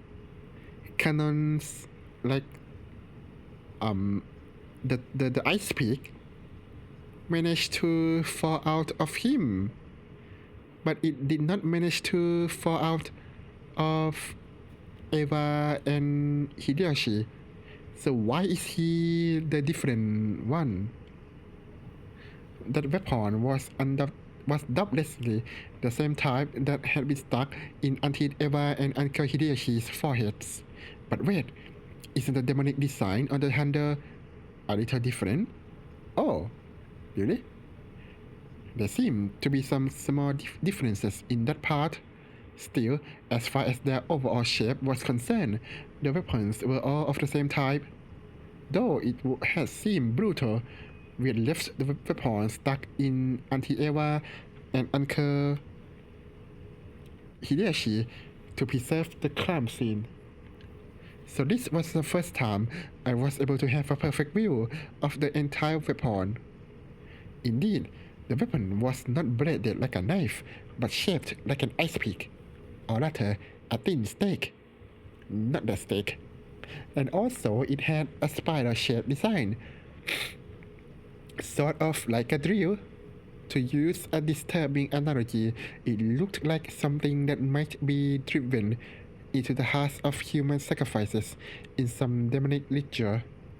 Including the handle, it was about 25 centimeters long. Half of that was the steak-shaped part, which was stained with deep red blood. The length of the blood-stained part made it clear just how deeply it must have penetrated into Kanon-kun's chest. How do you know how deep was a weapon that no longer inside the body have penetrated into the body? You look for the blood stain, right? How far does the blood stain cover the weapon? So that's why I think that in this one, it's not inside his chest, it's conveniently outside. So I feel like this is staged somehow. But An-Nasihi and the rest were not even looking at the weapon, instead standing in front of the incinerator where the horrible stench was emanating from, and the golden butterfly thing. If we dismiss magic, then the scene was not honest. They had probably pulled that out of the furnace where it must have been burning. Oh yeah, what happened to the furnace? It was still smoldering and kept sending out dense waves of that awfully unpleasant smell. Keiji-san and Maria were staring down at it. An-Nasihi probably couldn't stand to look directly at it. She kept shaking her head, her back to it. I thought that after everything that's happened, nothing could surprise me anymore, but this was... Wait, another body? I stood there for a while, mourning with a rising urge to vomit. The true nature, oh no, of that unearthly stench. Was the char smell from within the incinerator? Oh, here it comes. Here it comes. Of a burning corpse. The clothes, the surface of the body, and the hair were all hideously burned. That grotesque corpse was in a state where not the face, nor the age, nor even the sex could be guessed at. How do we know which one is it? Or maybe someone from the storehouse, maybe. But the corpse, I mean. But then I thought about it calmly. I realized that a corpse appearing at this time could only be one person. Grandfather? Sure. But wouldn't you assume? Oh wait, you can't assume that because the key was on Nasihi, so that doesn't make sense. Fair enough. Well, I mean, if Beatrice can actually open any door, then she should demonstrate that magic by opening the storehouse, the garden storehouse. Grandfather, who had disappeared that morning and whose whereabouts had been unknown. おそらく親方様だと思います。 A fair assessment. 私も同感です。このようなお姿でお亡くなりになるとはおいたわしや。でもこの死体本当にじい様だって保証はあるんすか？こうも黒焦げじゃ性別さえも想像つかないってのに。バトラ君、足をご覧なさい。Ah, feet, you say? Okay. An-Nasihi, with her handkerchief over her mouth and her eye averted, pointed and told me to look at the burnt corpse's feet, you say. Hume? 両足の指です。よくご覧になってください。本当だ。What? As Genji-san has said. There were 6 toes on each foot. Oh my. Each of the toes had been arranged so normally that I hadn't noticed. 親方様はお生まれの時から両足の指に特徴がございました。 What luck, huh? そして故に親方様は後ろ宮家の再興を託されたのです。 Oh, that also means that it's way hard to find a fake corpse of Kinso because of the unique condition. 後ろ宮家には昔から生まれつき多子症の方が多かったそうです。多分遺伝的なものでしょう。Polydactyly? Polydactyly literally means many fingers.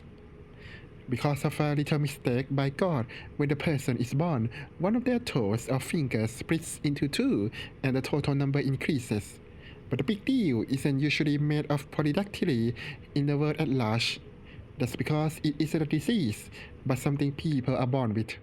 So the hospital is already aware of it when they are still babies, and at about the time they turn 1 year old, they are given surgery to make them normal.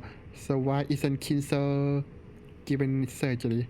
So even if a child has polydactyly, it is treated before they become self-aware, so they might not even remember it themselves. Incidentally, it seems that it can occur with a probability of about 1 in every 2,000 babies. So he's a extra lucky one, huh? So even though it's not usually seen, it isn't that rare at all. Speaking of which, I think Uncle Hideyoshi mentioned something to me long ago. Something about how even Toyotomi Hideyoshi, the man who unified Japan at the end of the Sengoku Jidai, possessed 6 fingers on one hand. Really? According to An-Nasihi. Wait. What? I thought that it was Tokugawa who unified Japan at the end of the Sengoku Jidai. I guess I misunderstood something. Oh well. According to Aunt Nasuhi, among the many Ushinomiya family heads, the ones praised most for their wisdom had all possessed polydactyly. Because of that, when grandfather was born, his relatives were all excited at the thought that he might become another wise leader, and when the leading relatives all died in the Great Kanto earthquake, it was apparently argued that if anyone could restore the family from that, it would be grandfather because of the auspicious sign of his birth. If grandfather thought being the head was not a bad gig, the sixth toe must have been pretty lucky for him. Come to think of it, I think I've heard about some country where it's believed that people with polydactyly should be treated as gods and revered. This is beside the point, but it's very common in mystery novels for a corpse to be burned to hide whose body it is. But it looks like in grandfather's case, just being toasted wasn't enough to hide the proof of his identity. And grandfather's body was not simply burned. Do I want to open the thing? Let's see. Oh my god! Oh my god, his entire body burned in the incinerator with a weapon resembling an ice pick having been rammed into his forehead. Wait, what? Gouge the head and kill? The old mage's wish scattered and granted. This is but one possible result of the gamble he always knew was not in his favor.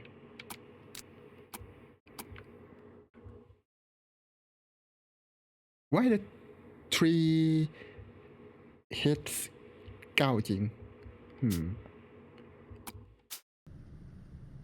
Just like Auntie Eva and Uncle Hideshi and Kanon-kun too, who had been stabbed in his chest.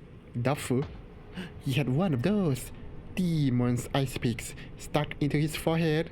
指に当主の指輪がありません。昨夜の手紙の通りということですか、お父様。さぞやご無念でしょう。Or 7. Aunt Nasuhi let her head droop and closed her eyes tightly. This room had become a vital crime scene for us to hand over to the police.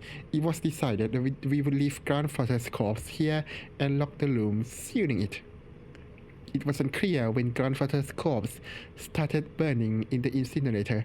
Since, according to Genji-san, the flames hadn't been that strong, the body must have started burning a long time ago, and that stench must have slowly crept out of the furnace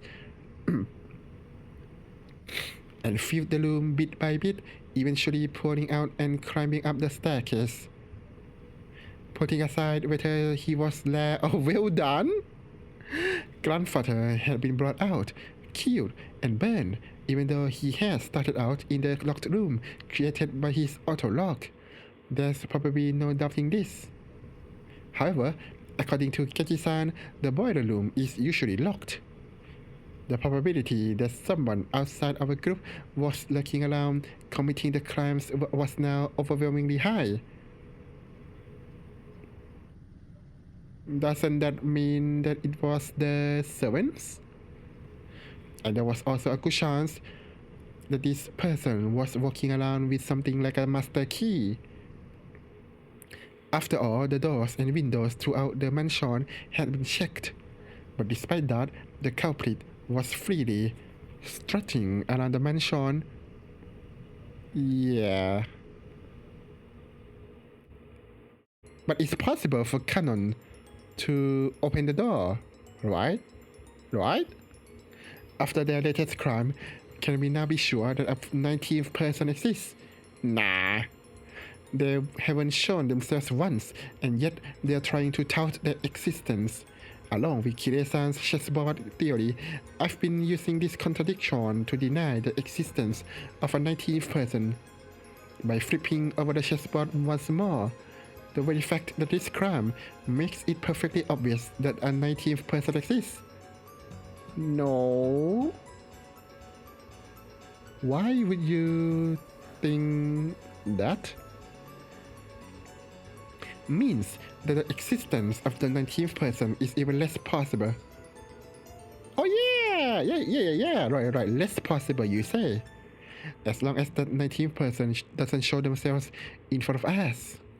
If the culprit could get grandfather out through the door sealed by the receipt, if they could kill Auntie Eva and Uncle Hideshi from the other side of the door sealed by a chain, then is it possible for them to even create a fictional 19th person through strange tricks and devices?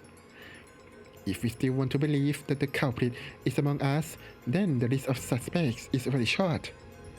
The four of us kids, and Nasuhi, Kenji-san, Kumasawa-chan, and Dr. Nanjo, and Kanon. One of these people has to be the culprit. Wait, we can't be sure of that. Just a second ago, we started doubting whether the body here was actually grandfather's, right? Maybe we should try thinking of the other bodies in the same way. For example, the first 6 all had their faces horribly destroyed. Some of the bodies had kept enough of their faces for us to confirm who they were, but my old bastard, for example, had lost his entire face as though it had been peeled off. We'd only figured out which body was which by their clothes and surroundings. Had the culprit prepared a fake corpse beforehand and disguised it to make it look like they died, then hid somewhere and continued their killing spree? It sounds ridiculous, but that doesn't mean it's an impossible trick. It's too early to give in to this 19th person. No, this witch. マリアちゃん、それ以上しげしげと見てはなりません。さあ、バトラ君もカノンの容体も気になりますし、いつまでもこのようなところにはいられません。True. Let us treat him quickly. 戻りましょう。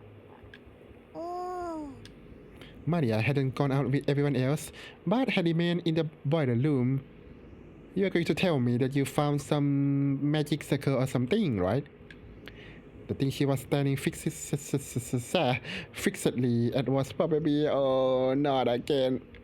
Not grandfather's not grandfather's body, but the demon's ice pick that was sticking out of his forehead.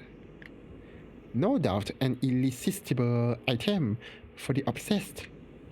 I lapped her on the head. おい、マリア、ベアトリーチェの目的は何なんだ？俺たち全員の命か。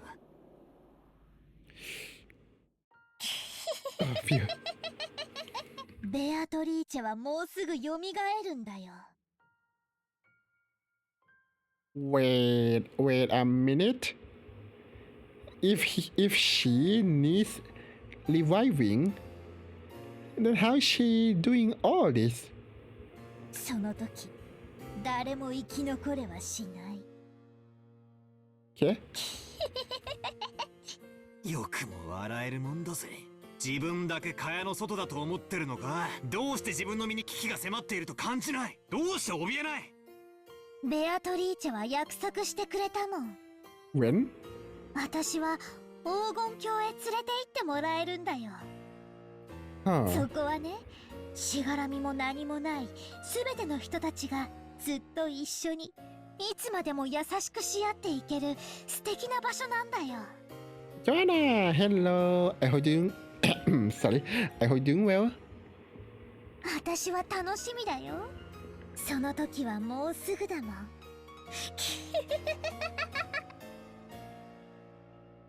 Oh, is he going to? Oh, disgusting. He's creepy. Just what kind of person is Maria? Oh, you're doing well. That's good. That's good. This guy is creepy. I only know what Maria was like 6 years ago, when she was 3. She had been pure and obedient, a good kid.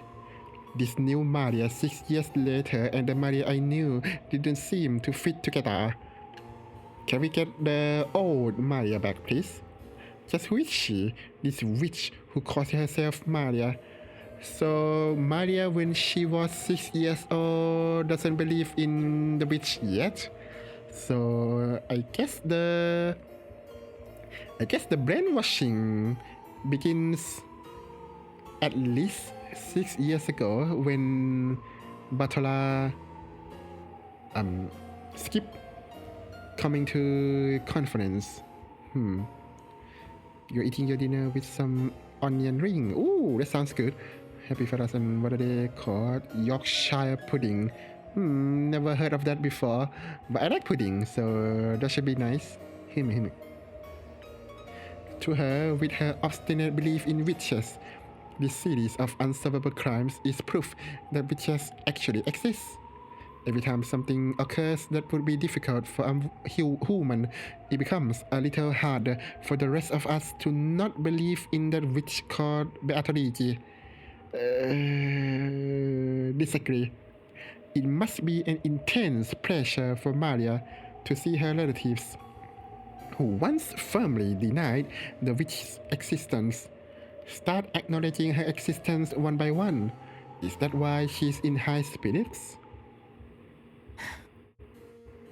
マリア、もう一遍だけ聞く。どうせ答えは同じだろうが、もう一遍だけ聞く。Please stop asking Maria who gave you the letter.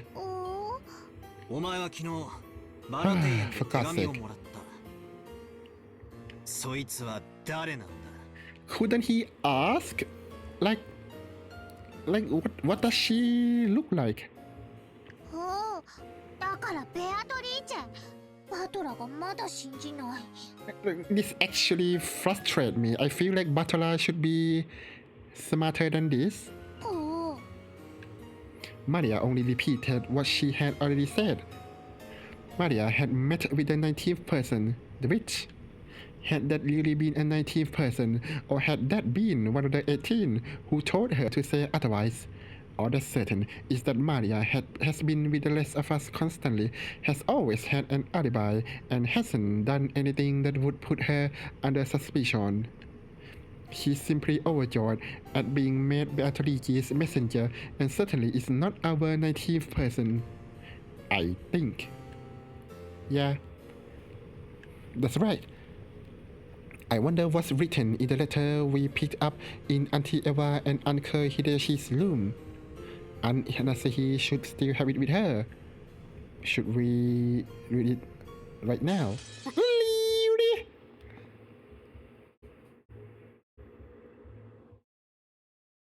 Hacha? I don't know what that means. Okay, so it was. Why would they do this? I don't know what time is it on in the game. Wait, what? He dead? With a weapon resembling an ice pick having been rammed into his chest, he was found in the boiler room. How presumptuous for furniture. Oh no. In the end, Kanon-kun did not regain consciousness. Can we believe this? Even though Dr. Nanjo and the rest did all they could to help to heal him, there was very little that could be done on the island like this without medicine or proper facilities. How surprising that there's no medical room on this island. However, Kanon-kun was the only human ever to confront the culprit. If only he could give us some kind of clue. What do you mean Kanon-kun was the only human ever to confront the culprit? I feel like Eva and Hideyoshi did confront the culprit as well. By the time he was carried here, it was already too late. 申し訳ありません。あのような重傷を設備のないところではどうしようも。But why, Nanjo? You are a doctor. いえ、無理もないことです。最善を尽くしてくださり。Dr. Nanjo's shirt had been sprayed by a violent spurt of blood, so it was easy to imagine the devotion with which he had tried to save Kanon-kun's life up until the very last second. I did say that Kanon might fake the injury, but now that Nanjo examined him... Do you think that Nanjo could be in on it too? Maybe he's in cahoot with Kanon? Maybe? Jessica was crouched in the corridor crying in anguish. She had probably been taking care of Kanon-kun until the moment of his death. Georgie Aniki tried to approach her with words of comfort, but when Jessica pushed him away, he stopped trying to interfere and left her alone. 私がカノンさんを一人で行かせなければ。Well, what could you do? 気に病むことはない。仮に一緒だったら熊沢も襲われていたかもしれん。Cats called Anthony and cats called Dipper. Those are strange. Well, one of them is a good name, but I don't know if Dipper is a good name. それに愚かにも先走ったゆえの自業自得だ。Whoa, you can't say that, Genji. そんな言い方ってねえぜ。 Yeah. カノン君は犯人の姿を見つけて誘拐に立ち向かったんだ。熊沢さんも一緒だったら犯人は躊躇して逃げることを選んだかもしれない。Emotion-filled words that I never thought I would hear from the normally tactful Jessica tumbled out of her mouth. Kumasawa, looking truly sorry, could do nothing but hang her head. ジェシカ、今は言葉をかけるべきじゃない。僕だって。そしてバトラ君もだろう。もう何が何だかわからなくて心が張り裂けそうだよ。Have a good toilet experience. There were tears in Georgie Aniki's eyes again. Seeing Jessica breaking down, crying probably brought back the pain of losing his parents. I had already cried myself dry, so I didn't want to cry anymore. However, I felt myself the pain in their hearts. 大丈夫だよ、ジェシカお姉ちゃん。カノンにだってまたすぐ会えるよ。よしてくれよ。そういう慰めはいらねえぜ。What's Maria so sure? ベアトリーチェは死者も失った愛すらも蘇らせる。だからきっとすぐに会えるよ。 That's from the epitaph, no? そしてきっとみんなで穏やかに過ごせるから。カノン君を殺したのがマリアに昨日手紙を渡したっていうベアトリーチェなのか。そいつはどこにいるんだよ。どこに隠れてるんだよ。 Yeah, tell me more. 私が見つけて引き裂いてやる。言えよ。知ってるんだろ犯人の正体を。お前は何を知っていて何を隠してるんだ。 This is interrogation, huh? 話しやがれ。お嬢様、おやめください。ベアトリーチェはいる。 For sure, kid.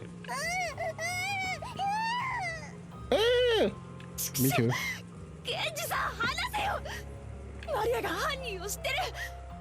Yeah, grab Maria by her collar. しかもそいつは知ってて隠してるんだ。そして私たちの内情を伝えて殺しの手引きをしてるに違いないんだぜ。 How? ジェシカ、静かにしなさい。 Jessica rushed at Maria and grabbed hold of her. Genji tried to stop her, but Jessica could not be calmed. The next thing I heard was the sound of Anasahi slapping Jessica's face. No, owie. After that, only Jessica's sorrowful sobbing voice resounded throughout the hall. マリアちゃん、僕は君が断じて犯人ではないことを知っている。君はいつも僕たちと一緒にいたし、犯人なんかと通じている時間はなかった。だから聞かせてほしい。君に昨日手紙を渡したベアトリーチェとは誰なんだい？ Alright, getting closer and closer. Although those words seem kind, they clearly showed that Georgie still had some doubts about Maria. She hadn't tackled Maria, however, he felt exactly the same way Jessica did. 兄貴、同じことは俺もさっき聞いたぜ。 You did not. 返事は同じさ。マリアちゃんの口から聞きたい。ベアトリーチェとは誰なんだい？言ってもどうせ信じない。それはどういう意味だい？ひょっとして僕らのよく知る人物が犯人で、君は何かの事情からそれをかばうために黙っているというのかい？君はあの手紙を誰にもらったんだい？ベアトリーチェにもらったんだよ。I feel like if Georgie's were more calm, I feel like Georgie's would have the same line of question, like what I want, like asking what she looked like and so forth. 何度だって言う。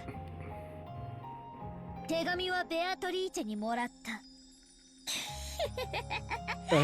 Creepy kid. ジョージお兄ちゃんがベアトリーチェを信じないのは殴れる相手じゃないから。ジョージお兄ちゃんはやるせない気持ちを暴力に変えて誰かにぶつけたいと思っている。だから殴れる相手が人間じゃなきゃ収まりがつかない。だからそんなジョージお兄ちゃんには真実を話しても受け入れられない。Of all person who know Beatrice is a mentally ill person. だから言っても無駄。信じない。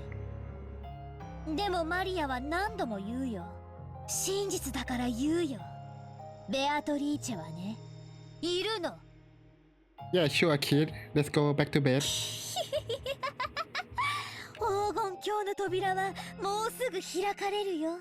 Where's the door? Where's the land? マリアはそこに行くの。ベアトリーチェが約束してくれたの。その世界ではママも優しくてパパも一緒で優しいの。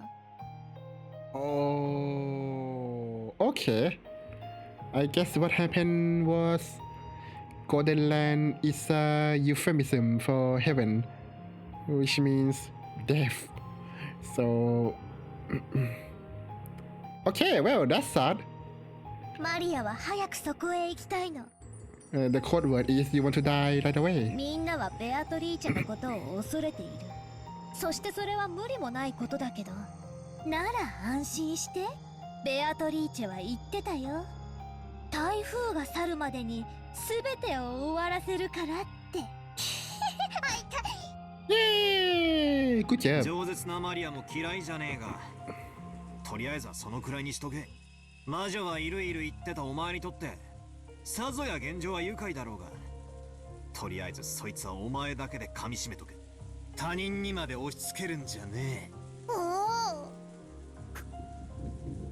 こいつ前から気持ち悪いやつだとは思ってたけど、おかしいぜ。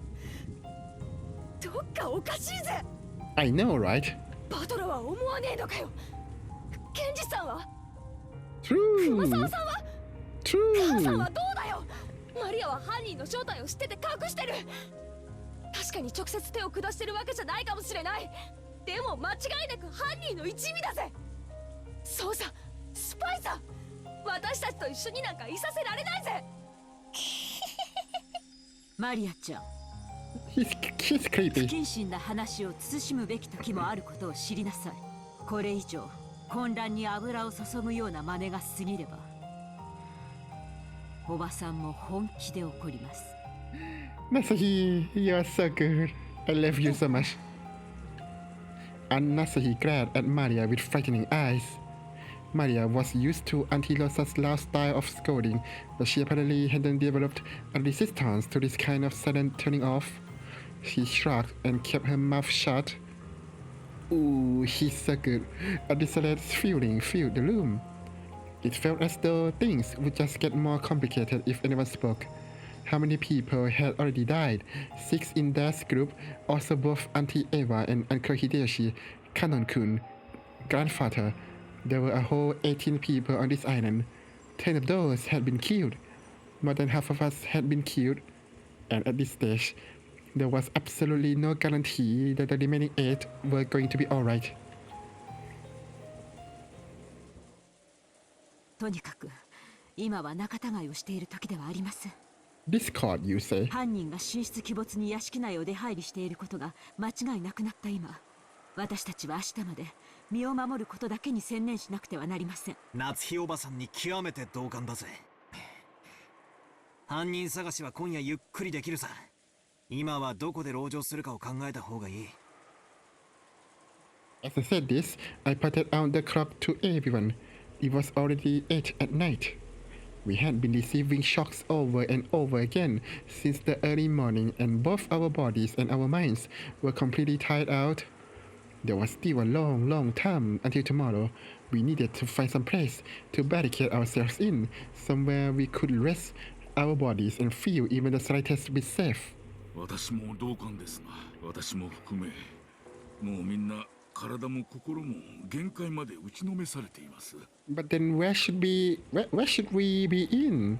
Because, you know, they can open any door because they apparently have master key 今か now. らそれを考えた方が賢明でしょうな。そういうこった。敵はマスターキーに準ずるものを持っている公算が高い。Yeah. シャノンやカノン君、ゴーダさんはマスターキーを持ってましたか？はい。勤務時間中だったなら身につけていたはずです。Damn. 現場をいじらない方がいいってんで、そこまでは調べなかったろうが、誰かの鍵が奪われている可能性は否定できねえな。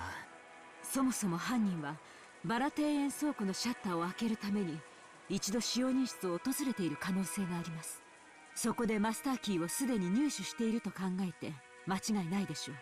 I thought that the key is there's many key there, so it's pretty hard to pick and choose which key they want at the time. There were many servants serving the Ushinomiya family. Because of that, there were several master keys. Furthermore, every time the shifts changed, the keys were passed between servants. She had to admit that the arrangement had been somewhat sloppy. 仮に殺された使用人の誰かのポケットから鍵束を拝借したとして、その鍵でも開けられない安全な場所はあるのか？私たちはお仕事の都合上、すべてのお部屋の鍵を預かっております。Well, what about Kinso's room? お屋 Yeah! 敷もゲストハウスもすべてです。つまり私たちはどこへ立てこもって鍵をかけようと意味がないってわけだ。 Wait, even Kinso's room? 上等だぜ。鍵なんかいるもんか。来るなら来やがれってんだ。返り討ちにしてやるぜ。敵は正面から来ないよ。最初の6人はともかく母さんたちやカノン君、そしておじい様の霊を見る限り敵は孤立した人間だけを狙ってる。 Yeah, then stop be isolating. Come 一 on. 部屋に固まっている僕たちのところへ堂々と乗り込んで来られるほどの力はないんだよ。 Which really reinforced my theory that the first six were poison. そうだな。兄貴の言う通りだ。ひょっとするとおばさんのライフル銃が抑止効果として成立してるのかもしれないぜ。なら良いのですが。What now? マリア、言いたいことがあるんだろうが、そいつは飲み込んでしばらく黙ってろ。He sounded like a dog. Well, puppy. Puppy, I mean. Maria probably wanted to say that witches weren't afraid of things like guns or something like that. But if she were to say it out loud, the atmosphere around here would start to get pretty edgy. I had noticed and decided to put a stop to it. よろしいでしょうか。一箇所だけ。使用人の鍵束でも入れない場所が。それはどこです？はい。親方様の書斎です。Of course. 私は反対だぜ。 Why? じいさまの気持ち悪い部屋になんか入りたくない。 Come on, it's got toilet and everything. あの部屋に入れる鍵は何本あるんですか2本です。1本は常に私が、もう1本は親方様がお持ちでしたが、先ほどボイラー室の遺体からこれを。 Oh, okay, so we have both of them. If we can trust him. Genji-san took a handkerchief out of his pocket and opened it, showing us the burned and filthy key to the study. Then he showed it alongside his own key, which he had once lent to Anasi. 本来なら警察のために鍵も残すべきだったのですが、親方様より書斎の留守は必ず守るようにと仰せつけられておりましたもので、私がお預かりさせていただいておりました。 You're smart. なるほど。ということは、金蔵さんの書斎は唯一の安全地帯というわけですな。そういうことになります。あの怪しげな匂いの部屋に一晩も立てこもるなど、あの部屋が一番安全であることを今は認めなければならないようです。その安全な部屋に閉じこもってたじい様を犯人は連れ出して殺してる。 Yeah, I assume that the culprit bet him out somehow. 絶対安全とは言い切れねえけどな。 What if the culprit dress themselves up as Beatrice, knock the door, and they go, "It's me, Beatrice, I'm back!" And then Kinso was like, "For you," and then open the door, and then bam, kidnapped. There we go, easy. バトラ君の説のおじい様がうまくレシートをやり過ごして自分の意思で部屋を出たと考えるなら籠城の価値はあるかもしれない。楽観的すぎだぜ、兄貴。 No, I mean, there's only one door, in and out, so you could just move the cabinet or furnitures, right? However, at the same time, I thought he brought up a pretty interesting point. After all, this gives us a chance to question the enemy, the witch herself, about how the sealed door had been opened. If we assume that the culprit used some technique to abduct grandfather from his study, they would have to show us the same trick again if they wanted to assault us in the study. It's an opportunity to force the culprit to demonstrate the trick right before our eyes. If they're really witch, we would be forcing them to say, "Open sesame," and open the door by magic right in front of us. But such a thing is probably impossible. If you flip over the chessboard, you realize that the culprit is obviously just trying to act like they're a witch. If they really were the witch, all they have to do is appear in front of us and show off a spell colorful enough to silence all our doubts. But that doesn't happen, so I don't believe it. Since they've avoided doing that, everything must be the work of a fake witch who wants us to think otherwise. Therefore, a culprit who used a technique other than magic to defeat the locked room couldn't open the door before our eyes. じいさんの部屋ってのは8人で押しかけても大丈夫なくらいの広さなんすか？ I hope so. はい、ベッドにソファー、毛布類もありますので、贅沢を言わなければ十分に夜を越すことができます。 Shouldn't we bring some food from the kitchen as well? 流しにご浮上。冷蔵庫に酒棚もあります。 Oh, nice! He has a fridge in his room. ひゅー、そいつはすげえぜ。 Next, you're going to tell me that there's a kitchen inside. しかしおかしなもんだな。自分の家の中にさらに自分の家を作ったってのか？島を丸ごと買って自分の夢を全て実現しきったじい様の最後の家にしちゃ随分手狭なんだな。 I know, right? そうですね。いつの頃からかお父様にとっては屋敷内ですら心を許せる場所ではなくなってしまったのでしょう。そこに引きこもっていたのを私たちは嘲笑い、そして今度は私たちがそこに立てこもろうってわけだ。Jessica spat the words out. ジェシカちゃんは立てこもるより犯人を探しに行きたいという感じだね。もちろんこっちから探しに行って見つけられるなんて思っちゃいないぜ。結局は待つしかない。ならどこで待ったって同じだろ。逃げも隠れもしない。客までテレビでも見ながらのんびり現れるのを待とうじゃねえかよ。ベアトリーチェ様をよ。 Fight me like a man. 現れなければ現れないで十分です。犯人を暴くのは私たちである必要がないからです。正論ですな。警察が来るまで危険を冒すべきではありません。ありがとう南條先生。私はお父様の書斎に移るべきだと思います。確かにお父様が連れ出された可能性があり、絶対の安全が保証されているわけではない。しかしバトラ君の推理のお父様が何らかの方法で自ら書斎を出て That crazy theory had just been what I came up with to stop the argument. However, just as Auntie Eva has said, even though the trick would work, I can't begin to explain what motive could have made grandfather do something so awkward to sneak out of his own study. I thought the toilet broke or something. Plus the trick of hiding under the bed and waiting for the deceived to be removed before escaping couldn't have been used unless grandfather had known that the receipt was wedged in the door. Auntie Eva hadn't pointed out that last part. but it's clear how absurd the theory was. Then does that mean that, as Auntie Eva claimed, the door was sealed and it was a locked room? Is it a double fact that Nasuhi was the culprit and that room was a locked room? So, are we going to say that Nasuhi killed Kinsa, but other corpses were done by someone else?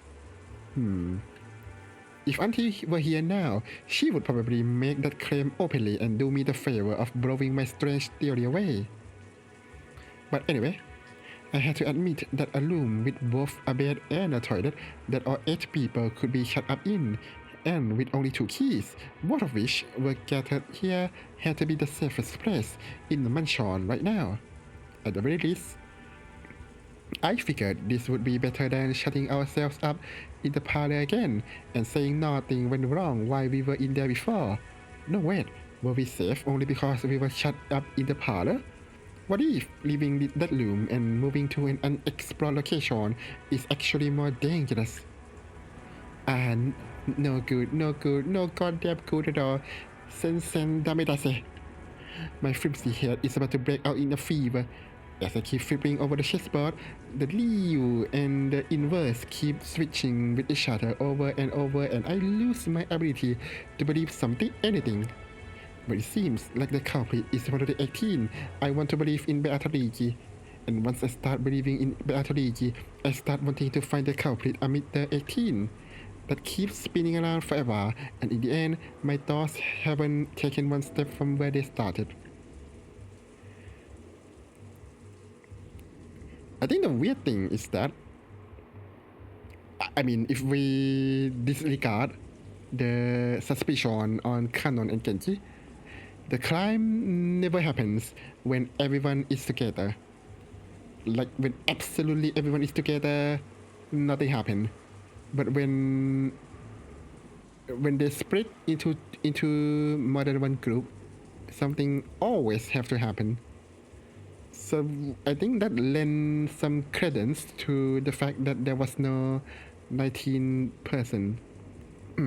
How far back in the past was it that Kirie-san taught me this chessboard way of thinking?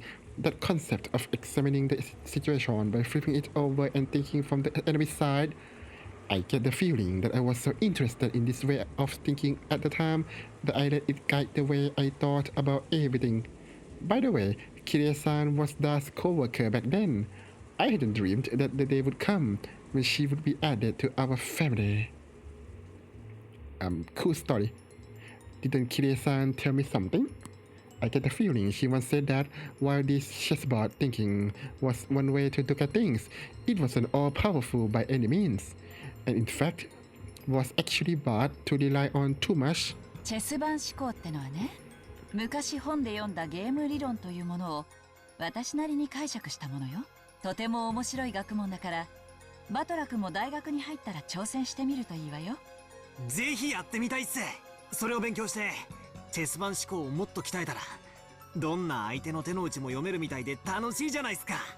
でもね、盲信しちゃダメよ。ゲーム理論は非常に奥深く複雑な学問なの。チェス盤思考はその上辺だけを私なりに解釈した考え方に過ぎない。バトラ君が想像するほどに相手の手の内を読み切るには相当の勉強が必要よ。しかもチェス盤理論は応用の利く便利なものではあっても完璧ではない。便利ではあっても弱点が多い。弱点？ええ。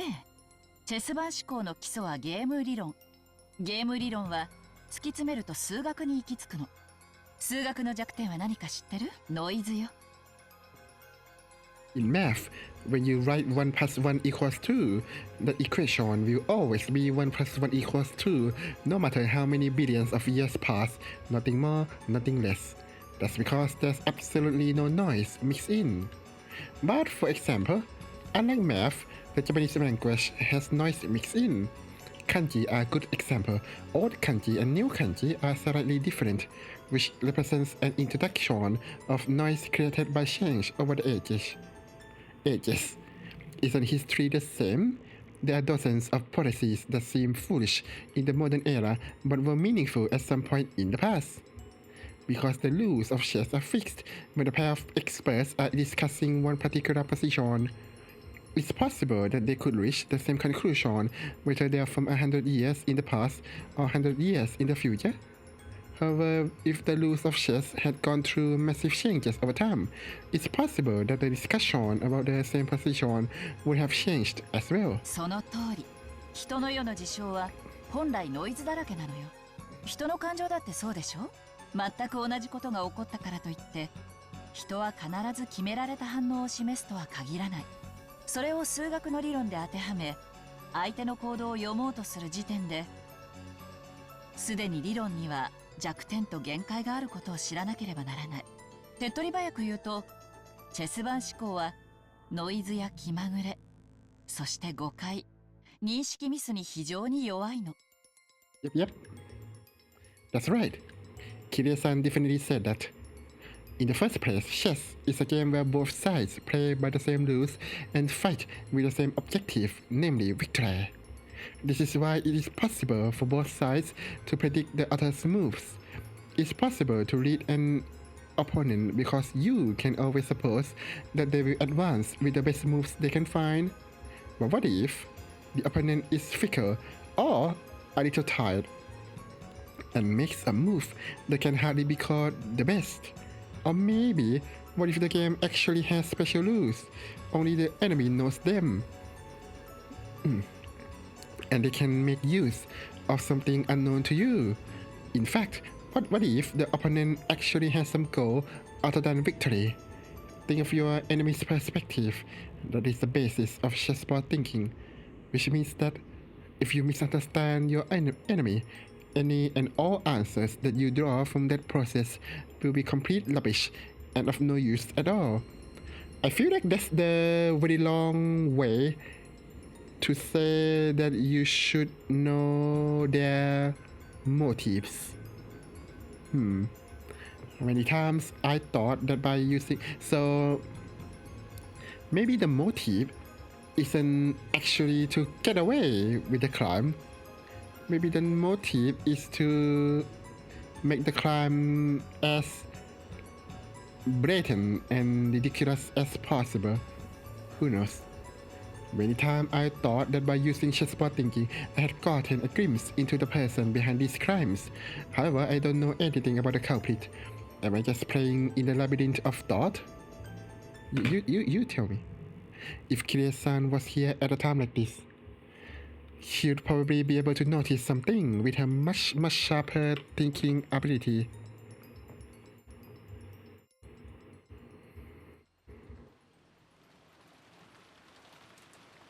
Didn't change? Okay. It's a bit late, so how about we pause it for now? I'm actually a little bit tired as well. I almost like sleep there.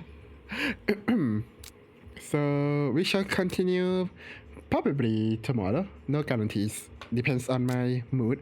But I'm still having fun so far, so that's that. So let's see where we can go.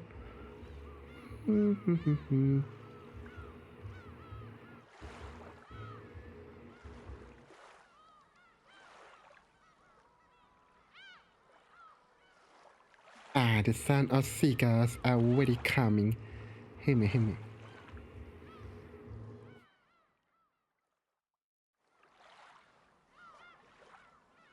Okay, let's go to Safi's course. They are doing art. I almost said they are playing art. That would be something.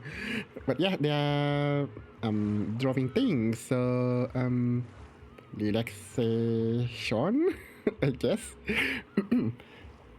So yeah, I had fun, and I hope you have fun as well. So with that, okay, let's see if I can think of clever lead message.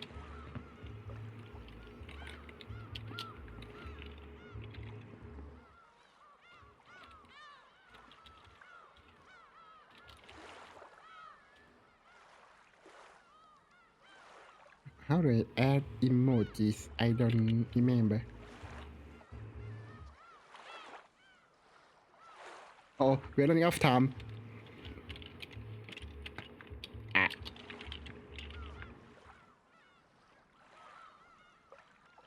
There we go. Well, that, or I could just do this and copy the rabbit sign.